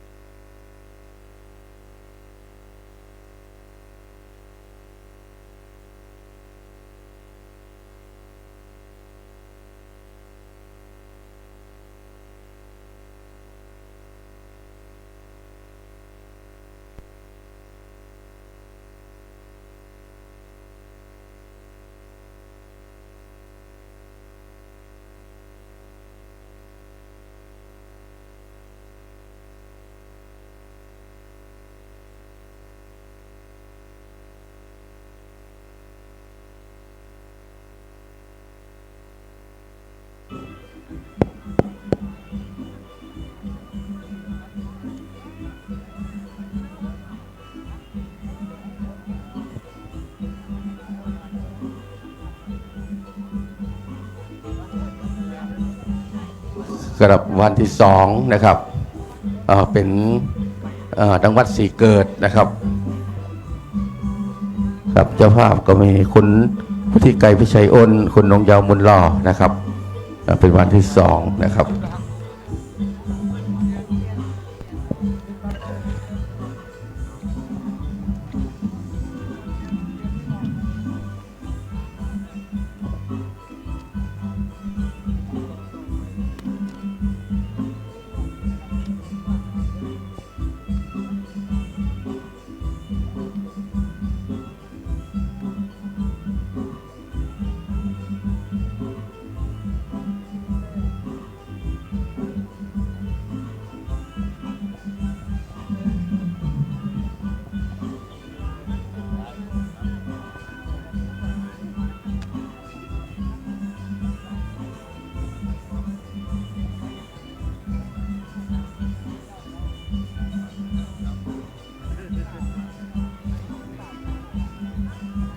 วัดอย่างนี้เดี๋ยวเขามากระดังไฟค้างแต่เมืองนะครับตุ้มบ้ามเลยอย่างหนาวก็หนาว เ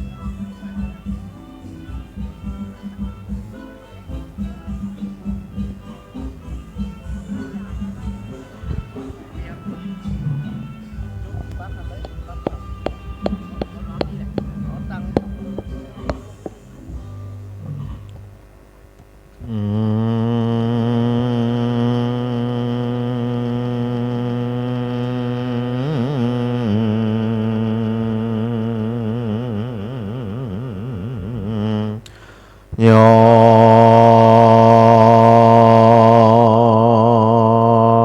สานเนเสนอ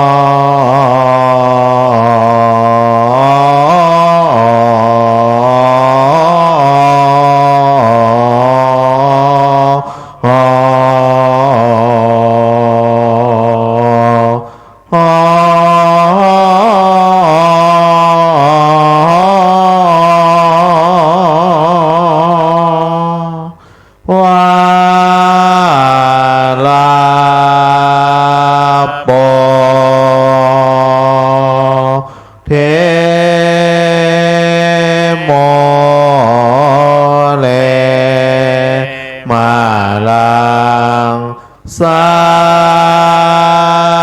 เสนังมานเตเมจายโย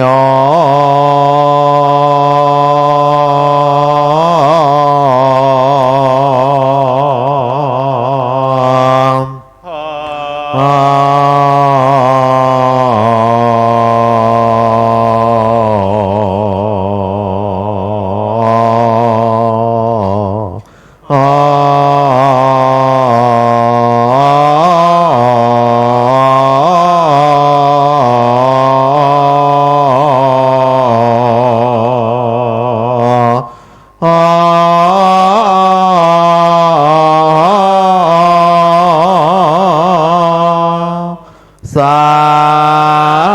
มปอเตมา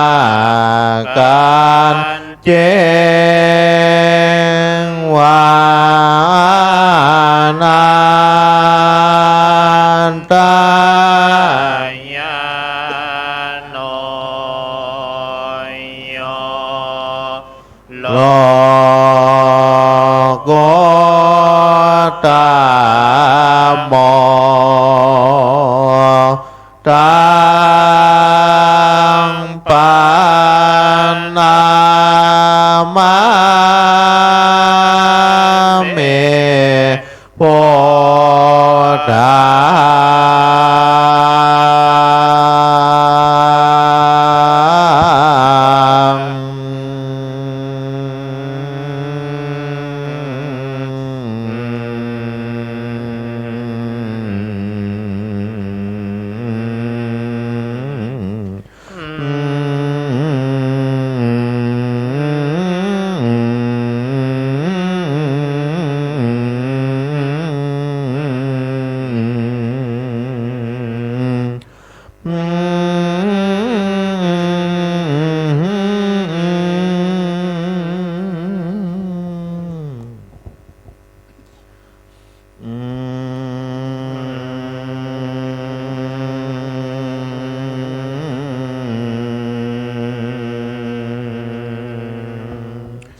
ตาสาเยวาลาเตยามาเชเมยาเมวังสัมมาเอเตเจเตปริโสเตปาริโยตาเตอานังกาลเนวิกาโตโอปะกิเลเสโมโตปเตกัมมานิยติเตอาเนจัปปะเตสัตตานังโจโตปะปะ ตัญญานาญาเจตังอาเปเนนาเน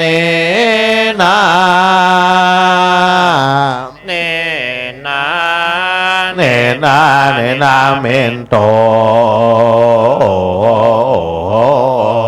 โอเอแมวตาตนโตสัตตากาญาสุจาเรเตนาสามานาสมานา กาตาวะเจสุจาเรเตมาสามานาสมานา กาตามโนสุจาเร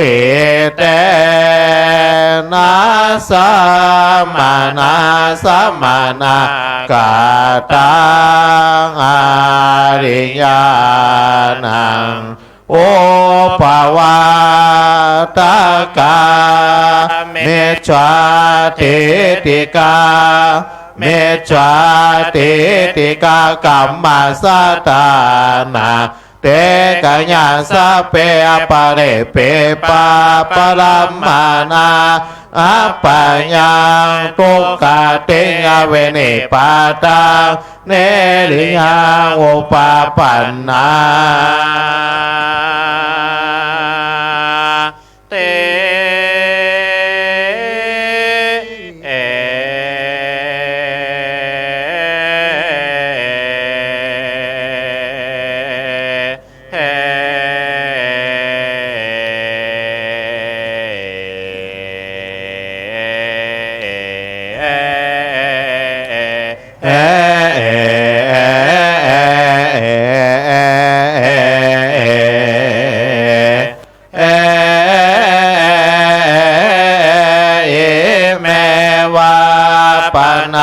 วาตาปนโตสัตตกาญาสุจาเรเตนาสามานาสมานา กาตาวะเจสุจาเรเตนาสามานาสมานา กาตามโนสุจาเรเตนาสามานาสมานา กาตังอาริยานังอโนภาวาตากาสัมมาทิฏฐิกาสัมมาทิฏฐิกากัมมัสสตานาเตกะญาสะเป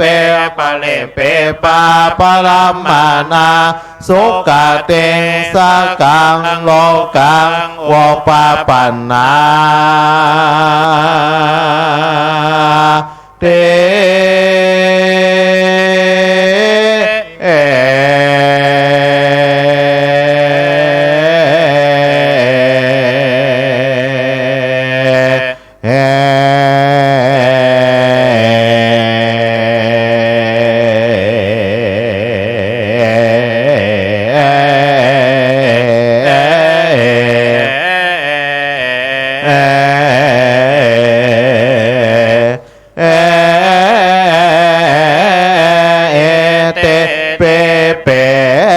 จาโคนนาวิสุเตนาอาเตกันตามานุสเกนาสเตปัสสิตัวจวามาเนอุปาจวามาเนหิเนปะเนเตสุวันเนตุปะวันเนสุขเตตุขเตยะตากัมโมปะเกสเตปัจฉา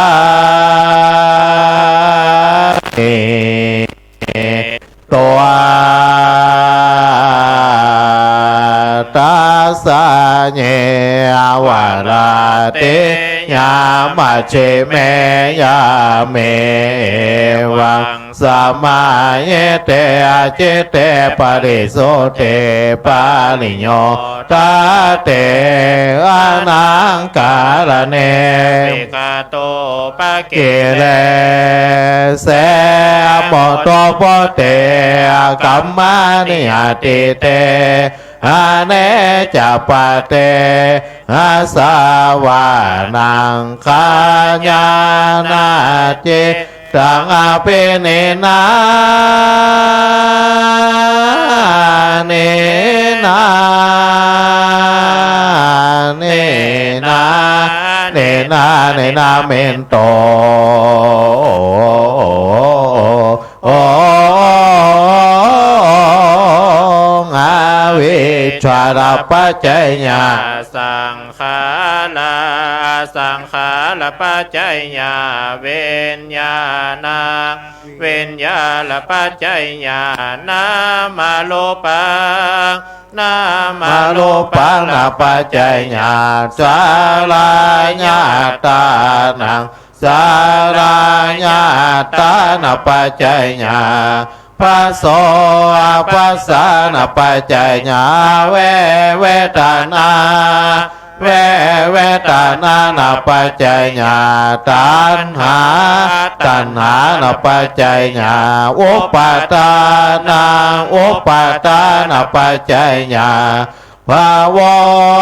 าวานาปัจจยาจาเตละปัจจยาจาลามลานาโสกัมปะเรเตวะตุกะโตมานาโสปายาสาสัมมาวานเต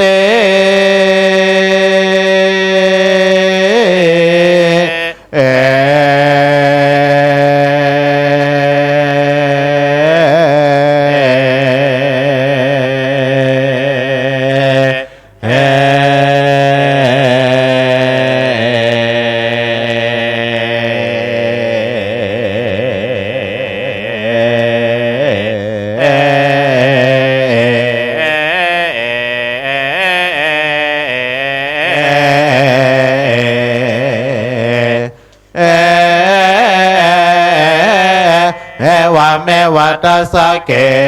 วะราสะโตขันนาสะสมุทัยโยโหติอวิชชายาเตอวะเสสเวลากานิโรธาสังขารานิโรโตสังขารานิโรธาวิญญาณนิโรโตวิญญาณนิโรธานามาโรปะนิโรโตนามาโรปะนิโรธาสลายตานิโรโตสลายตานิโรธาปัสสะนิโรโตปัสสะนิโรธาเวทนานิโรโตเวทนานิโรธาตนานิโรโตตนานิโรธาอุปาทานิโรโตอุปาทานิโรธาภาวะนิโรโตภาวะนิโรธาจเตนิโรโตจเตนิโรธาจาลามลานาโสกัมปะเรเตวะตุขาโตมานาโสปายาสาเนโรชวันเต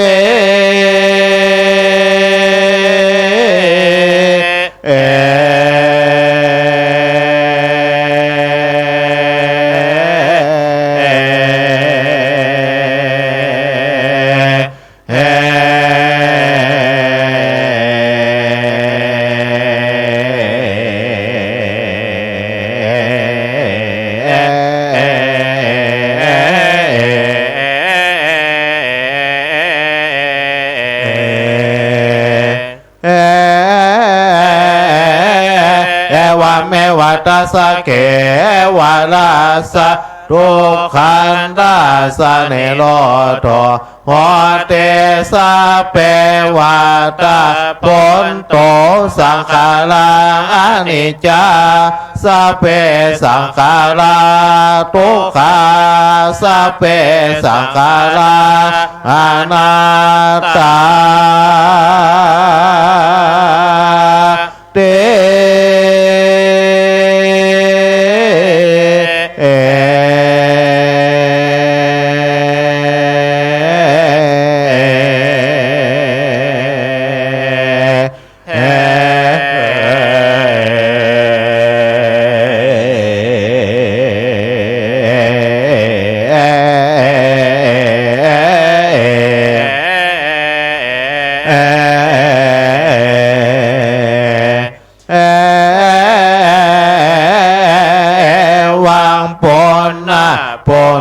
นาปัจจญากาลาชานานาเจตังปปะกังเดลกานาเวปัสสะกังมหาวชิรัญญาณังสังฆาตังเวปัสสนัญญาณังโอปาเตตัวอนุโลมกัญญาณังปะตัวตาตระตะลังโกนโตปุญญาณังตาตระตะลังสักกายาเตเตเวชิกิจาศิลปตาปะลามาสรัญโยจานาเจตากาลังโสตาปฏิมกัญญาณังตาตระตะลังโสตาปฏิปัญญาณังตาตระตะลังปัจจเวคานามกัญญาณังเตนะมกัญญาเนนาเจวะปัจจเวคานามกัญญาเนนาจาเยตังทุกขังอายังทุกขังสมุทัยโยอายังทุกขังเนโลโตอายังทุกขังเนโลตากาเมเนปฏิปตาเตจัตตาริอานิยาสัจจังเมปาเตตัวอาเวชวา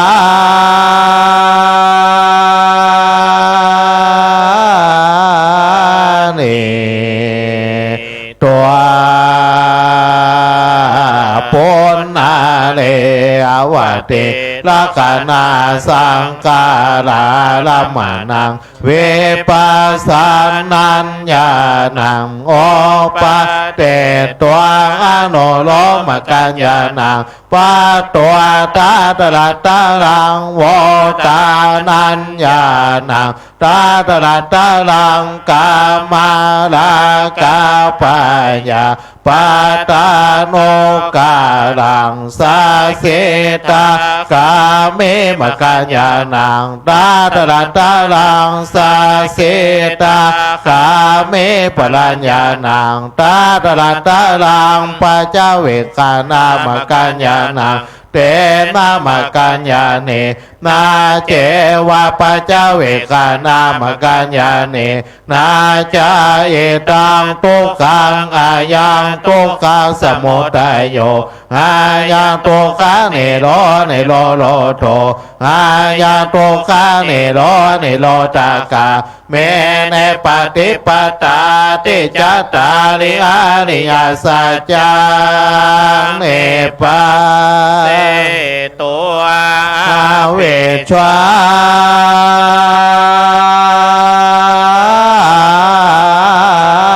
นิตัวปุณนาเลอวติลักนาสังการาลัมมานังเวปัสสนัญญาณังโอปะเตตัวอนุโลมกัญญาณังปะตัวตาตระตะลังอานาวาเสสะปังหันกาลายยังปาทาเจตากาลังอานาคาเมปัญญาณังตาตระตะลังปัจจเวคานามกัญญาณัง เต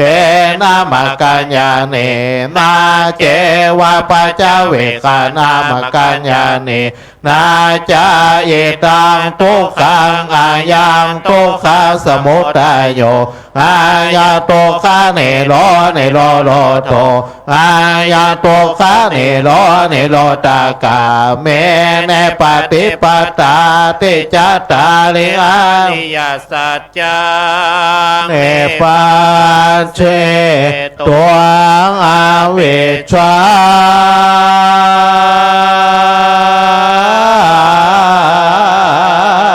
นิตัวปุณนาเลวติลักนาสังขาราลัมมานังเวปัสสนัญญาณังโอปาเตตัวอนุโลมกัญญาณังปะตัวตาตระตะลังโวตานัญญาณังตาตระตะลังวาสาโลปาลากาอาโลปาลากามานาอุตตจาอวิชชาสรัญโยจานานังเนลาวะเสสาปะหานากาลังสัพพโยตัญญานังปัตตานังอาลังหันตามกัญญานังตาตระตาลังอาลังหันตาปรัญญานังตาตระตาลังสัพพัญญุตัญญานังสังขาตังปัจจเวกานามกัญญานังปัตตัวอิตังทุกขังอริยสัจจังตังขอปานิตังทุกขังอริยสัจจังปาเรญญายังตังขอปานิตังทุกขังอริยสัจจังปาเลญาตังเอตังทุกขสมุทัยยังอริยสัจจังปังขอปานิตังทุกขสมุทัยยังอริยสัจจังปังหาตาปังตังขอปานิตังทุกขสมุทัยยังอริยสัจจังปังเอนังเอตังทุกขเนโรโลทังอริยสัจจังตังขอปานิตังทุกขเนโรโลทังอริยสัจจังสัจเชกตังตังขอปานิตังทุกขเนโรตากามอริยสัจจังสัจเชกตังเอตังทุกขเนโรตากาเมเนปฏิปตาอริยสัจจังตังขอปานิตังทุกขเนโรตากาเมเนปฏิปตาอริยสัจจังภาเวตาปังตังขอปานิตังทุกขเนโรตากาเมเนปฏิปตาอริยสัจจังภาเวตา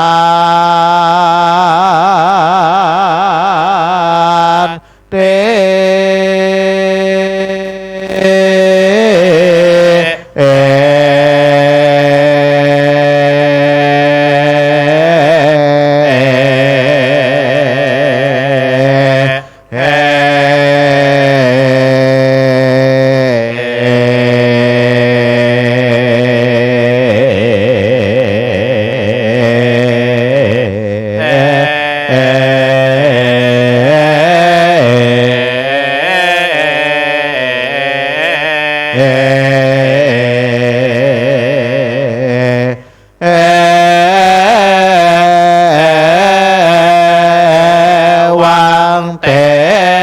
ปาเตปาเรวะเต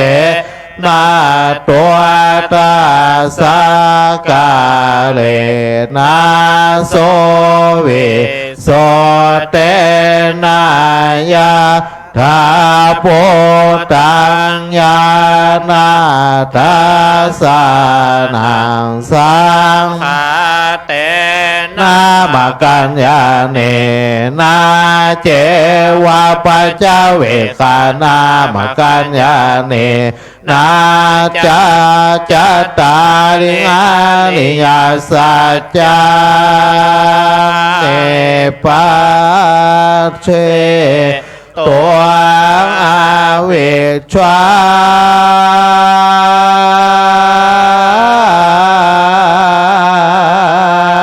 นิตัวปุถโธโห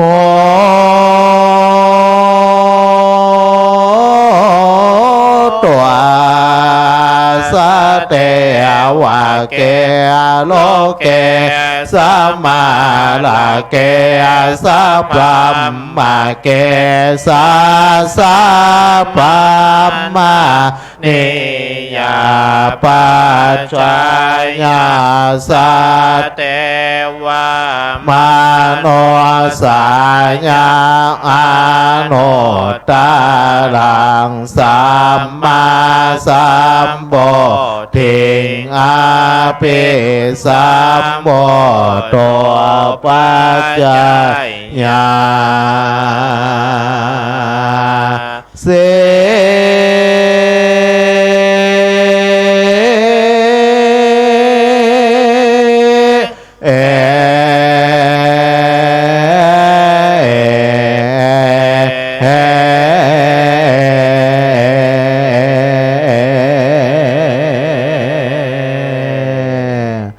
อัตตาสังอาโกปะเมเวโมเตอายามาเตมาจวาเตนาเตตาเนปุนาภาโอ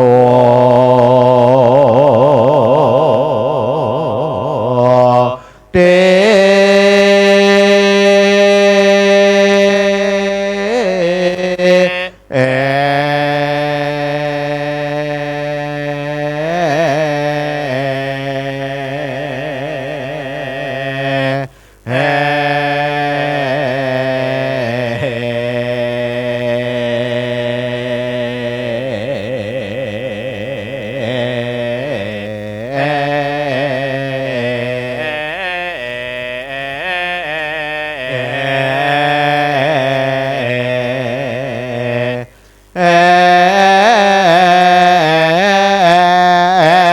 วังยา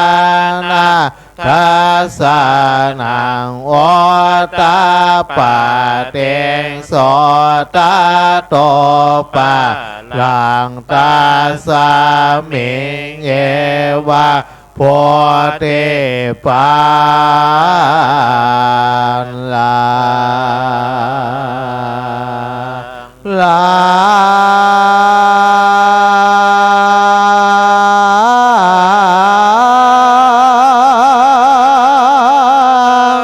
เก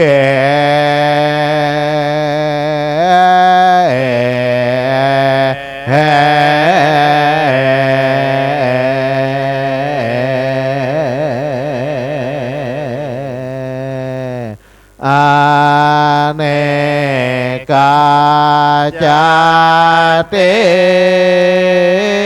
สังสารังสันตาเวสังอาเน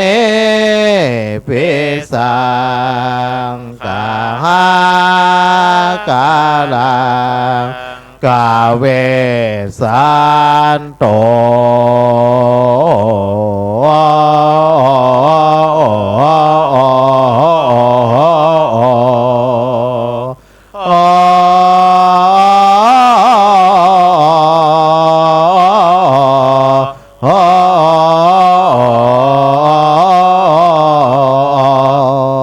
โตคาจาเตปุณนาปุณนังกาหากาลังกาเตโทสิ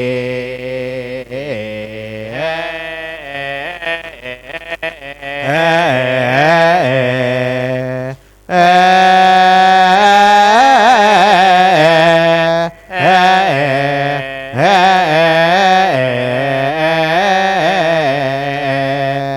ปุณนา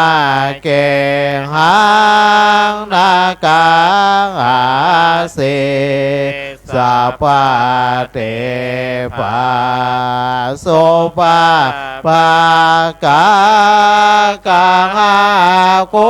ตตาม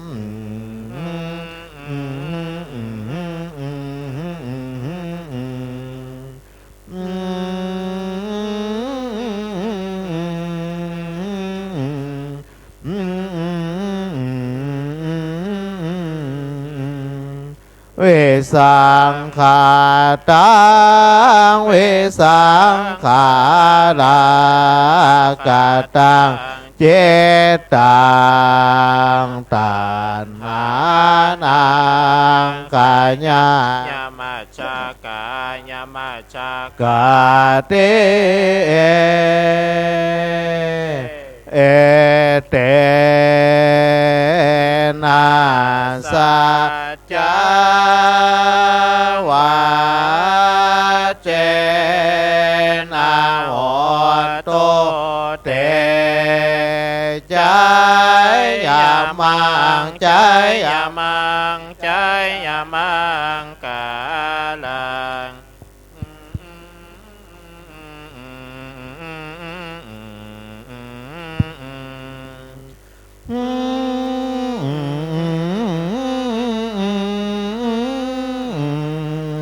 ปุตตะโกนนางปุตตะมาโกนนางปิสะเป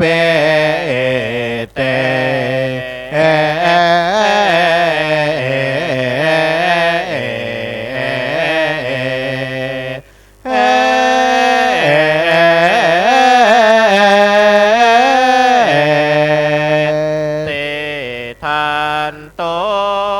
เจนา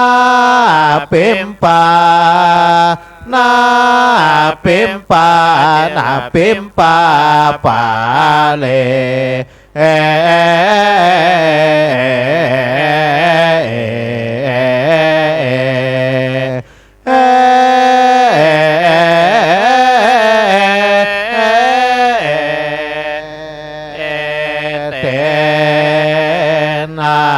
สัจจาวาเจนะโหโตเตใจยามังใจยามังใจยามังกาลัง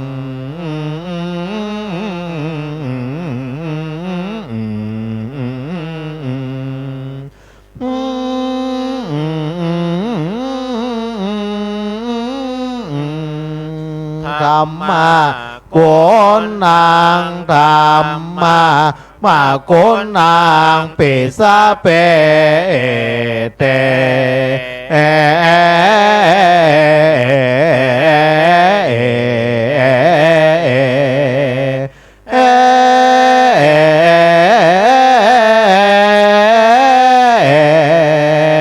เตตันโต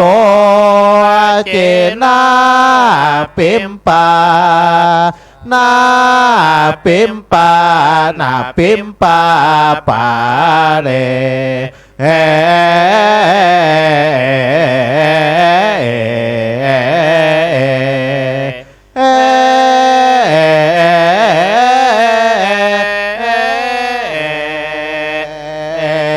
เตนะสัจจาวาเจนะโหโตเตใจยามังใจยามังใจยามังกาลัง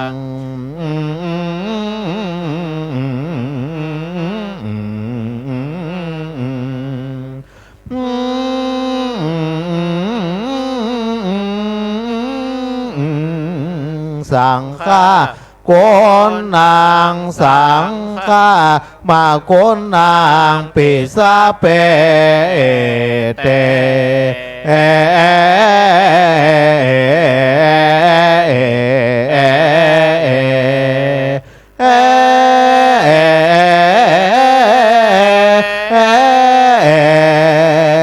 ตทานโตเจนาปิมปานาปิมปานาปิมปาปาเล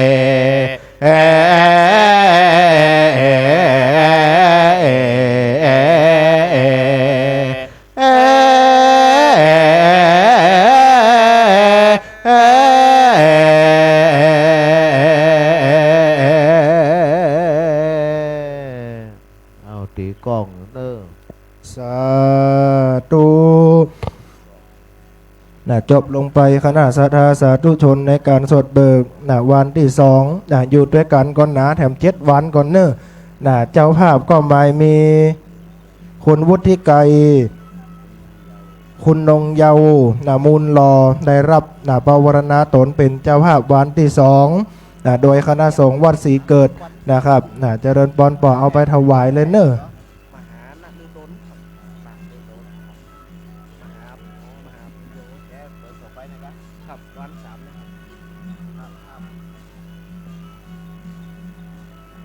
เดี๋ยวเจ้าภาพหับปอนเนอะ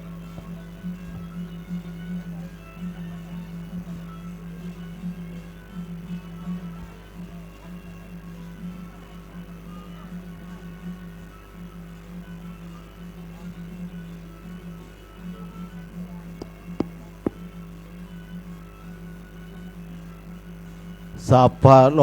กาวินิโมโตสัพพะสันตาปวัตติโตสัพพะเวละมะติกันโตเนปุตโตจตุวังปวัสสัพพิติโยวิวัชชวันตุสัพพะโลก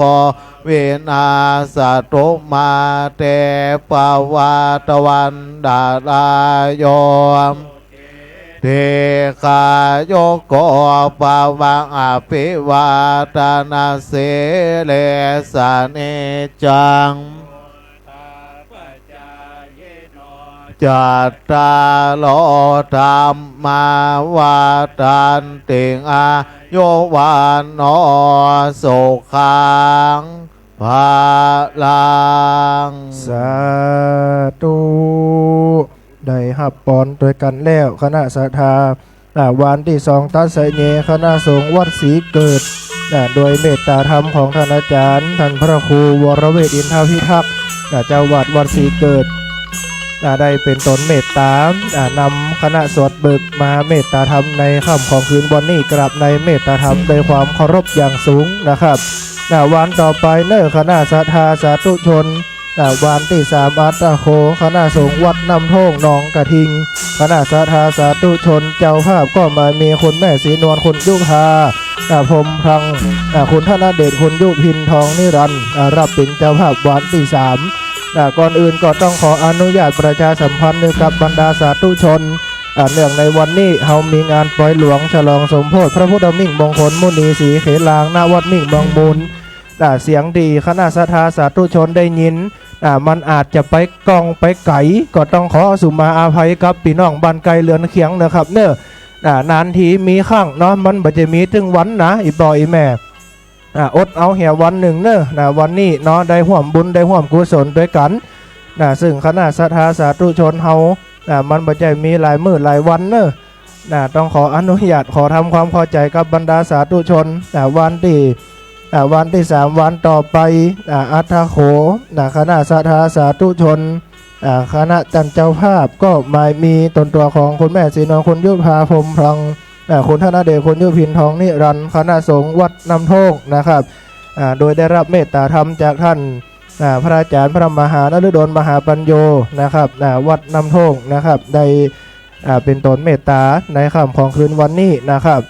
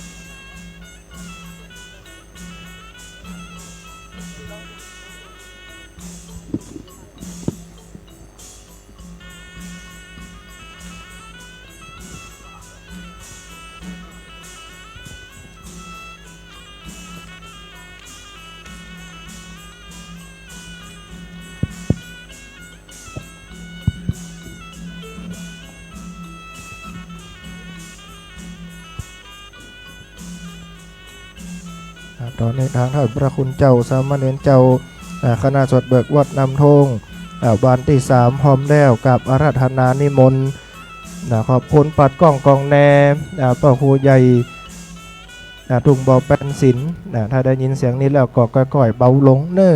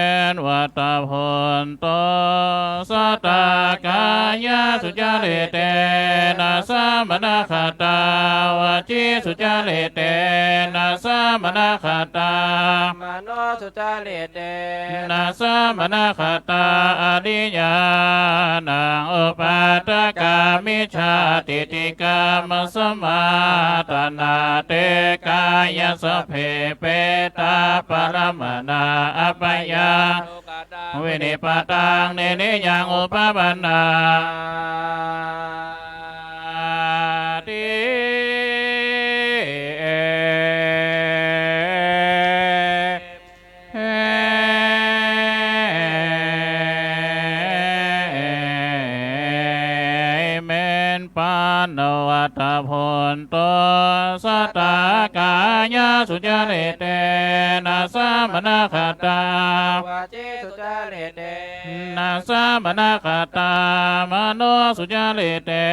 นาสามนาคตาอนิยานังอุปาทกามิชาติติกามิชาติติกากรรมสมาตนาเตกายสัพเพ เปตา ปรมานาอวัยยาสุขติสกังโลกังอุปปนาติ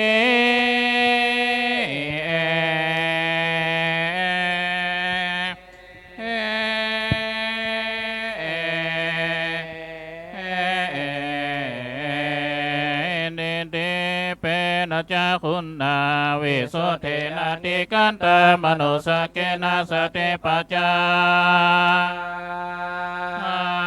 สิโน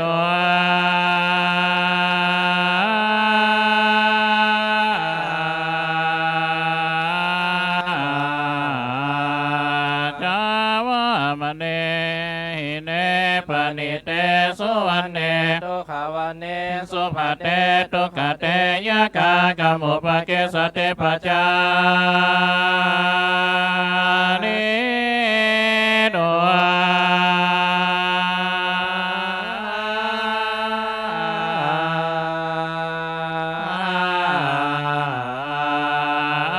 ตาโค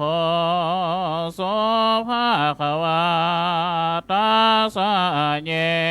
วะลาติยาปัจฉิเมยาเมวังสมาหิเตจิเตปริสุเตปานิโยตาเตอนังคาลเนวิคโตปะกิเลเสมโนเตกัมมานิยติเตอเนจปเตสวานังกายยนาย จิตัง อภิมินาเมโต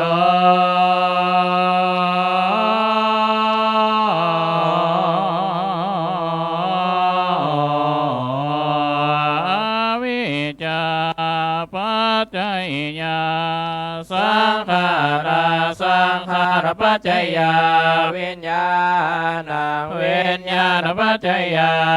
นามารุปานามารุปัจจยาจารายตนะจารายตนะปัจจยาปัสโส ภาษาดปัจจยา เว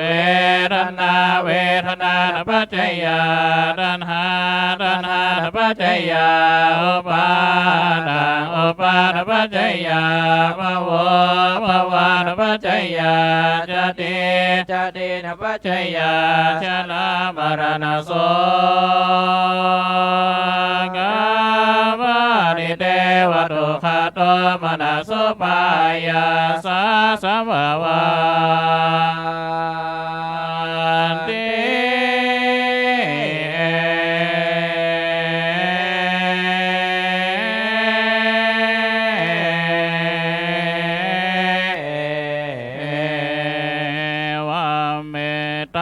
สเกวรสะทุกขันธสมุทัยโยเด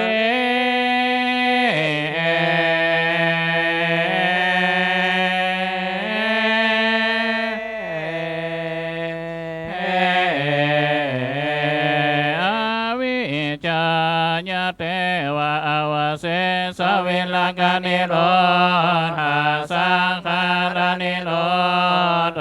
สังขารนิโรธเวญญาณ นิโรธ เวญญาณนิโรธนามารุปนิโรธนามารุปนิโรธชรายตนะนิโรธชรายตนะนิโรธภาสนิโรธ ภาษานิโร โรธเวทนานิโรธเวทนานิโรธตานานิโรธตานานิโรธอุปาทานิโรธ อุปตานิโรธา ภาวะนิโรธภาวะนิโรธจาตินิโรธจาตินิโรธชรามรณโส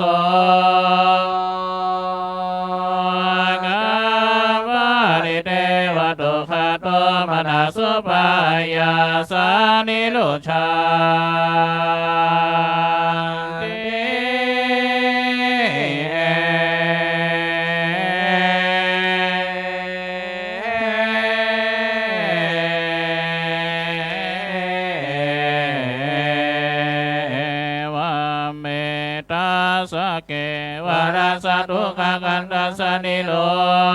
ธ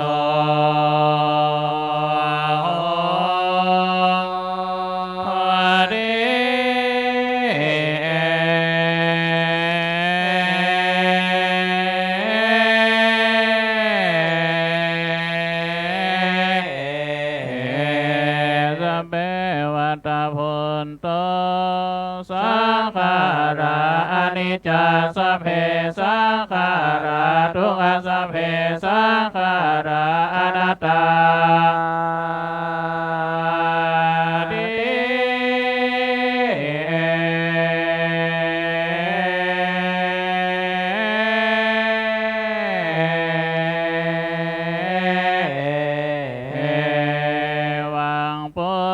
ปุณนังปัจจัยยาการจนายจิตนาบุพการเดลขณาวิภัสสกมหาวจิรัญญา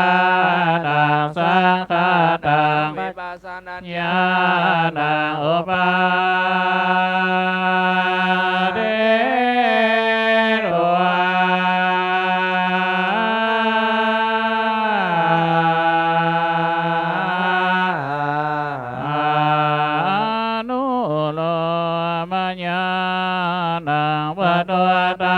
ตารังโวตาวรัญญาตาดันตาลาสกยา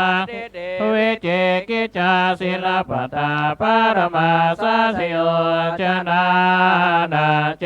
ตาการังโสตาปฏิมกยานาตาดันตารังโสตาปฏิมารัญญานาตาดันตารังปัจจเวคนัญญานาเตนะมกยาเนนะเจวะปัจจเวคนัญญาเนนะจาอิตาทุกขังอายะทุกขสมุทัยโยอายะทุกขนิโรธอายะทุกขนิโรธกาเมนิปฏิปตาติจัตตาอาริยสัจจานิปัสสิตัวอาภิจานิตัวบุญนาเลติลขณะสังขารารมรณาวิปัสสนัญญาณอุปาเดโร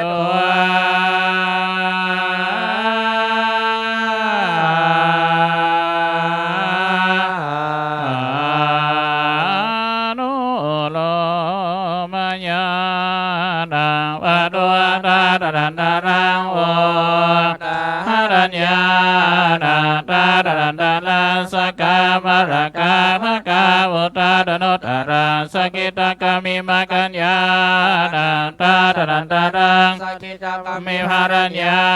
ณตาดันตารังปัจจเวคนัญญาณเตนะมกยาเนนะเจวะปัจจเวคนัญญาเนนะจาอิตาทุกขังอายะทุกขสมุทัยโยอายะทุกขนิโรธอายะทุกขนิโรธกาเมนิปฏิปตาติจัตตาอาริยสัจจานิปัสสิตัวอาภิจานิตัวบุญนาเลวติลขณะสังขารา มรณังวิปัสสนัญญาณังอุปาเดโด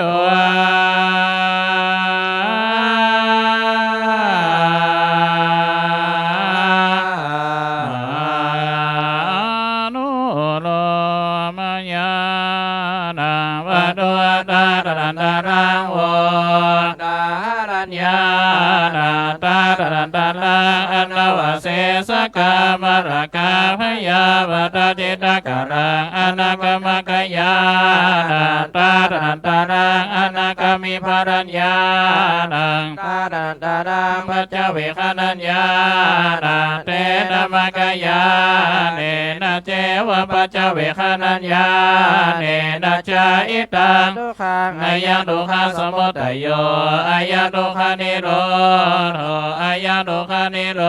ธกาเมนิปฏิปตาติจตาอาริยสัจจานิปัสสิตัวอาภิจานิตัว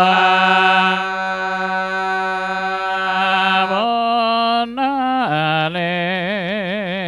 ตินาคานาสังขาราธัมมารนังวิปัสสนาญาณังอุปาเด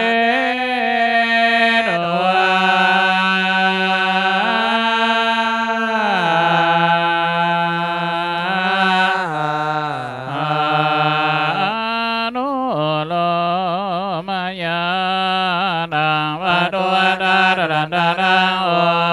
ตาดัญญาณังตาดันตาลังสวานาโลปะลากาโลปะลากามนาโอนะจาอวิชชาสัจโยชนะนังนิรวเสสัพพหานาการะสัพพัญญตัญญาณังปัตตะนังอรหัตตมกัญญาณังตาดันตาลังอรหัตตปัญญาณังตาดันตาลังสัพพัญญตัญญาณังสังฆาตังปัจจเวคขณัญญาณังปัตตวอิตาทุกขังอริยสัจจังตังโคปนิตังทุกขังอริยสัจจังตังโคปนิตังทุกขังอริยสัจจังวริยานังอิตาทุกขาสมุทัยยังอริยสัจจังตังโคปนิตังทุกขาสมุทัยยังอริยสัจจังปะหะตังตัพพังตังโคปนิตังทุกขาสมุทัยยังอริยสัจจังปะหินังอิตาทุกขานิโรธังอริยสัจจังตังโคปนิตังทุกขานิโรธังอริยสัจจังสัสสิกาตัพพังตังโคปนิตังทุกขานิโรธังอริยสัจจังสัสสิกาตังทุกขานิโรธกามินิปฏิปตาอริยสัจจังตังโคปนิตังทุกขานิโรธกามินิปฏิปตาอริยสัจจังภเวตพังตังโคปนิตังทุกขานิโรธกามินิปฏิปตาอริยสัจจังภเวตา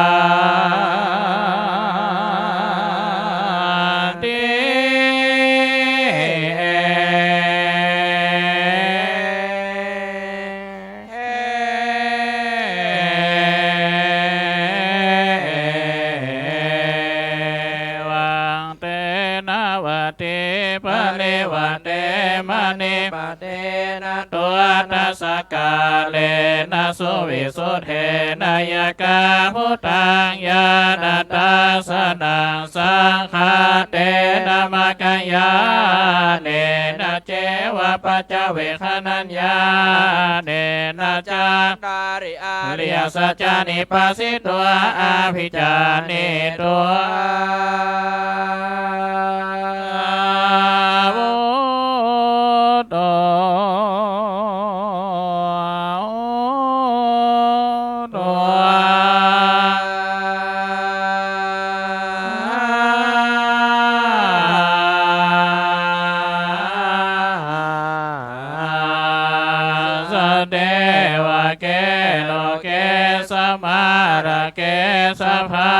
เก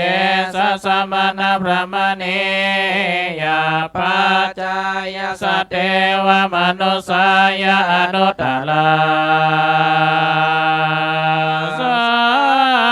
มมาสัมโมเทวะสัมพุทโธ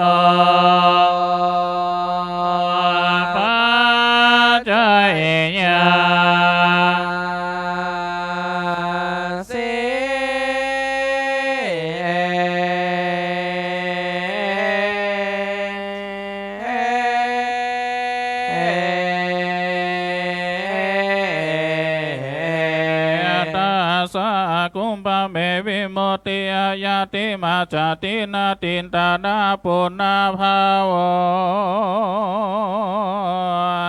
ติ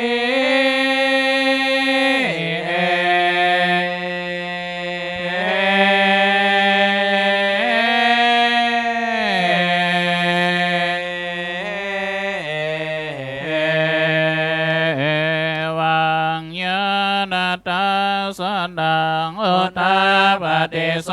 ตตปะราตาสมิงเยวะโพธิปัลลังเอ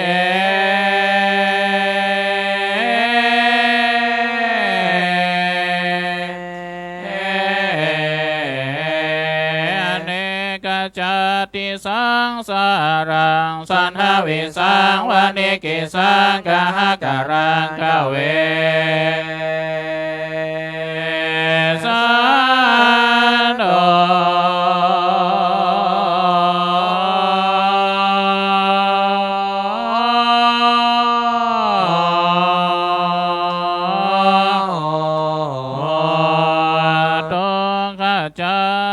ปุณณปุณณังกะหะกะลังกะติโตสิ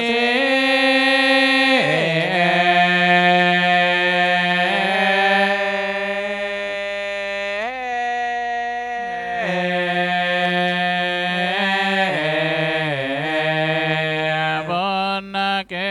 หังนาคาเสสัพพะเตภะสุกากะหะกุทังวิสังขตังวิสังกรกตาจิตตา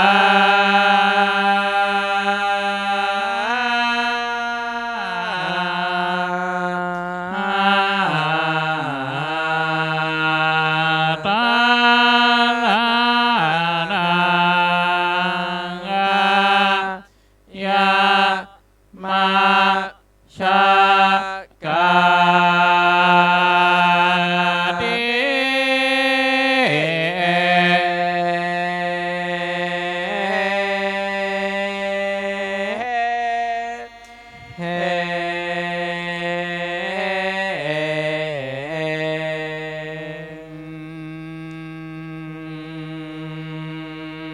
สัทธาเลยสัทธาอันว่าพระสิทธานี่นาเลยเจยจมเสพสางอยู่ในเมืองมิ่งกวางดอกปุรีเจ้าก็มาอุดขันติภาลามิแต่งเอาต่อพระเจ้าสวสดาเจ้าก็มาลำเปิงการป้าพาจาอยู่ก้อยก้อยเจ้าก็มีใจหิ่งห้อยคำมาปาลามิจัตตาโลนิสามิตัวนิสัวเจ้าก็มาเล็งหันยังนิมิตอันสี่ห้องเหตุว่าเจ้าจากได้พ้นจากบ่วงกองแห่งสงสารและนาบัดนี้นาเลยเจ้าก็มาได้ตั้งแสนสาวสารีนางคานหมื่นห้องเจ้าก็มาได้ตั้งปินและปาดกองมาหัวลีลาเจ้าก็มาจากคำดีอันเลิศแล้วซึ่งสัตตาอามาตแก้วใส่ตั้งใจว่าท่านจุงไปหามาอาจารย์ในตัวเลิศแล้วกันท่าแก้วใส่อ่านคำฟังตีบคำแถบลายคำดาแต่งหอยหิ่งแดงสางถึงมาชิมายามาซอยพระยอซอยตันจากดาไปเมื่อนั้นนาเลยนาได้ใจหันแก่นกาไปหามาใส่อ่านคำแต่งจำนำขั้วเครื่องพร้อมมาน้อมแก่ราชาเมื่อนั้นนอพระพุทธอารุณนาขึ้นเมื่อหลอดแล้วสู่ภาศาสแก้วที่ไปบนเจ้าก็มาดูนางยาโสธาลาเลิศแล้วเล็งดูนาลูกแก้วหนอสายใจข้าตัวเจ้าก็มาถือเอาสาลีกันใช้เดือนกาเลี้ยวบ่จ้ายังหนอเตียว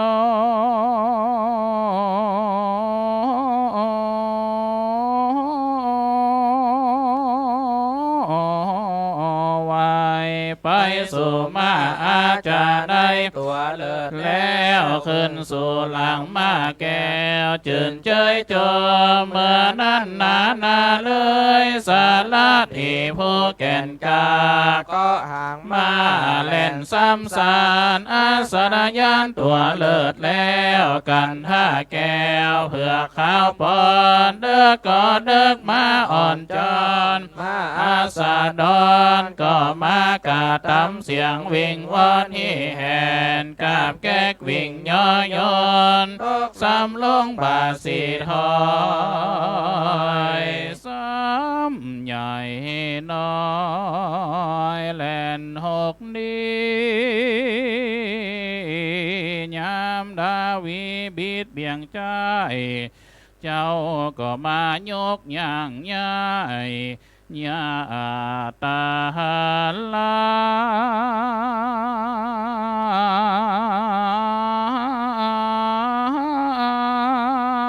ไปแล่นาไปถึงภาคการเวียงใจอันใหญ่กว้างอันตันก่อสร้างประตูหับดีเขียนคาจดเสมันใส่จำกองมีคนเรือรังแหนแห่เฝ้าต่อพระเจ้ารำเปิงดัวว่ากนกูจักได้ถึงสัมปนายุดวงผ่านแผ่วขอมาแก้ววิ่งปราสาทข้ามหาการเวียงใจอันใหญ่กว้างปองตาตั้งจ้องตั้งไปเจ้าก็มาขานิ่งใจโหหลอดแล้วเจ้าก็มาสัญญามามิงแก้วรีบเลี้ยวไปเธอสายแก้คำซ้ำเตรียมแซมมาวิ่งแต่จากวิ่งไปเมื่อนั้นนาสัตตะสำเนียงเสียงเต่ามาดังส่งกองมาจูห้องฝูงหมูเตปาตั้งฝูงหมูอินตาก็อยู่บ่ได้แค่ตายและไฟเตียนแวดวังเวียงไปก่อนนาตบตีนมาแห่นำต่างเมื่อนั้นนาพญามารตนใจหานแก่นกาลูกแต่ฟ้ารีบดาลงมีรีบผลไปก่อนนามาเกิดอยู่ทาที่หนตาเสียงเครื่องข้างเต้ามาดังส่งกองมารำร้องว่าเจ้าอย่าหนาหลบไปมันก็มาขานิ่งใจหูหลอดแล้วว่ากูจักมั่งเอาแต่นแก้วเมื่อไปลนเมื่อนั้นนาดอกปูตั้งกูตันหูแล้วจริงสัญญามามิงแก้วรีบไปไว้เข้าสู่ดงภายในเถื่อนหามไป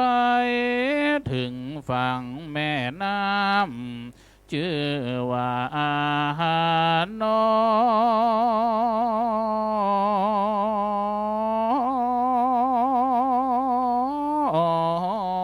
มาเจ้าก็มานั่งหินศิลาผาอันเลิศแล้วนั่งเหนือแผ่นหินแก้วส่องใสไว้เจ้าก็มาจะซึ่งสัตตาอามาตแก้วเล่าสองเทวตันจุงเอามาตัวดีงามเลิศแล้วกันท่าแก้วปอกเมื่อนั้นนาพระบุญเรื่องตนเลิศแล้วนั่งเหนือแผ่นหินแก้วส่องใสไว้เจ้าก็มาถือเอาสาลีกันใจดาบดำแก้วตัดขาดแล้วเกตโมเรลาสามีใสงามบ่อสาวหนอพระเจ้าขวางเมียบนสัจจะตนตั้งต่อแล้วพระตนแก้วลำเปิงดัว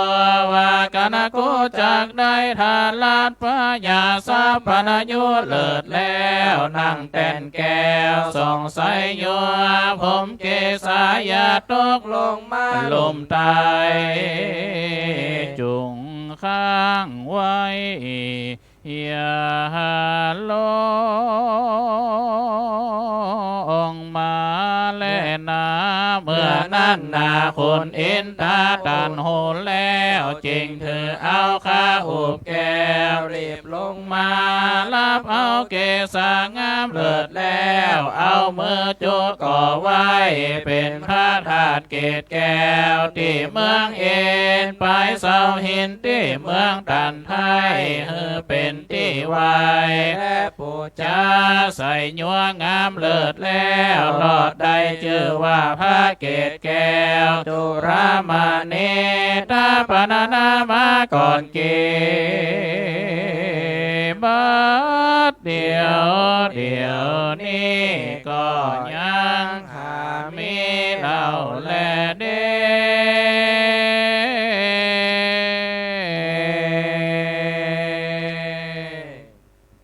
สาธุจบลงไปวันที่3อัตโขคณะสงฆ์วัดนำทงก็มามีเจ้าภาพคุณแม่สีนองคุณยื่นพาผมพังคุณท่านอดีตคุณยื่นพินทองนิรันดร์ท่อมลูกหลานนะครับเจริญพรเจ้าภาพเลิกมาประเคนจะตุปัจจัยแต่ในการเป็นเจ้าภาพเดิมนะ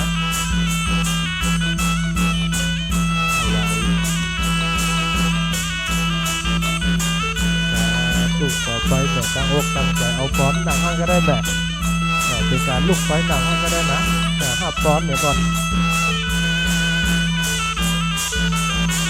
ปโลกาวินิโมตัวสัพพสัตตาภวติโตสัพพเวรมติกันโตเนโกโตจตุวาภวสัพเพติโยวิวัชชันตุสัพพโลกวินาศตุมาเตภวัตวันตรายโยสุขีเทคายุโกภวะภิวาทนาสีเลสเนจังวุตตาปัจจายโนจัตตารโอธัมมาวัฏันติอายุวันโนสุขังวาลังสาธุวันที่3จบไปคณะสงฆ์วัดน้ำทงจากในเมืองน้ำทงน้องกระทิงนะครับใจสวดเบิกอัฏฐโขจบลงไปกราบในเมตตาธรรมของพระคุณเจ้าสามเณรเจ้าทุกรูปด้วยความเคารพอย่างสูงท่านนั้นมาวันที่4นะแม่เนอร์บ่ได้เกินกลางกับเดียนะกำลังใน4วันอยู่วันที่4ตั้งใจโดยคณะสงฆ์วัดบันซักนะครับคณะศรัทธาเจ้าภาพก็ไม่มีพระอาจารย์นันสมแม่พุทธคำมูลเมืองคำเมืองมูลนะเอาไทยนะครับพระอาจารย์นันสมแม่พุทธคำเมืองมูลนะครับได้รับปวารณาตนเป็นเจ้าภาพการเบิกวันที่4คณะสงฆ์วัดบันซักนะครับถ้าท่านพระคุณเจ้ามาถึงแล้วก็อาราธนานิมนต์นะครับซึ่งคณะศรัทธาสาธุชนระวังที่ต่ออีแม่รับฟังเบิกอยู่ตะกี้นะครับก็มีคณะนางฟ้านอเทวบุตรเทวดาได้ปากันขวนเข้าติ๊บนะแม่นะหลังจากเช็ดพิธีเป็นที่เรียบร้อยแล้วอีพ่ออีแม่ปากันไปปุจจาด้วยแม่เนอเอาไปกินเป็นยุคเป็นยาเปิ้นขวนเข้าติ๊บนอนบุจจาก๊อกละ10 บาทนะแม่เนาะตามที่เจตนาศรัทธาก็ได้ก๊อกละ10 บาทก็ได้เนาะการถวายความเคารพและอาจารย์ในความเคารพอย่างสูงนะครับ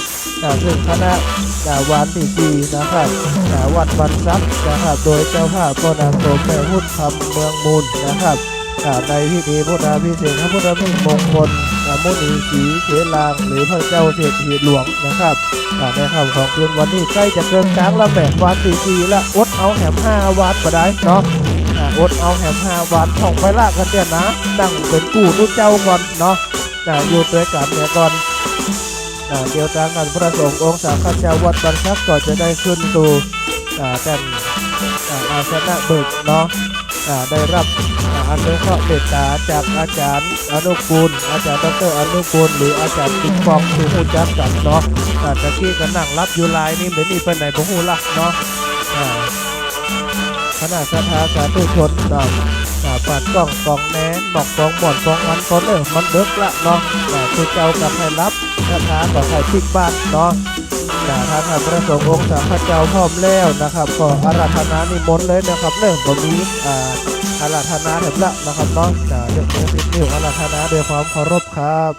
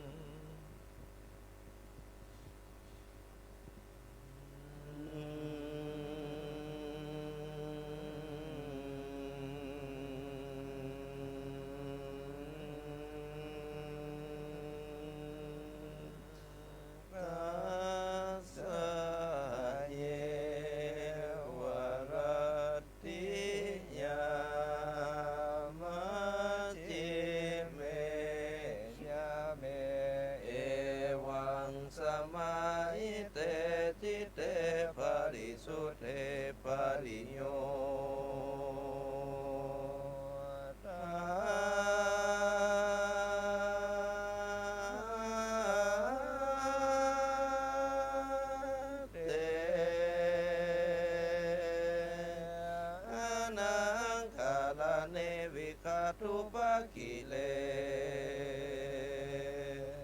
เสมุตุปุเตกัมมะนิเยนิเยติเตอเนจปะเทภูเปนิวาสานุตติญญาลานังยาติตังอภินินาเมนโต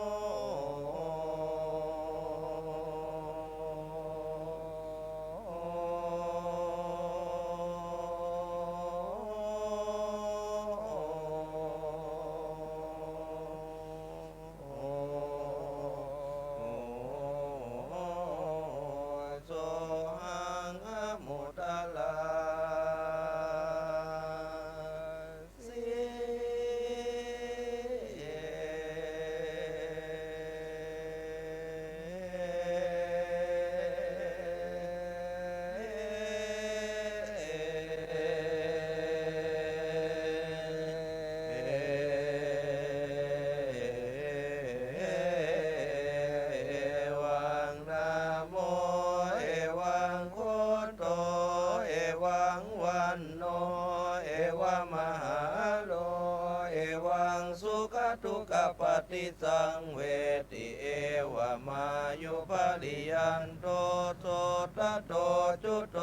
อมุตตลาอุตตปฏิงตัตถาลาปาสี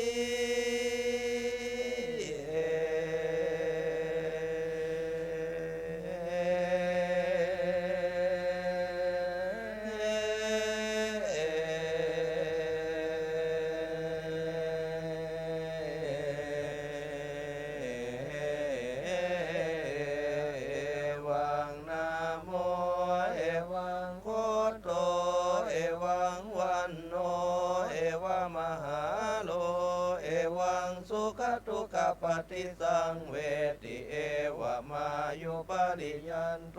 โสตโตจุโตอิทุปปันโน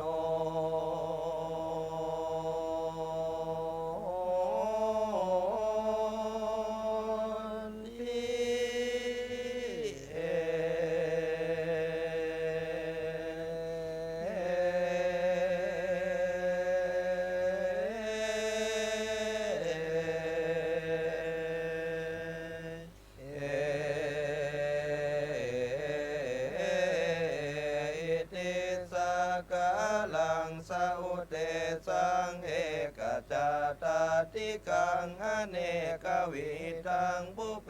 นิวาสังอนุสริตุ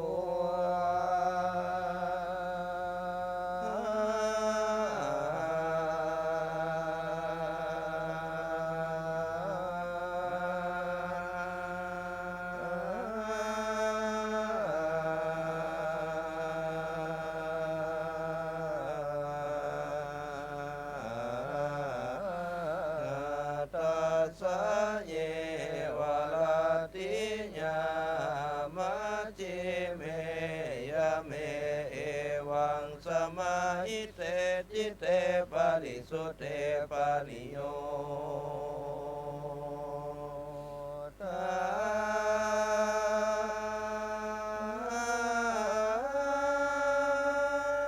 เต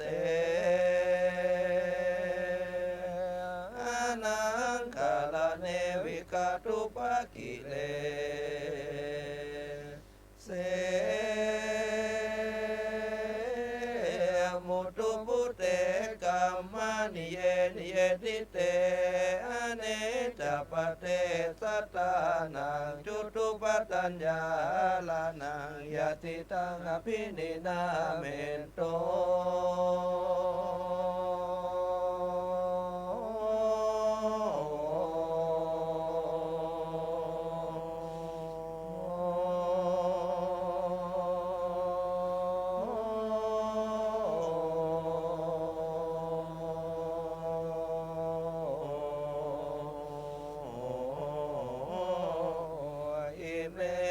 ตาโพ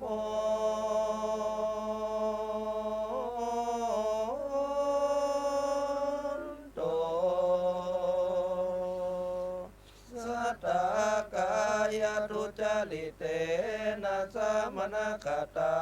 วจีทุจริตเตนะสมณกตามโนทุจริตเต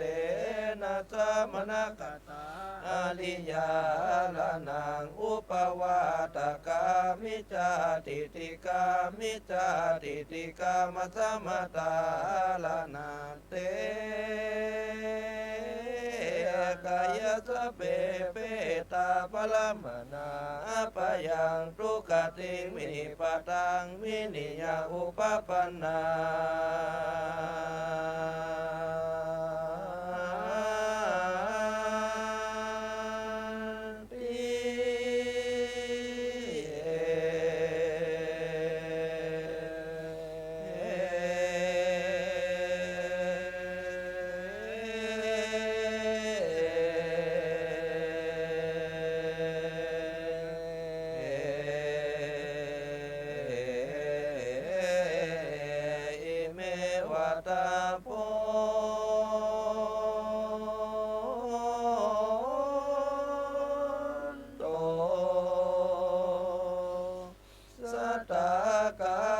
สุจริตเต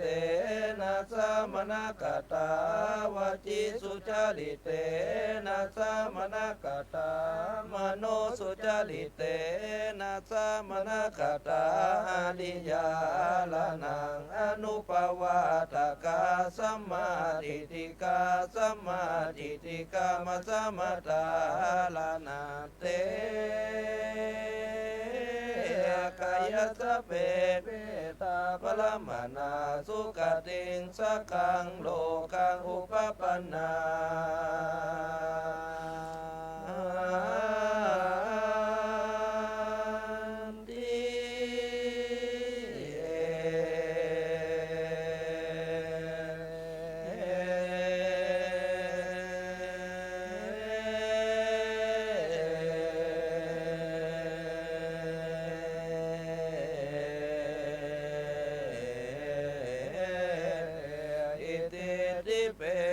จักขุนาวิสุเต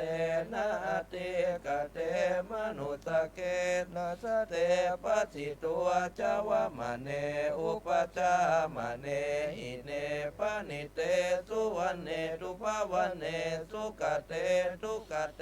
ยะถาธัมมุปเกสเตปัจจนิตุ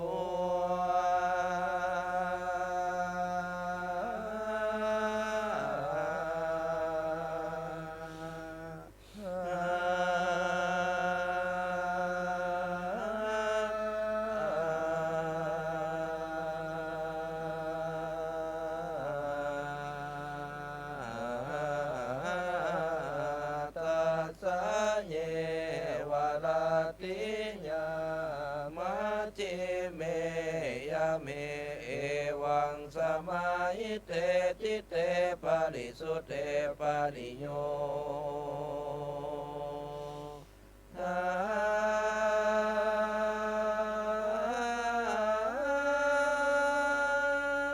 เตนังกาลเนวิกาตุปะกิเลเสบุเตกัมมานิเยนิเยติเตอเนจปเตอาสวานังกายัญญาลานังยติตังอภินินาเมนโต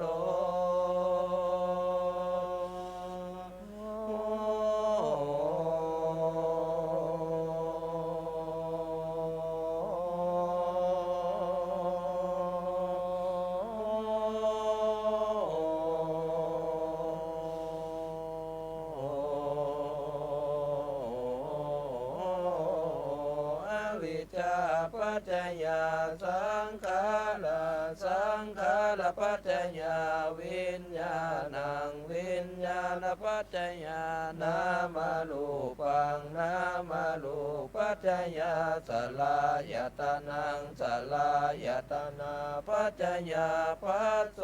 ปัสสะปัจจยาเวทนาเวทนาปัจจยาตัณหาตัณหาปัจจยาอุปาทานังอุปาทานปัจจยาภโวภวาปัจจยาจติจติปัจจยาชลามรณะโสกปลิเทวทุกขโทมนัสสุปายา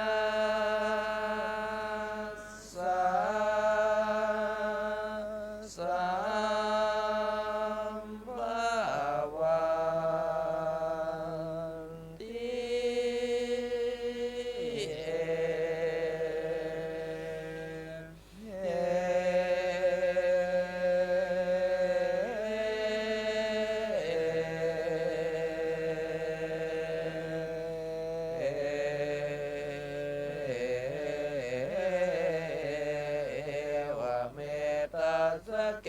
วะละสะทุกขตัสสะสมุทัยโย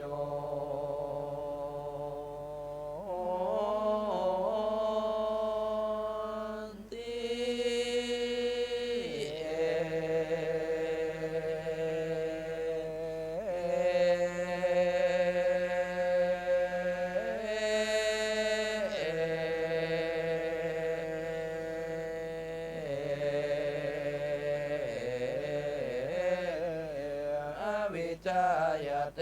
วะเสสวิลาคนิโรธาสังกาลนิโรโตสังกาลนิโรธาวิญญาณนิโรโตวิญญาณนิโรธานามารูปนิโรโตนามารูปนิโรธาสลายตนะนิโรโตสลายตนะนิโรธาปัสสะนิโรโตปัสสะนิโรธาเวทนานิโรโตเวทนานิโรธาตนะนิโรโตตนะนิโรธาอุปาทนะนิโรโตอุปาทนะนิโรธาภวะนิโรโตภวะนิโรธาจตินิโรโตจตินิโรธาชลามรณะโสกปลิเทวทุกขโทมนัสสุปายาสานิโรจันติ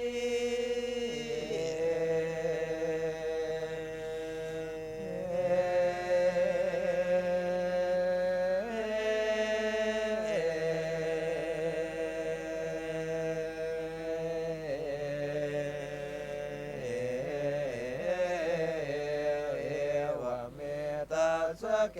วะละสะทุกขตัสสะนิโรโธ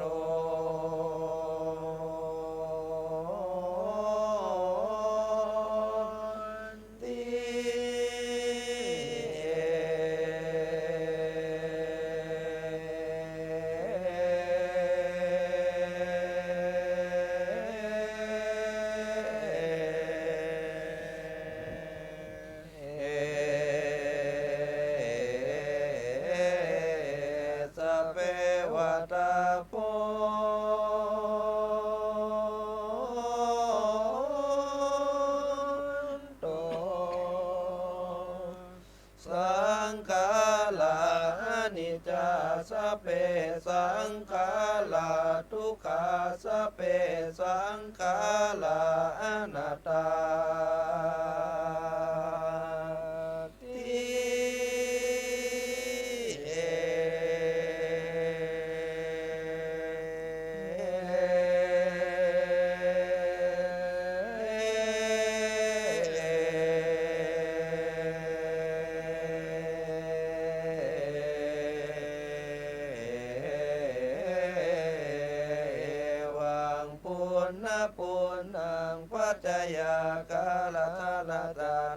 ติตังปุปกังกิลคนาวิปัสสกังมหาวชิรัญญา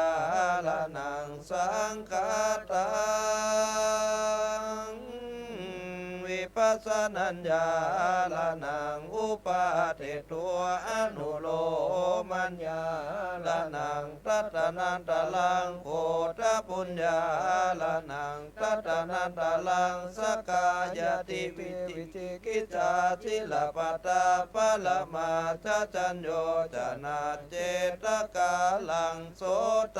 ปฏิมคัญญาลนังตัตนันตลังโสตปฏิปลัญญาตัตนันตลังปัจเจเวกานัญญาลนังเตนามคัญญาลเนนะเจวะปัจเจเวกานัญญาลเนนะจาอิตังทุกขังอายังทุกขสมุทัยโยอายังทุกขานิโรธโตอายังทุกขานิโรธคามินิปาลติปตา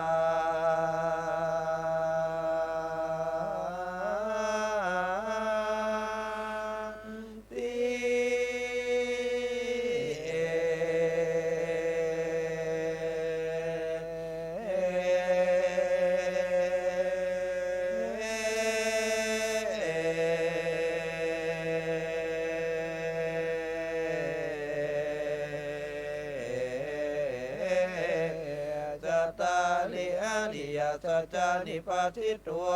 วิชาวิชานิตัวปุณณเลวติลกนาสังขาราละมะนังวิปัสสนัญญาละนังอุปาเทตัวอนุโลมัญญาละนังปัตตัวตัตนันตลังโวตนัญญาละนังตัตนันตลังอนาวเสสกามาลากัปยาปัตเจตกาลังสกิตาคามิมคัญญาละนังตัตนันตลังสกิตาคามิพลัญญาละนังตัตนันตลังปัจเจเวคานัญญาละนังเตนามคัญญาละเนนะเจวะปัจเจเวคานัญญาละเนนะจาอิตังทุกขังอายังทุกขสมุทัยโยอายังทุกขานิโรธโตอายังทุกขานิโรธคามินิปาลติปตา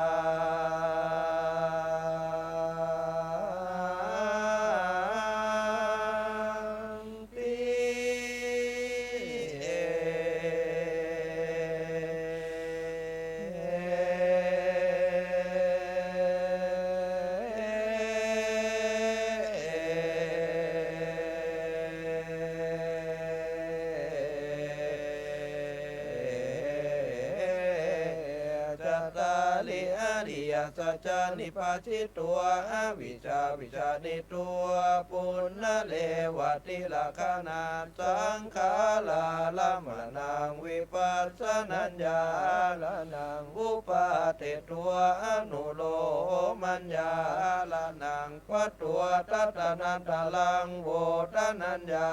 ละนังตัตนันตลังอนาวเสสกามลากัปยาปัตเจตกาลังอนาคามิมคัญญาละนังตัตนันตลังอนาคามิพลัญญาละนังตัตนันตลังปัจเจเวคานัญญาละนังเตนามคัญญาละเนนะเจวะปัจเจเวคานัญญาละเนนะจาอิตังทุกขังอายังทุกขสมุทัยโยอายังทุกขานิโรธโตอายังทุกขานิโรธคามินิปาลติปตาจัตตาลิอา สัจจานิปัสสิตัววิชาวิชานิตัวปุณณเลวติลกนาสังขาราละมะนังวิปัสสนัญญาละนังอุปาเทตัวอนุโลมัญญาป ปัตตัวตัตนันตลังโวตนัญญา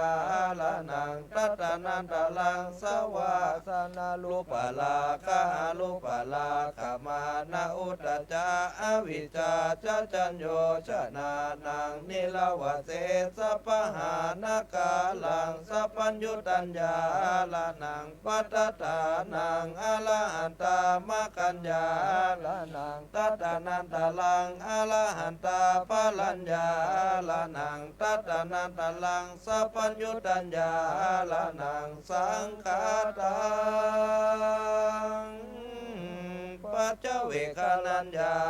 ละปัตตัวอิตังทุกังอริยสัจจังตังโคปนิตังทุกังอริยสัจจังปริยายังตังโคปนิตังทุกังอริยสัจจังปริยาตังอิตังทุกขสมุทัยยังอริยสัจจังตังโคปนิตังทุกขสมุทัยยังอริยสัจจังปหาตาปังตังโคปนิตังทุกขสมุทัยยังอริยสัจจังปะหินังอิตังทุกขานิโร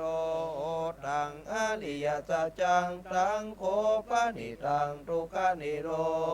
ธังอริยสัจจังชติกาตาปังตังโคปนิตังทุกขานิโรธังอริยสัจจังชติกาตังอิตังทุกขานิโรธคามินิปลติปตาอริยสัจจังตังโคปนิตังทุกขานิโรธคามินิปลติปตาอริยสัจจังภาเวตาปังตังโคปนิตังทุกขานิโรธคามินิปลติปตาอริยสัจจังภาเวตาติ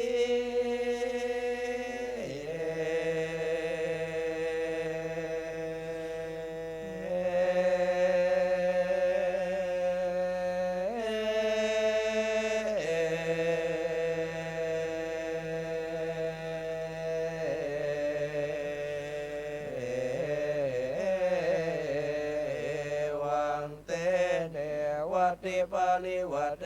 นะตัวทัสสะกาเลนะสุวิสุเตนะยะถาภูตังญาณตัสสะนังสังฆาเตนะมะกัญญาละเนนะเจวะปัจเจเวคนัญญาละเนนะจะจัตตาลิอริยสัจจานิปัสสิตัวอวิชชาวิจานิตัวพุทโธพุทโธหุตัวสัตเตวะเกโลเกสมาลาเกสะพัมมะเกสะสมนาพระมณียาปัจจายสเตวะมนุสายาอนุตตลังสัมมาสัมโพธิงอภิสัมพุทโธปัจจยาสิ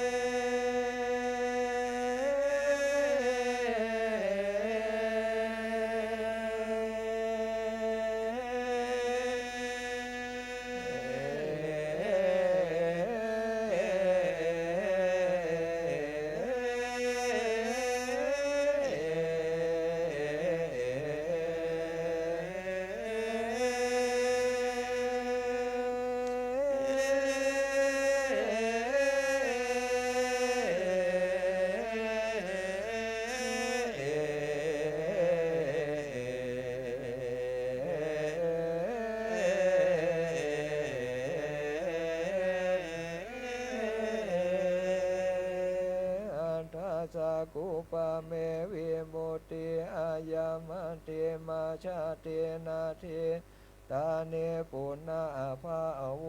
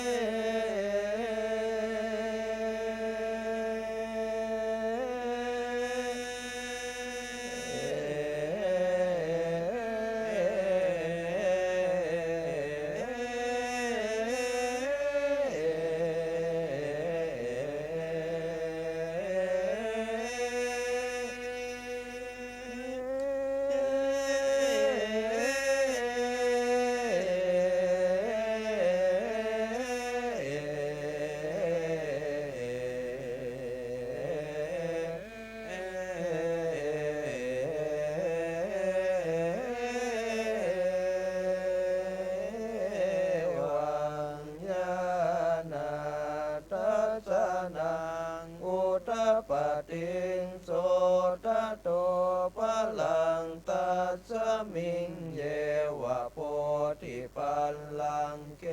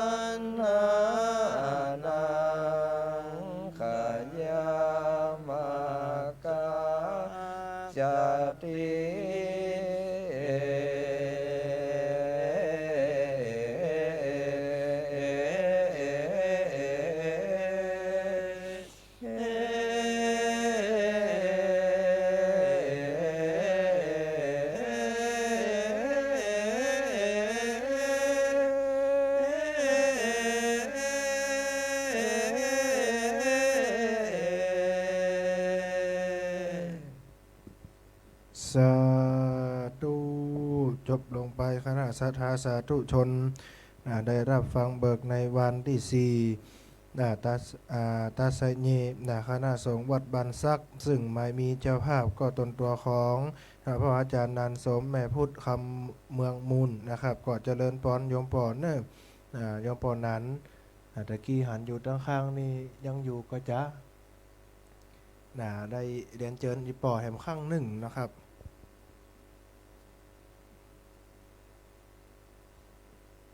เอาถวายพระสงฆ์องค์ข้าเจ้าเลยปอนเนอร์วันที่4คณะสงฆ์วัดบันซักนะครับได้เกิงตังแล้วเนอร์คณะศรัทธาญาติโยมยังแถมเกิงตังนะครับไหนปอดเดี๋ยวหับปอนจากท่านพระคุณเจ้านะครับสัพพโลกาวินิโมโตสัพพสันตาปวัติโตสัพพเวรมติกันโตนิพุตโตจตุวังภวสัพพิติโยวิวัจจันตุสัพพโรวินาศตุมาเตภวัตวันตรายโยสุขีติกายุโกภวะอภิวาทนาสีลิสนิจังวุตาปัจจายโนจัตตารโอธรรมาวัฏันติอายุวันโนสุขังภะลังสาธุคณะสงฆ์คณะศรัทธาวัดหนึ่งเมืองมูลกับได้เมตตาธรรมของคณะสงฆ์วัดบางซักที่ได้มีเมตตามาสวดเบิกในค่ำคืนวันนี้กับในเมตตาธรรมด้วยความเคารพอย่างสูงนะครับวันต่อไปเมื่อคณะศรัทธาได้เกิงกลางลานหาอาตาโควันที่5คณะสงฆ์วัดศรีภูมิมาตาส้มปล่อยได้เมตตาธรรมของคณะอาจารย์หลวงพ่อพระครูอุดมศิริทัศน์เจ้าภาพนะครับคุณนันทวดีชัยยาพร้อมครอบครัวนะครับเดี๋ยวเตรียมตัวคุณนันทวดีชัยยาพร้อมครอบครัวนะครับเจ้าภาพเบิกวันที่5อัตราโขได้รับเมตตาธรรมจากคณะสงฆ์วัดศรีภูมิมาวัดตาส้มปล่อยโดยหลวงพ่อพระครูอุดมศิริทัศน์นะครับคณะศรัทธาอดใจเอาแหมกำเดียวเนาะแหมเติงสมงไผ่ปวดแข้งปวดขาเนอะยืดแข้งยืดขาแหมก่อนนะจ้างแห่มาแป้งนะวันนี้นะปอกที่ปอกหูเนาะปีผาดเนาะของคณะตุ่งบอแป้นศิลป์นะครับคณะศรัทธาสาธุชนเอาไผ่ปวดแข้งปวดขากับไปฟ้อนกันก่อนเนอะซึ่งทางเจ้าภาพนะครับคุณนันทวดีชัยยาพร้อมครอบครัวนะครับคณะสงฆ์หลวงพ่อพระครูอุดมศิริทัศน์นะครับวัดศรีภูมิมาตาส้มปล่อยได้เกิงตังแล้วนะคณะศรัทธาญาติโยมอีปล่อยแม่นักศีลนักบุญเฮานะครับต้องขออภัยกับพี่น้องต่างจังต่างบ้านเนอที่ได้ยินเสียงรบกวนที่นี่นะเนาะเป็นว่าเสียงกล้องเสียงกองเสียงมองต่ำเข้าเสียงตู้เจ้าเจ็ดทำหาฟังได้ยากนะเป็นเสียงบุญเป็นเสียงกุศลเนาะต้องขออภัยกับศรัทธาญาติโยมนะครับทิศนิ้วเรากับผมกับอาคาศอาราธนาคณะสงฆ์วัดศรีภูมิมาตาส้มปล่อยนะครับนิมนต์ด้วยความเคารพอย่างสูงนะครับ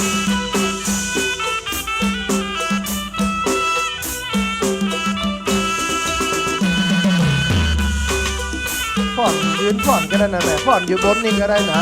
เพื่อจะได้ถ่ายถอดสดออกไปโดย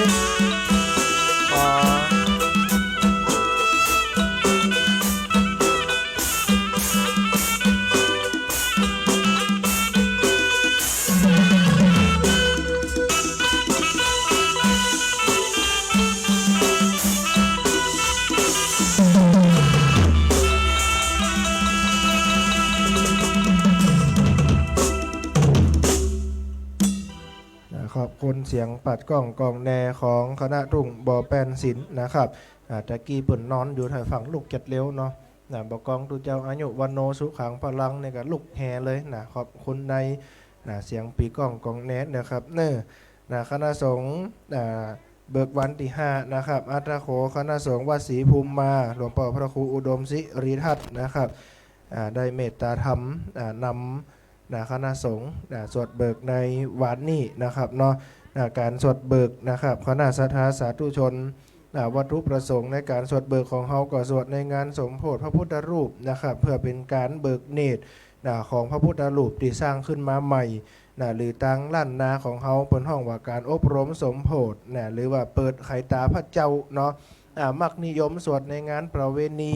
หรือว่างานวัดต่างๆที่ได้จัดขึ้นเนาะคณะศรัทธาแล้วก็อีกอย่างหนึ่งเพื่อกระจัดปัดเผาสิ่งชั่วร้ายเพศภัยต่างๆที่เกิดขึ้นในหมู่บ้านของเฮานะครับ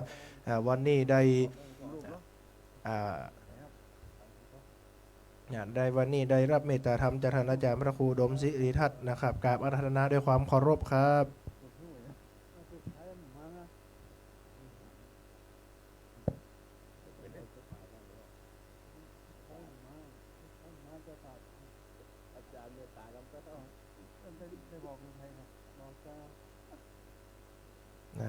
นิมนต์ท่านอาจารย์ช่วยหลวงพ่อพระครูขึ้นสวดเนี่ยกัเป็นยังครับพระอาจารย์สวดเสร็จแล้วก็เอาซองดังในมาให้ผมก็ได้ครับเนอะ เจ้าภาพมาดีเอานะครับเนาะ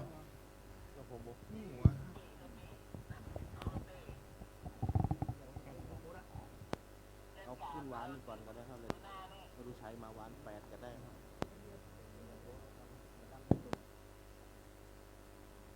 วัฒนาครับผม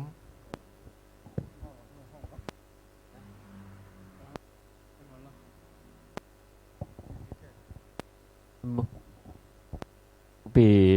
สุพันอ่อนแล้วเนอะตะโปนเปลี่ยนทันตุปีสุปชัยอยู่ตั้งใดอยู่ในขวงแก้วอารามวัดมิ่งเมืองมุนก่อนนิมนต์เนอะ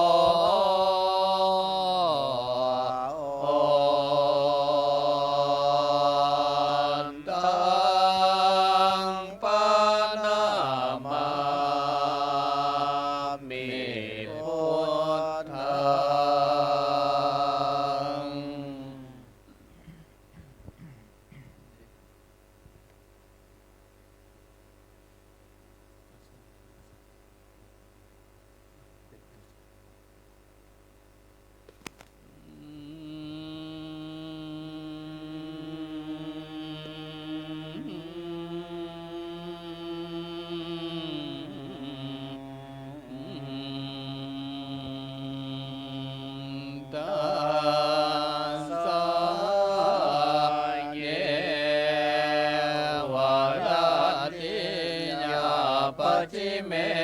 ยาเมเอวังสมาหิเตจิเตปริสุเตปริโยตาเตอนังกเนวิกตุปกิเลเส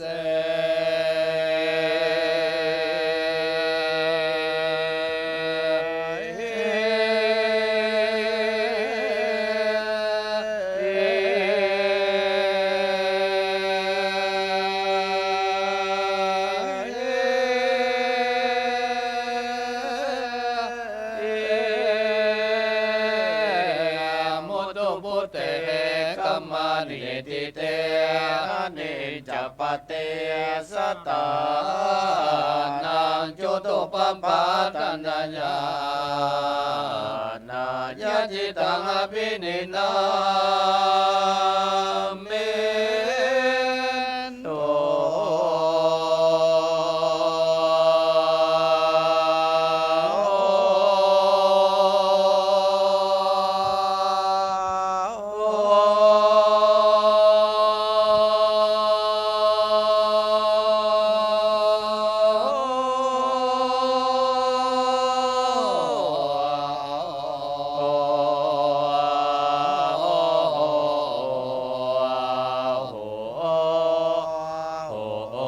อิเมวัตมนโตสัตตากาญาตุจาริเตนะสัมมนากันตาวจิตุจาริเตนะสัมมนากันตามโนตุจาริเตนะสัมมนากันตาอริยานังอุปวาตกามิจาริติกามิจาริติกากรรมสัมมตานาเตกาญสัมเปตาปัลมรณะอัมปายังทุกขติวินิปาตังนิริยาอุปปันนาติ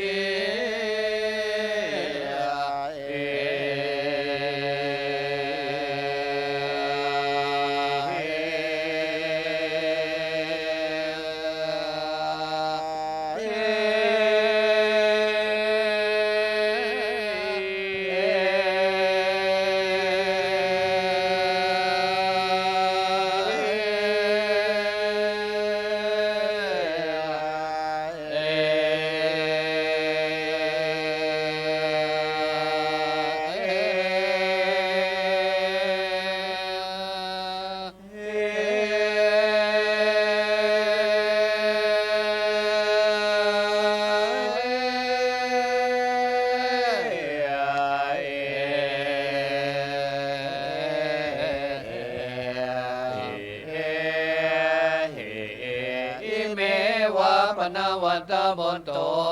สันตากาญาสุจาริเตนะสัมมนากันตาวจิสุจาริเตนะสัมมนากันตามโนสุจาริเตนะสัมมนากันตาอริยานังอนุวาตกาสัมมาทิฏฐิกาสัมมาทิฏฐิกากรรมสัมมตานาเตกายสัมเปตาปัลมรณะสุขติงสังขังโลกังอุปปันนาติ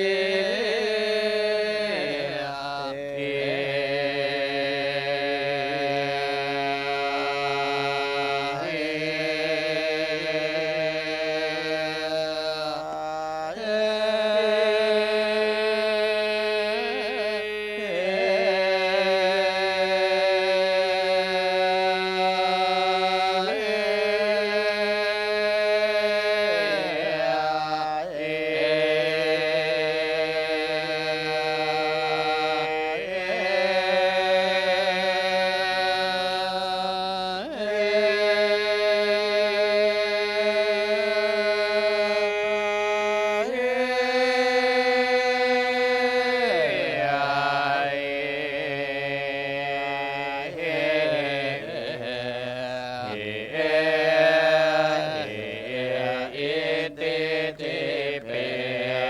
จักขุนา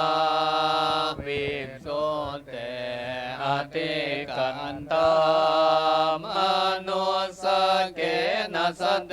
ปัสสิตัวเจวมาเนอุปปัจจมาเนหิเนปนิเตสุวันเนตุปวันเนสุขเตทุกเตยถากรรมุปเกสติปัจจานิตัว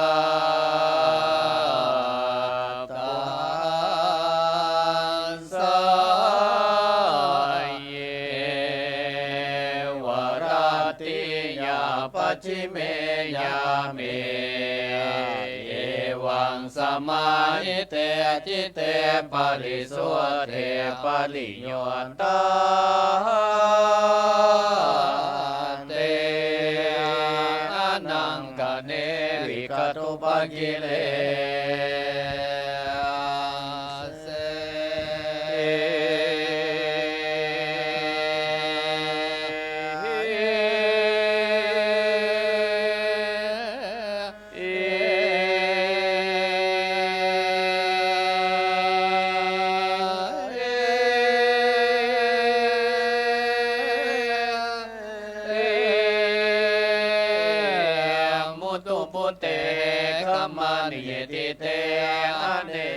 ปันเต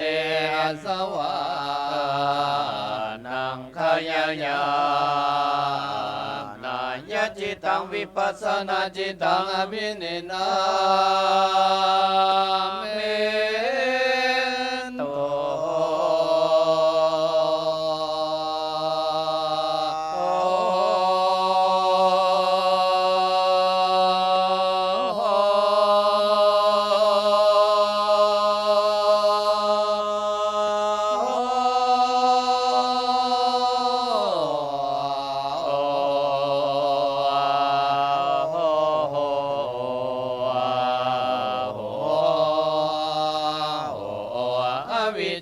ปัจจยสังขาราสังขารปัจจยวิญญาณังวิญญาณปัจจยนามโนปังนามโนปัจจยสลายตนังสลายตนาปัจจยภาโสภาสะปัจจยเวทนาเวทนาปัจจยตัณหาตัณหาปัจจยอุปาทานังอุปาทานปัจจยภาว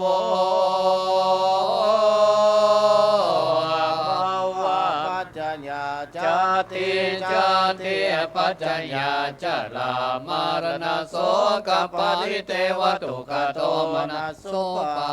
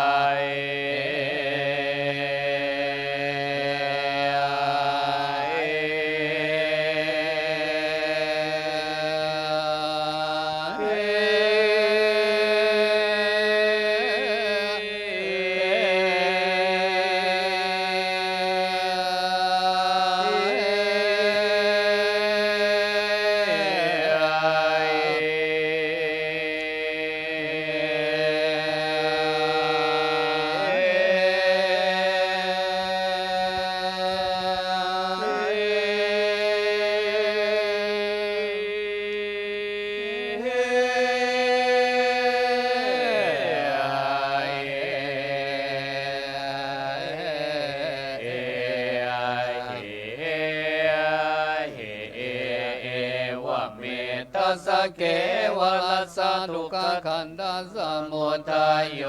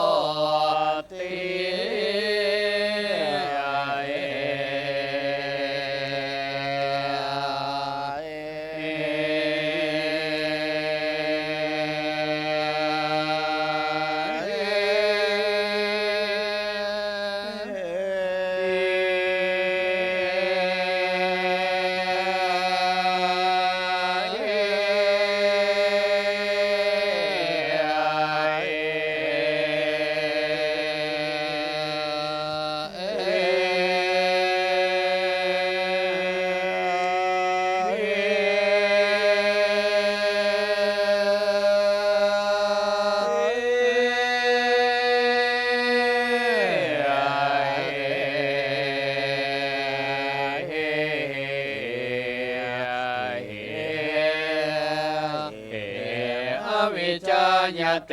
วะเสสวิลาคานิโลทาสังขารนิโลตัวสังขารนิโลทาวิญญาณนิโลตัววิญญาณนิโล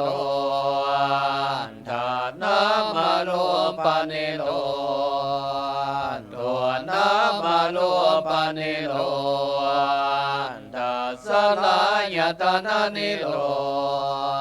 ตัวสลายตนะนิโลทาปัสสนิโลตัวปัสสนิโลทาเวทนานิโลตัวเวทนานิโลทาตนานิโลตัวตนานิโลทาอุปาทานานิโลตัวอุปาทานานิโลทาภาวานิโลตัวภาวานิโลทาจตินิโลตัวจตินิโลทาจารามารณะโสกัมปติเตวะทุกขโตมนัสสุปายา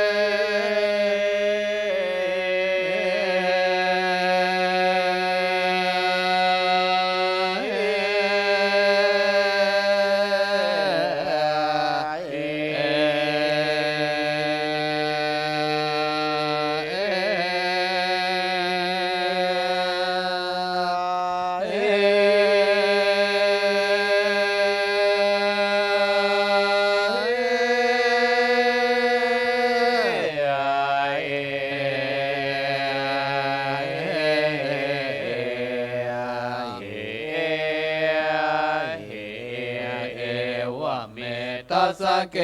วรัสสานุกกันตัสสานิโร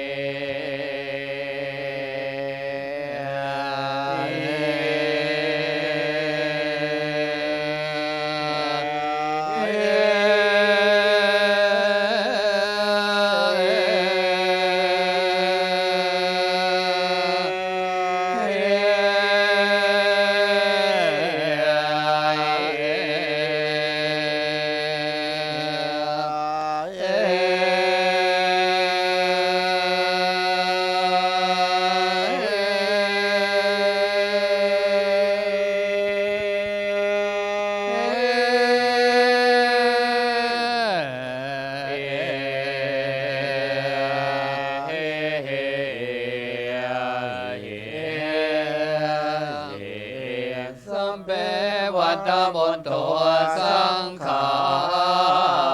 รอนิจจสัมเปสังขารทุกขสัมเปสังขารอนัตตา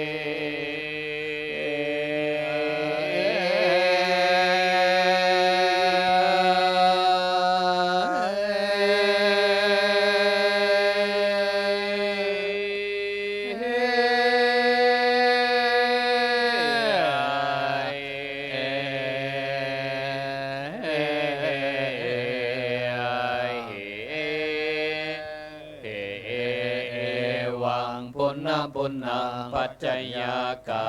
ลจานนาจิตังปุมมะกังติลกนาวิปัสสกังมหาวชิรัญญา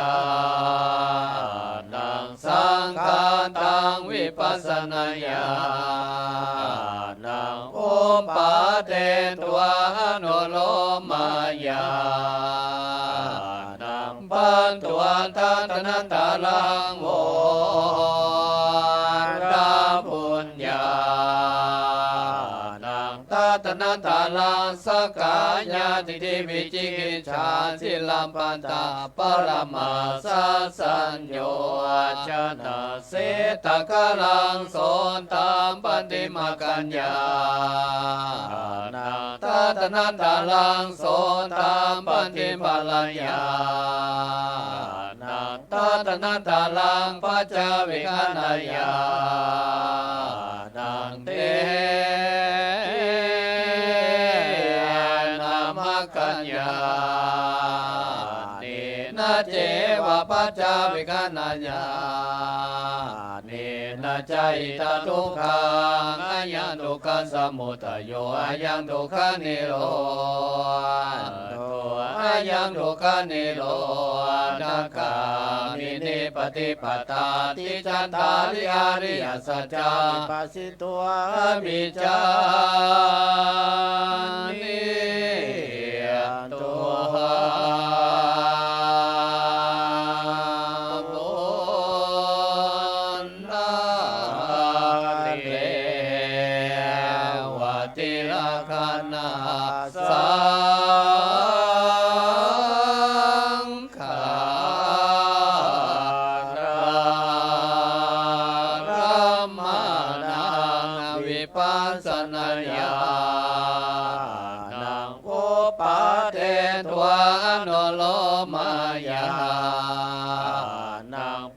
ตัวทัตนันตาลังโห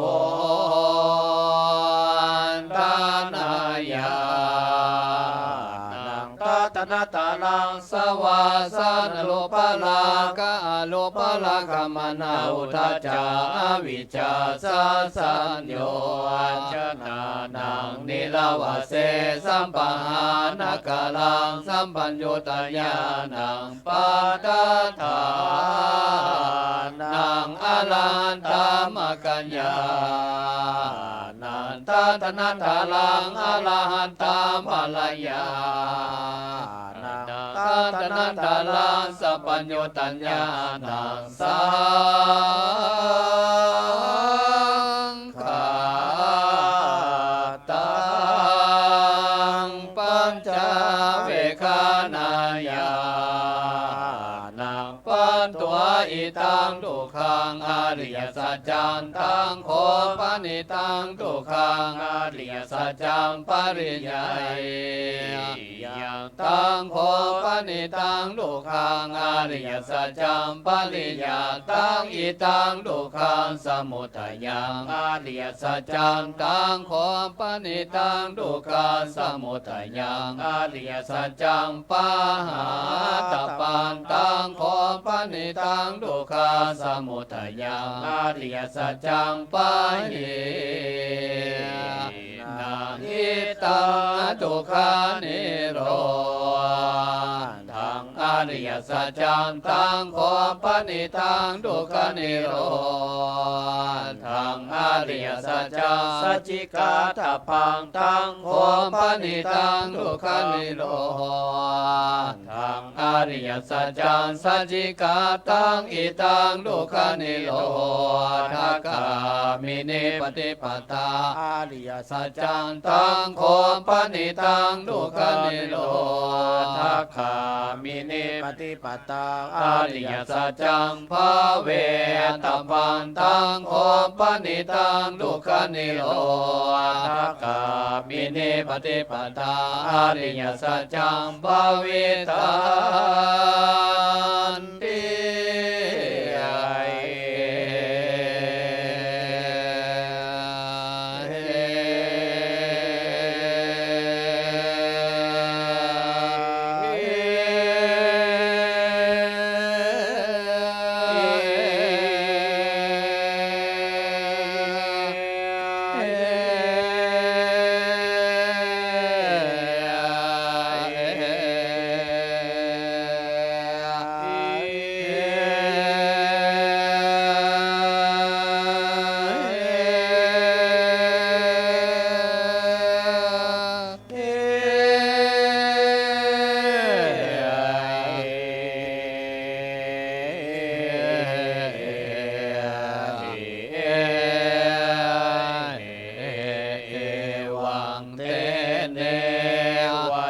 ปริวัตเต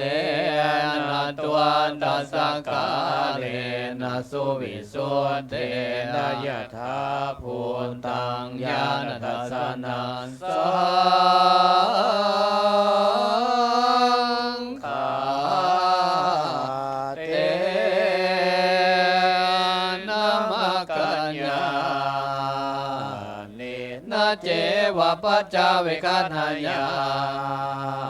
เนนะจัตตาริอาริยสัจจานิปัสสิตวะอภิจานิตัวหาปุณโธ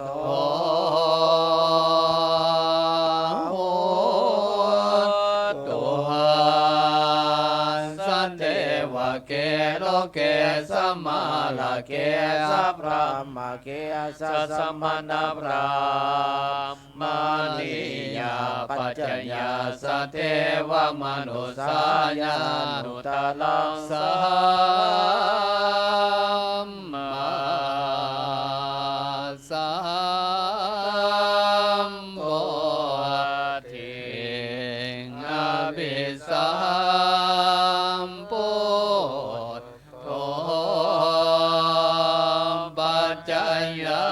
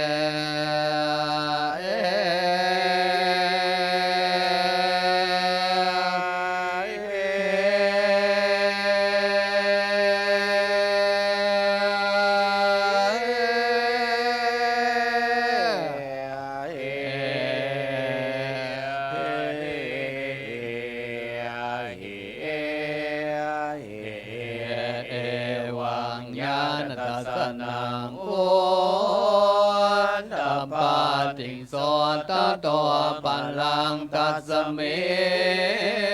งเยวะโพธิปัลลังเก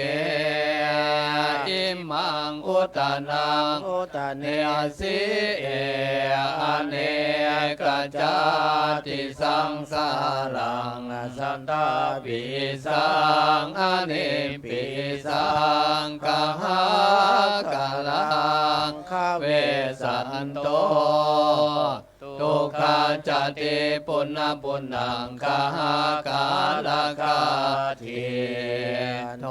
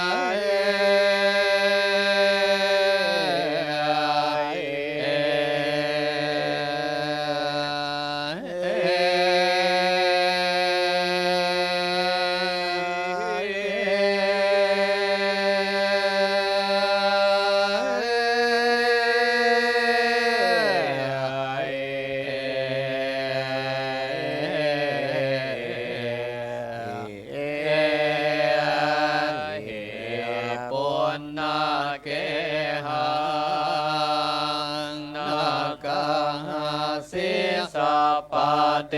ภาสุกาภคากาหากุตังวิสังฆาตังวิสังฆาลกตังจิตตั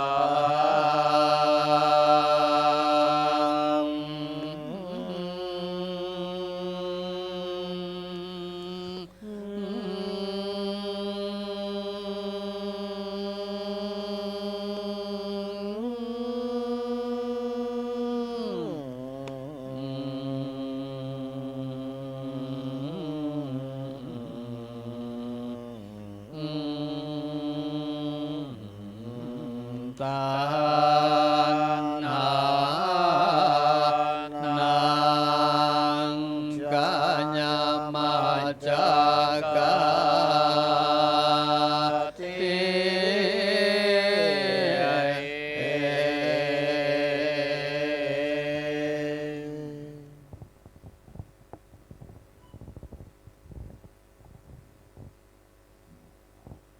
สาธุคณะศรัทธาบรรดาสาธุชนนะครับจบลงไปในวันที่5คณะสงฆ์คณะสงฆ์วัดศรีภูมิมานะครับโดยเมตตาธรรมของท่านอาจารย์พระครูอุดมศิริทัศน์นะครับเจ้าภาพนะครับเนื้อตนตัวของคุณนันทวดีชัยยาพร้อมครอบครัวนะครับขอตัวแทนนะครับเนื้อตัวแทนนะครับเนาะ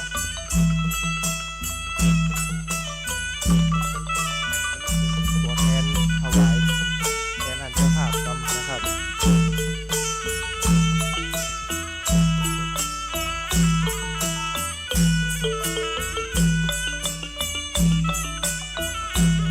จบลงไปนะครับวันที่5อัตราโขนะครับคณะสงฆ์วัดศรีภูมิมาตราส้มปล่อยต่อไปคณะศรัทธา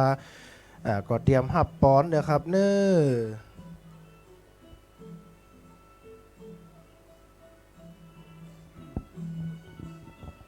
สัมบโรกเวนิโมโตสัพพสันตาปวัชิโตสัพพเวรมติกันโตเนมุตโตจันตุวังภวสัพพิติโยวิวัจจันตุสัพพโลกโควินาศตุมาเตภวันตวันตารายโยสุขีทีขายุโกภวะอภิวาทนาสีลิสนิจังวุนปัจจายโนจัตตารโล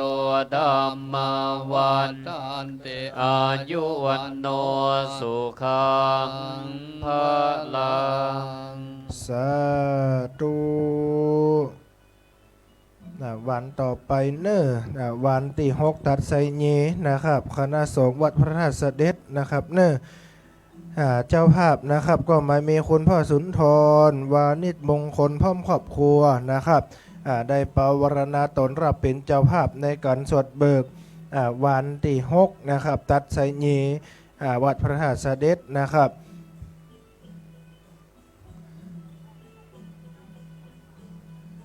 คณะศรัทธาสาธุชนอยู่ด้วยกันถึงเจ้าแจ้งเนอแมนเนอร์อยู่ด้วยกันก่อนเนาะถ้ามันว่าไหวเหลือแห้งกัดอันไปเลบานอนละหลวดอารับก็ได้เดอแมนเนอร์อิสราเอลเนาะหลวดไปเลบานอนฮดไปถึงอารับปุ่นนะโมแฮก็ถ้าจะลืมตะกี้ลูกใหม่ตะกี้ไปเตรียมแล้วนะว่าล้อปั่นป้อนแล้วก่อนก่อยแฮเนาะถ้าจะลืมคิงกับนิมนต์นะครับเนื้อพระสงฆ์องค์สังฆเจ้านะครับว่าพระธาตุเสด็จนะครับทางเจ้าภาพก็หมายมีคนพ่อสุนทรวานิชมงคลนะครับพร้อมครอบครัวได้ปวารณาตนรับเป็นเจ้าภาพนะครับในการสวดเบิกวันที่วันที่6นะครับเนาะวันที่5นะครับต้องขออนุโมทนาในกุศลและเจตนาของคณะศรัทธายิ่งใจทุกท่านทุกคนนะครับ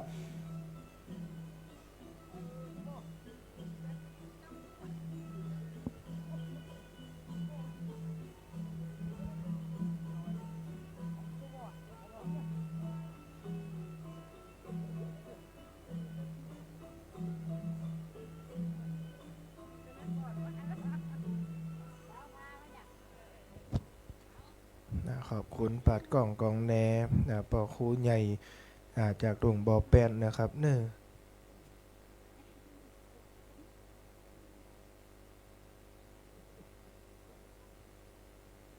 ถ้าท่านอาจารย์พร้อมแล้วกับอาราธนานิมนต์ด้วยความเคารพนะครับ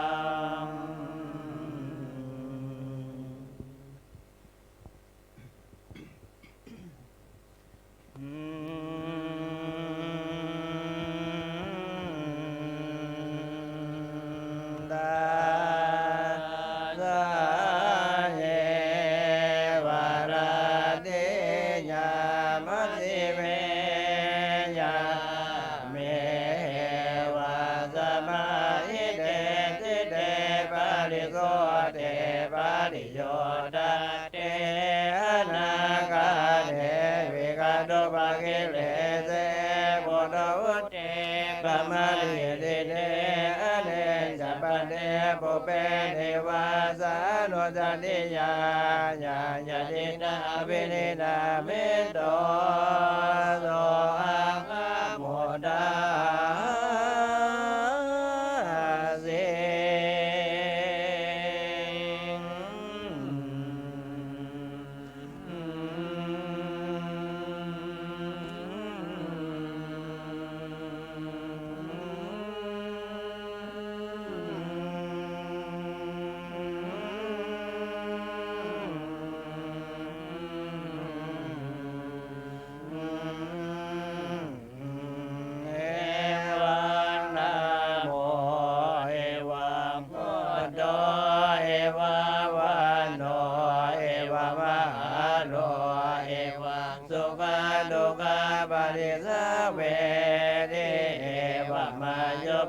ยันโด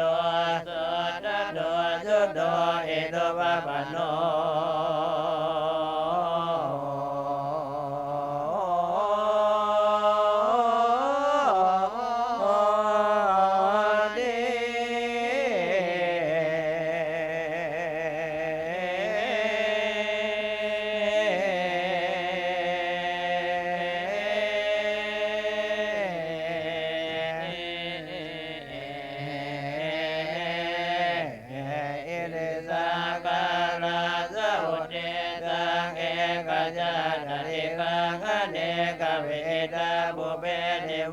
สังอนุสติโต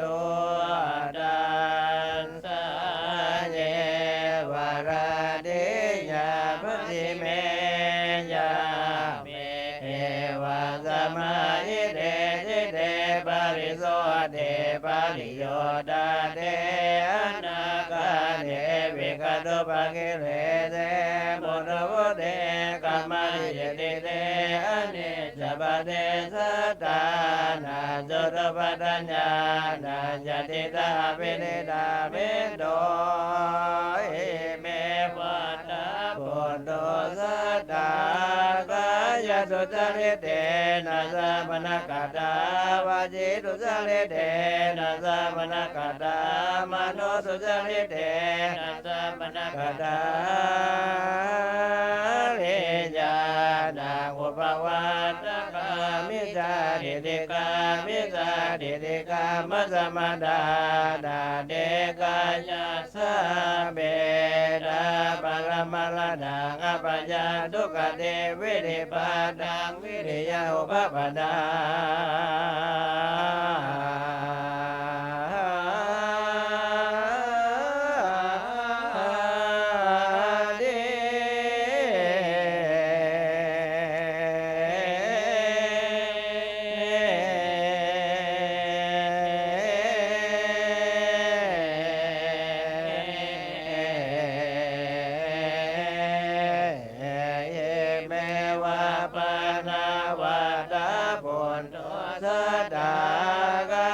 สุจริตเตนะสัมมนกัตตาวาจิตุจริตเตนะสัมมนกัตตามโนสุจริตเตนะสัมมนกัตตาเรญาณังอุปวัตตกาสมาธิติกาสมาธิติกามัสสมดานาเดกายาสะเปดาปรมาลดาสุขเดสังกังโลกะอุปปนา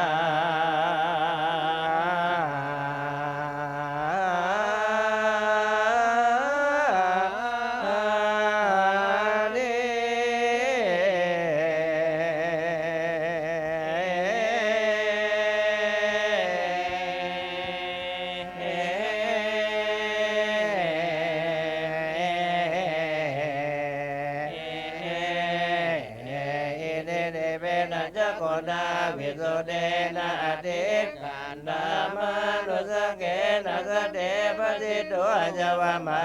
เนอุปจามาเนอิเนปนิเนสุวรรณเนทุปเนสุกเตทุกเตยะตากามุปเกสเตปัจจติตัวดาสะเยวาราติยามะจิเมยาเมวาสมาหิเตติเตปาริโสเตปา ริโยตาเตนากาเนวิกาดุปกิเลเสมุตพุเตกัมมาริยเดเนเนจัปเตอัสวานังกัจจานายาวิปัสสนาจิตตาภินินาเมนโดอวิชชาปัจจยาสังขาราสังขาราปัจจยาวิญญาณวิญญาณปัจจยานามโลปานามโลปัจจยาสลายตนะสลายตนะปัจจยาปัสโสปัสสะปัจจยาเวทนาเวทนาปัจจยาดานาดานาปัจจยาอุปาทานาอุปาทานาปัจจยาภาวะวะปัจจยาจาริปัจจยาจาลามะลานะโสกะปะริเทวทุกขโทมานะสุปัญญาสัมภวันติ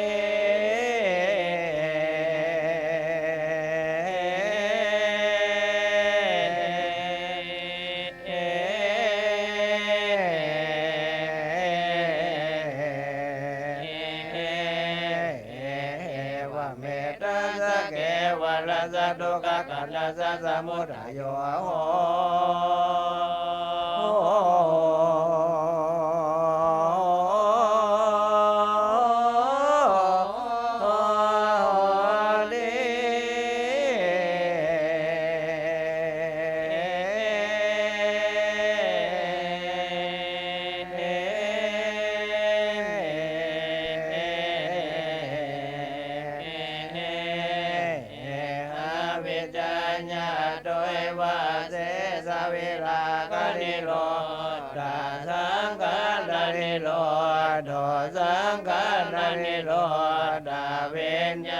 นิโรธเวญญาณนิโรธนามโรปนิโรธนามโรปนิโรธสลายตนะนิโรธสลายตนะนิโรธปัจจนิโรธปัจจนิโรธเวทนานิโรธเวทนานิโรธดานานิโรธดานานิโรธอุปทานานิโรธอุปทานานิโรธภาวะนิโรธภาวะนิโรธจาตินิโรธจาตินิโรธจาลามะลานะโสกะปะริเทวทุกขโทมานะสุปัญญาสันนิโรธา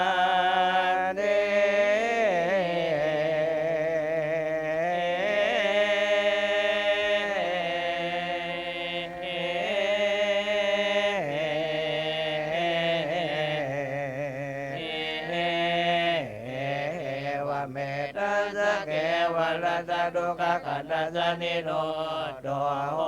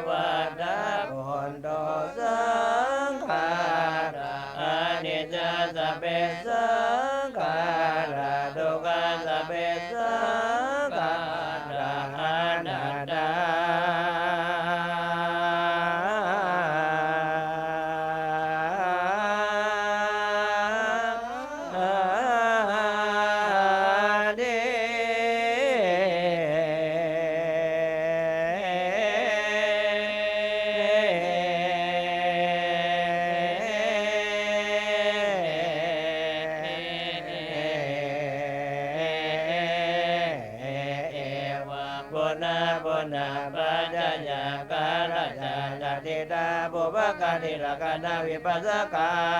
มหาวจิรัญญาณสังขารังวิปัสสนาญาณโอปะเทโต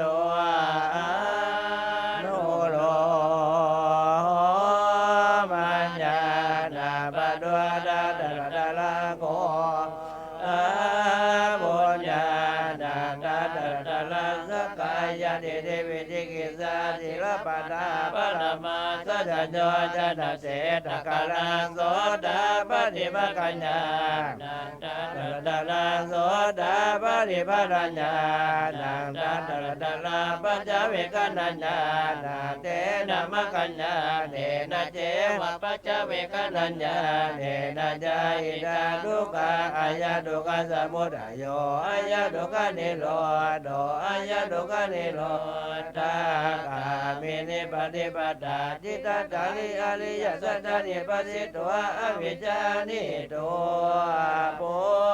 ณณเลวะเดลากานาสังฆาราลามรดาวิปัสสนาญาณโกปะเรตัวนุโลมัญญาณปัตวดาดาดาลาโวดานัญญาดาดาดาดาลาสวาสนาโลภลากามนาปุณจาอวิชชาสัญโยจา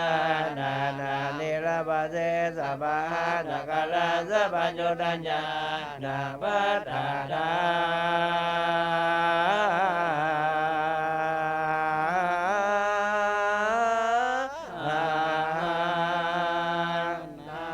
อรหันตามะกัญญานันดาตระละอรหันตามะกัญญานันดาตระสัพพัญญุตัญญานังสังฆาตาปัจจเวกนัญญานาภัตตัว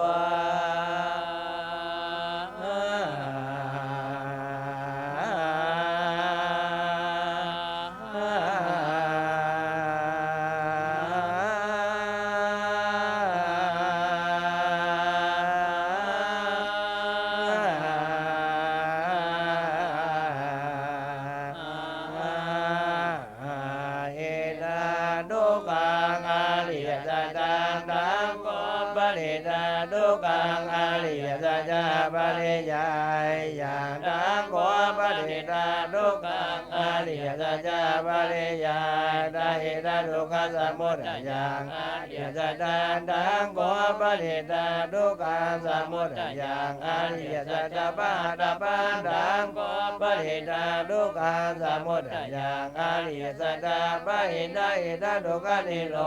ธดังอริยสัจดังขอปฏิตาทุกขนิโร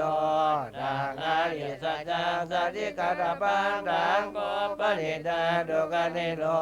ธดังอริยสัจสัจจิกตอิทาทุกขนิโรธกามินิปฏิปทาอริยสัจดังขอปฏิตาทุกขนิโรธกามินิปฏิปทาอริยสัจภเวตปันดังขอปฏิตาทุกขนิโรธมินิปฏิปทาอริยสัจภวิตันติ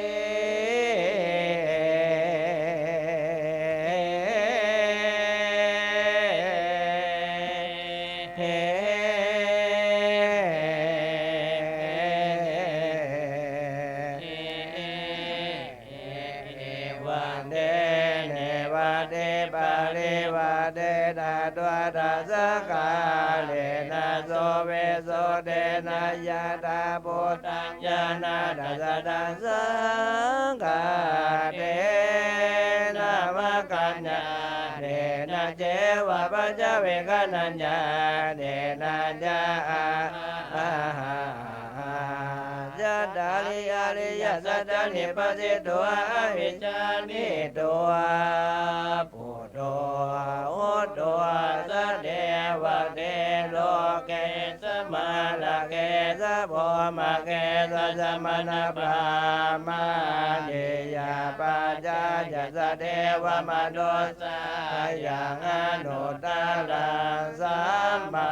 สัมพุทเดงอภิสัมพุทโธปัญญายาสิ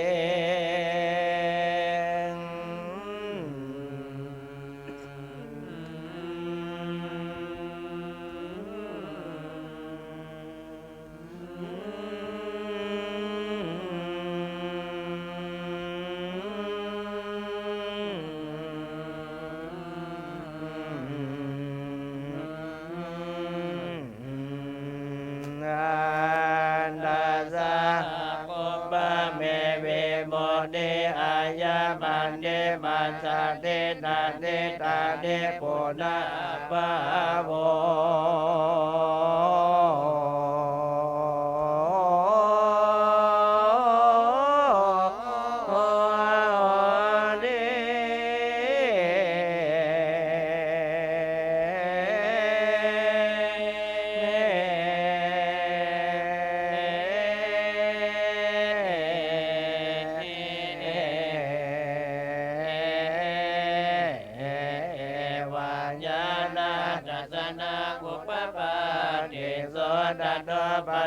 ดัสเมเยวะโพธิปัลลังเกอเนกาจาติสาสาลาสันดาเวสังอเนปิสังกาลังกาเวสันโดโดกาจาติปุณะปุณะกาหากาลกาทิโต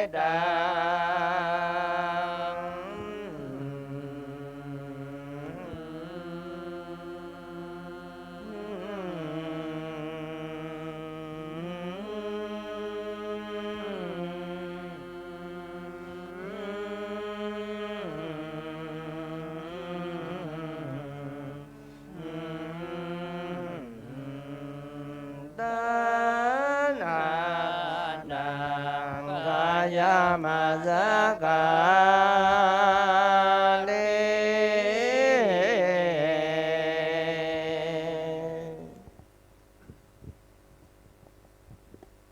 สาธุจบลงไปคณะศรัทธาสาธุชนสำหรับวันที่6ตัสเยคณะสงฆ์วัดพระราชเดชนะครับสำหรับเจ้าภาพก็มีตนตัวของคุณพ่อสุนทรวานิชมงคลพร้อมครอบครัวนะครับถ้าป่ออยู่แถวนี้ก็เจริญพรเนื้อมาถวายจตุปัจจัยแต่ญาทานเจ้าภาพกันเบิกบานที่6นะครับคุณพ่อสุนทรวานิชมงคลนะครับท่านอาจารย์หนุ่มอันเจ้าภาพมาก็ครับ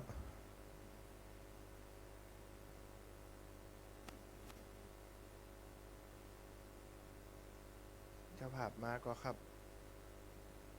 เจริญพรท่านอาจารย์ผู้ช่วยศาสตราจารย์เกษรานะครับเป็นตัวแทนกัมนะครับ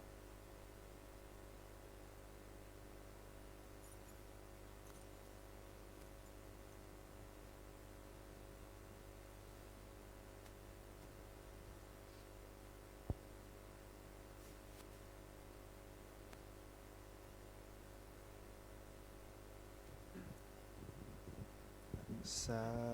ธุต่อไปหับปอนเนอ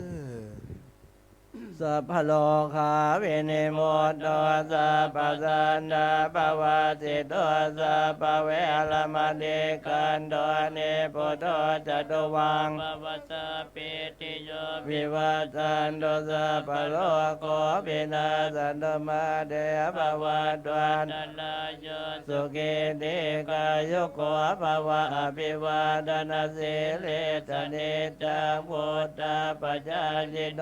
จัตตารโลธรรมวัฏันติอายุวันโนสุขังภาลังสาธุนะครับในเมตตาธรรมของคณะสงฆ์พระพุทธเสด็จนะครับได้มีเมตตารับอังการรัตนานิมนต์นะครับสวดเบิกในวันที่6ตัสเยนะครับวันต่อไปวันที่7อัฏฐโขนะครับพระคุณเจ้าสามเณรเจ้าวัดนิคมสามัคคีนะครับ ถ้าได้ยินเสียงนี้แล้วก็อังการอาราธนานิมนต์ด้วยความเคารพอย่างสูงนะครับวันที่7แถม2 วัน 3 วันอันเนอร์คณะสถานญาติโยมสาธุชนนะครับได้มาเกิ่งกลางแล้วนะครับดังเจ้าภาพนะครับเนอร์คุณมะยุรีมโนคนึงคุณนิตยาแก้วคอนคุณพุทธินันท์ปาวงศ์นะครับรับปวารณาเป็นเจ้าภูมิเจ้าภาพนะครับในการสวดเบิกวันที่7ในวันนี้นะครับหลัง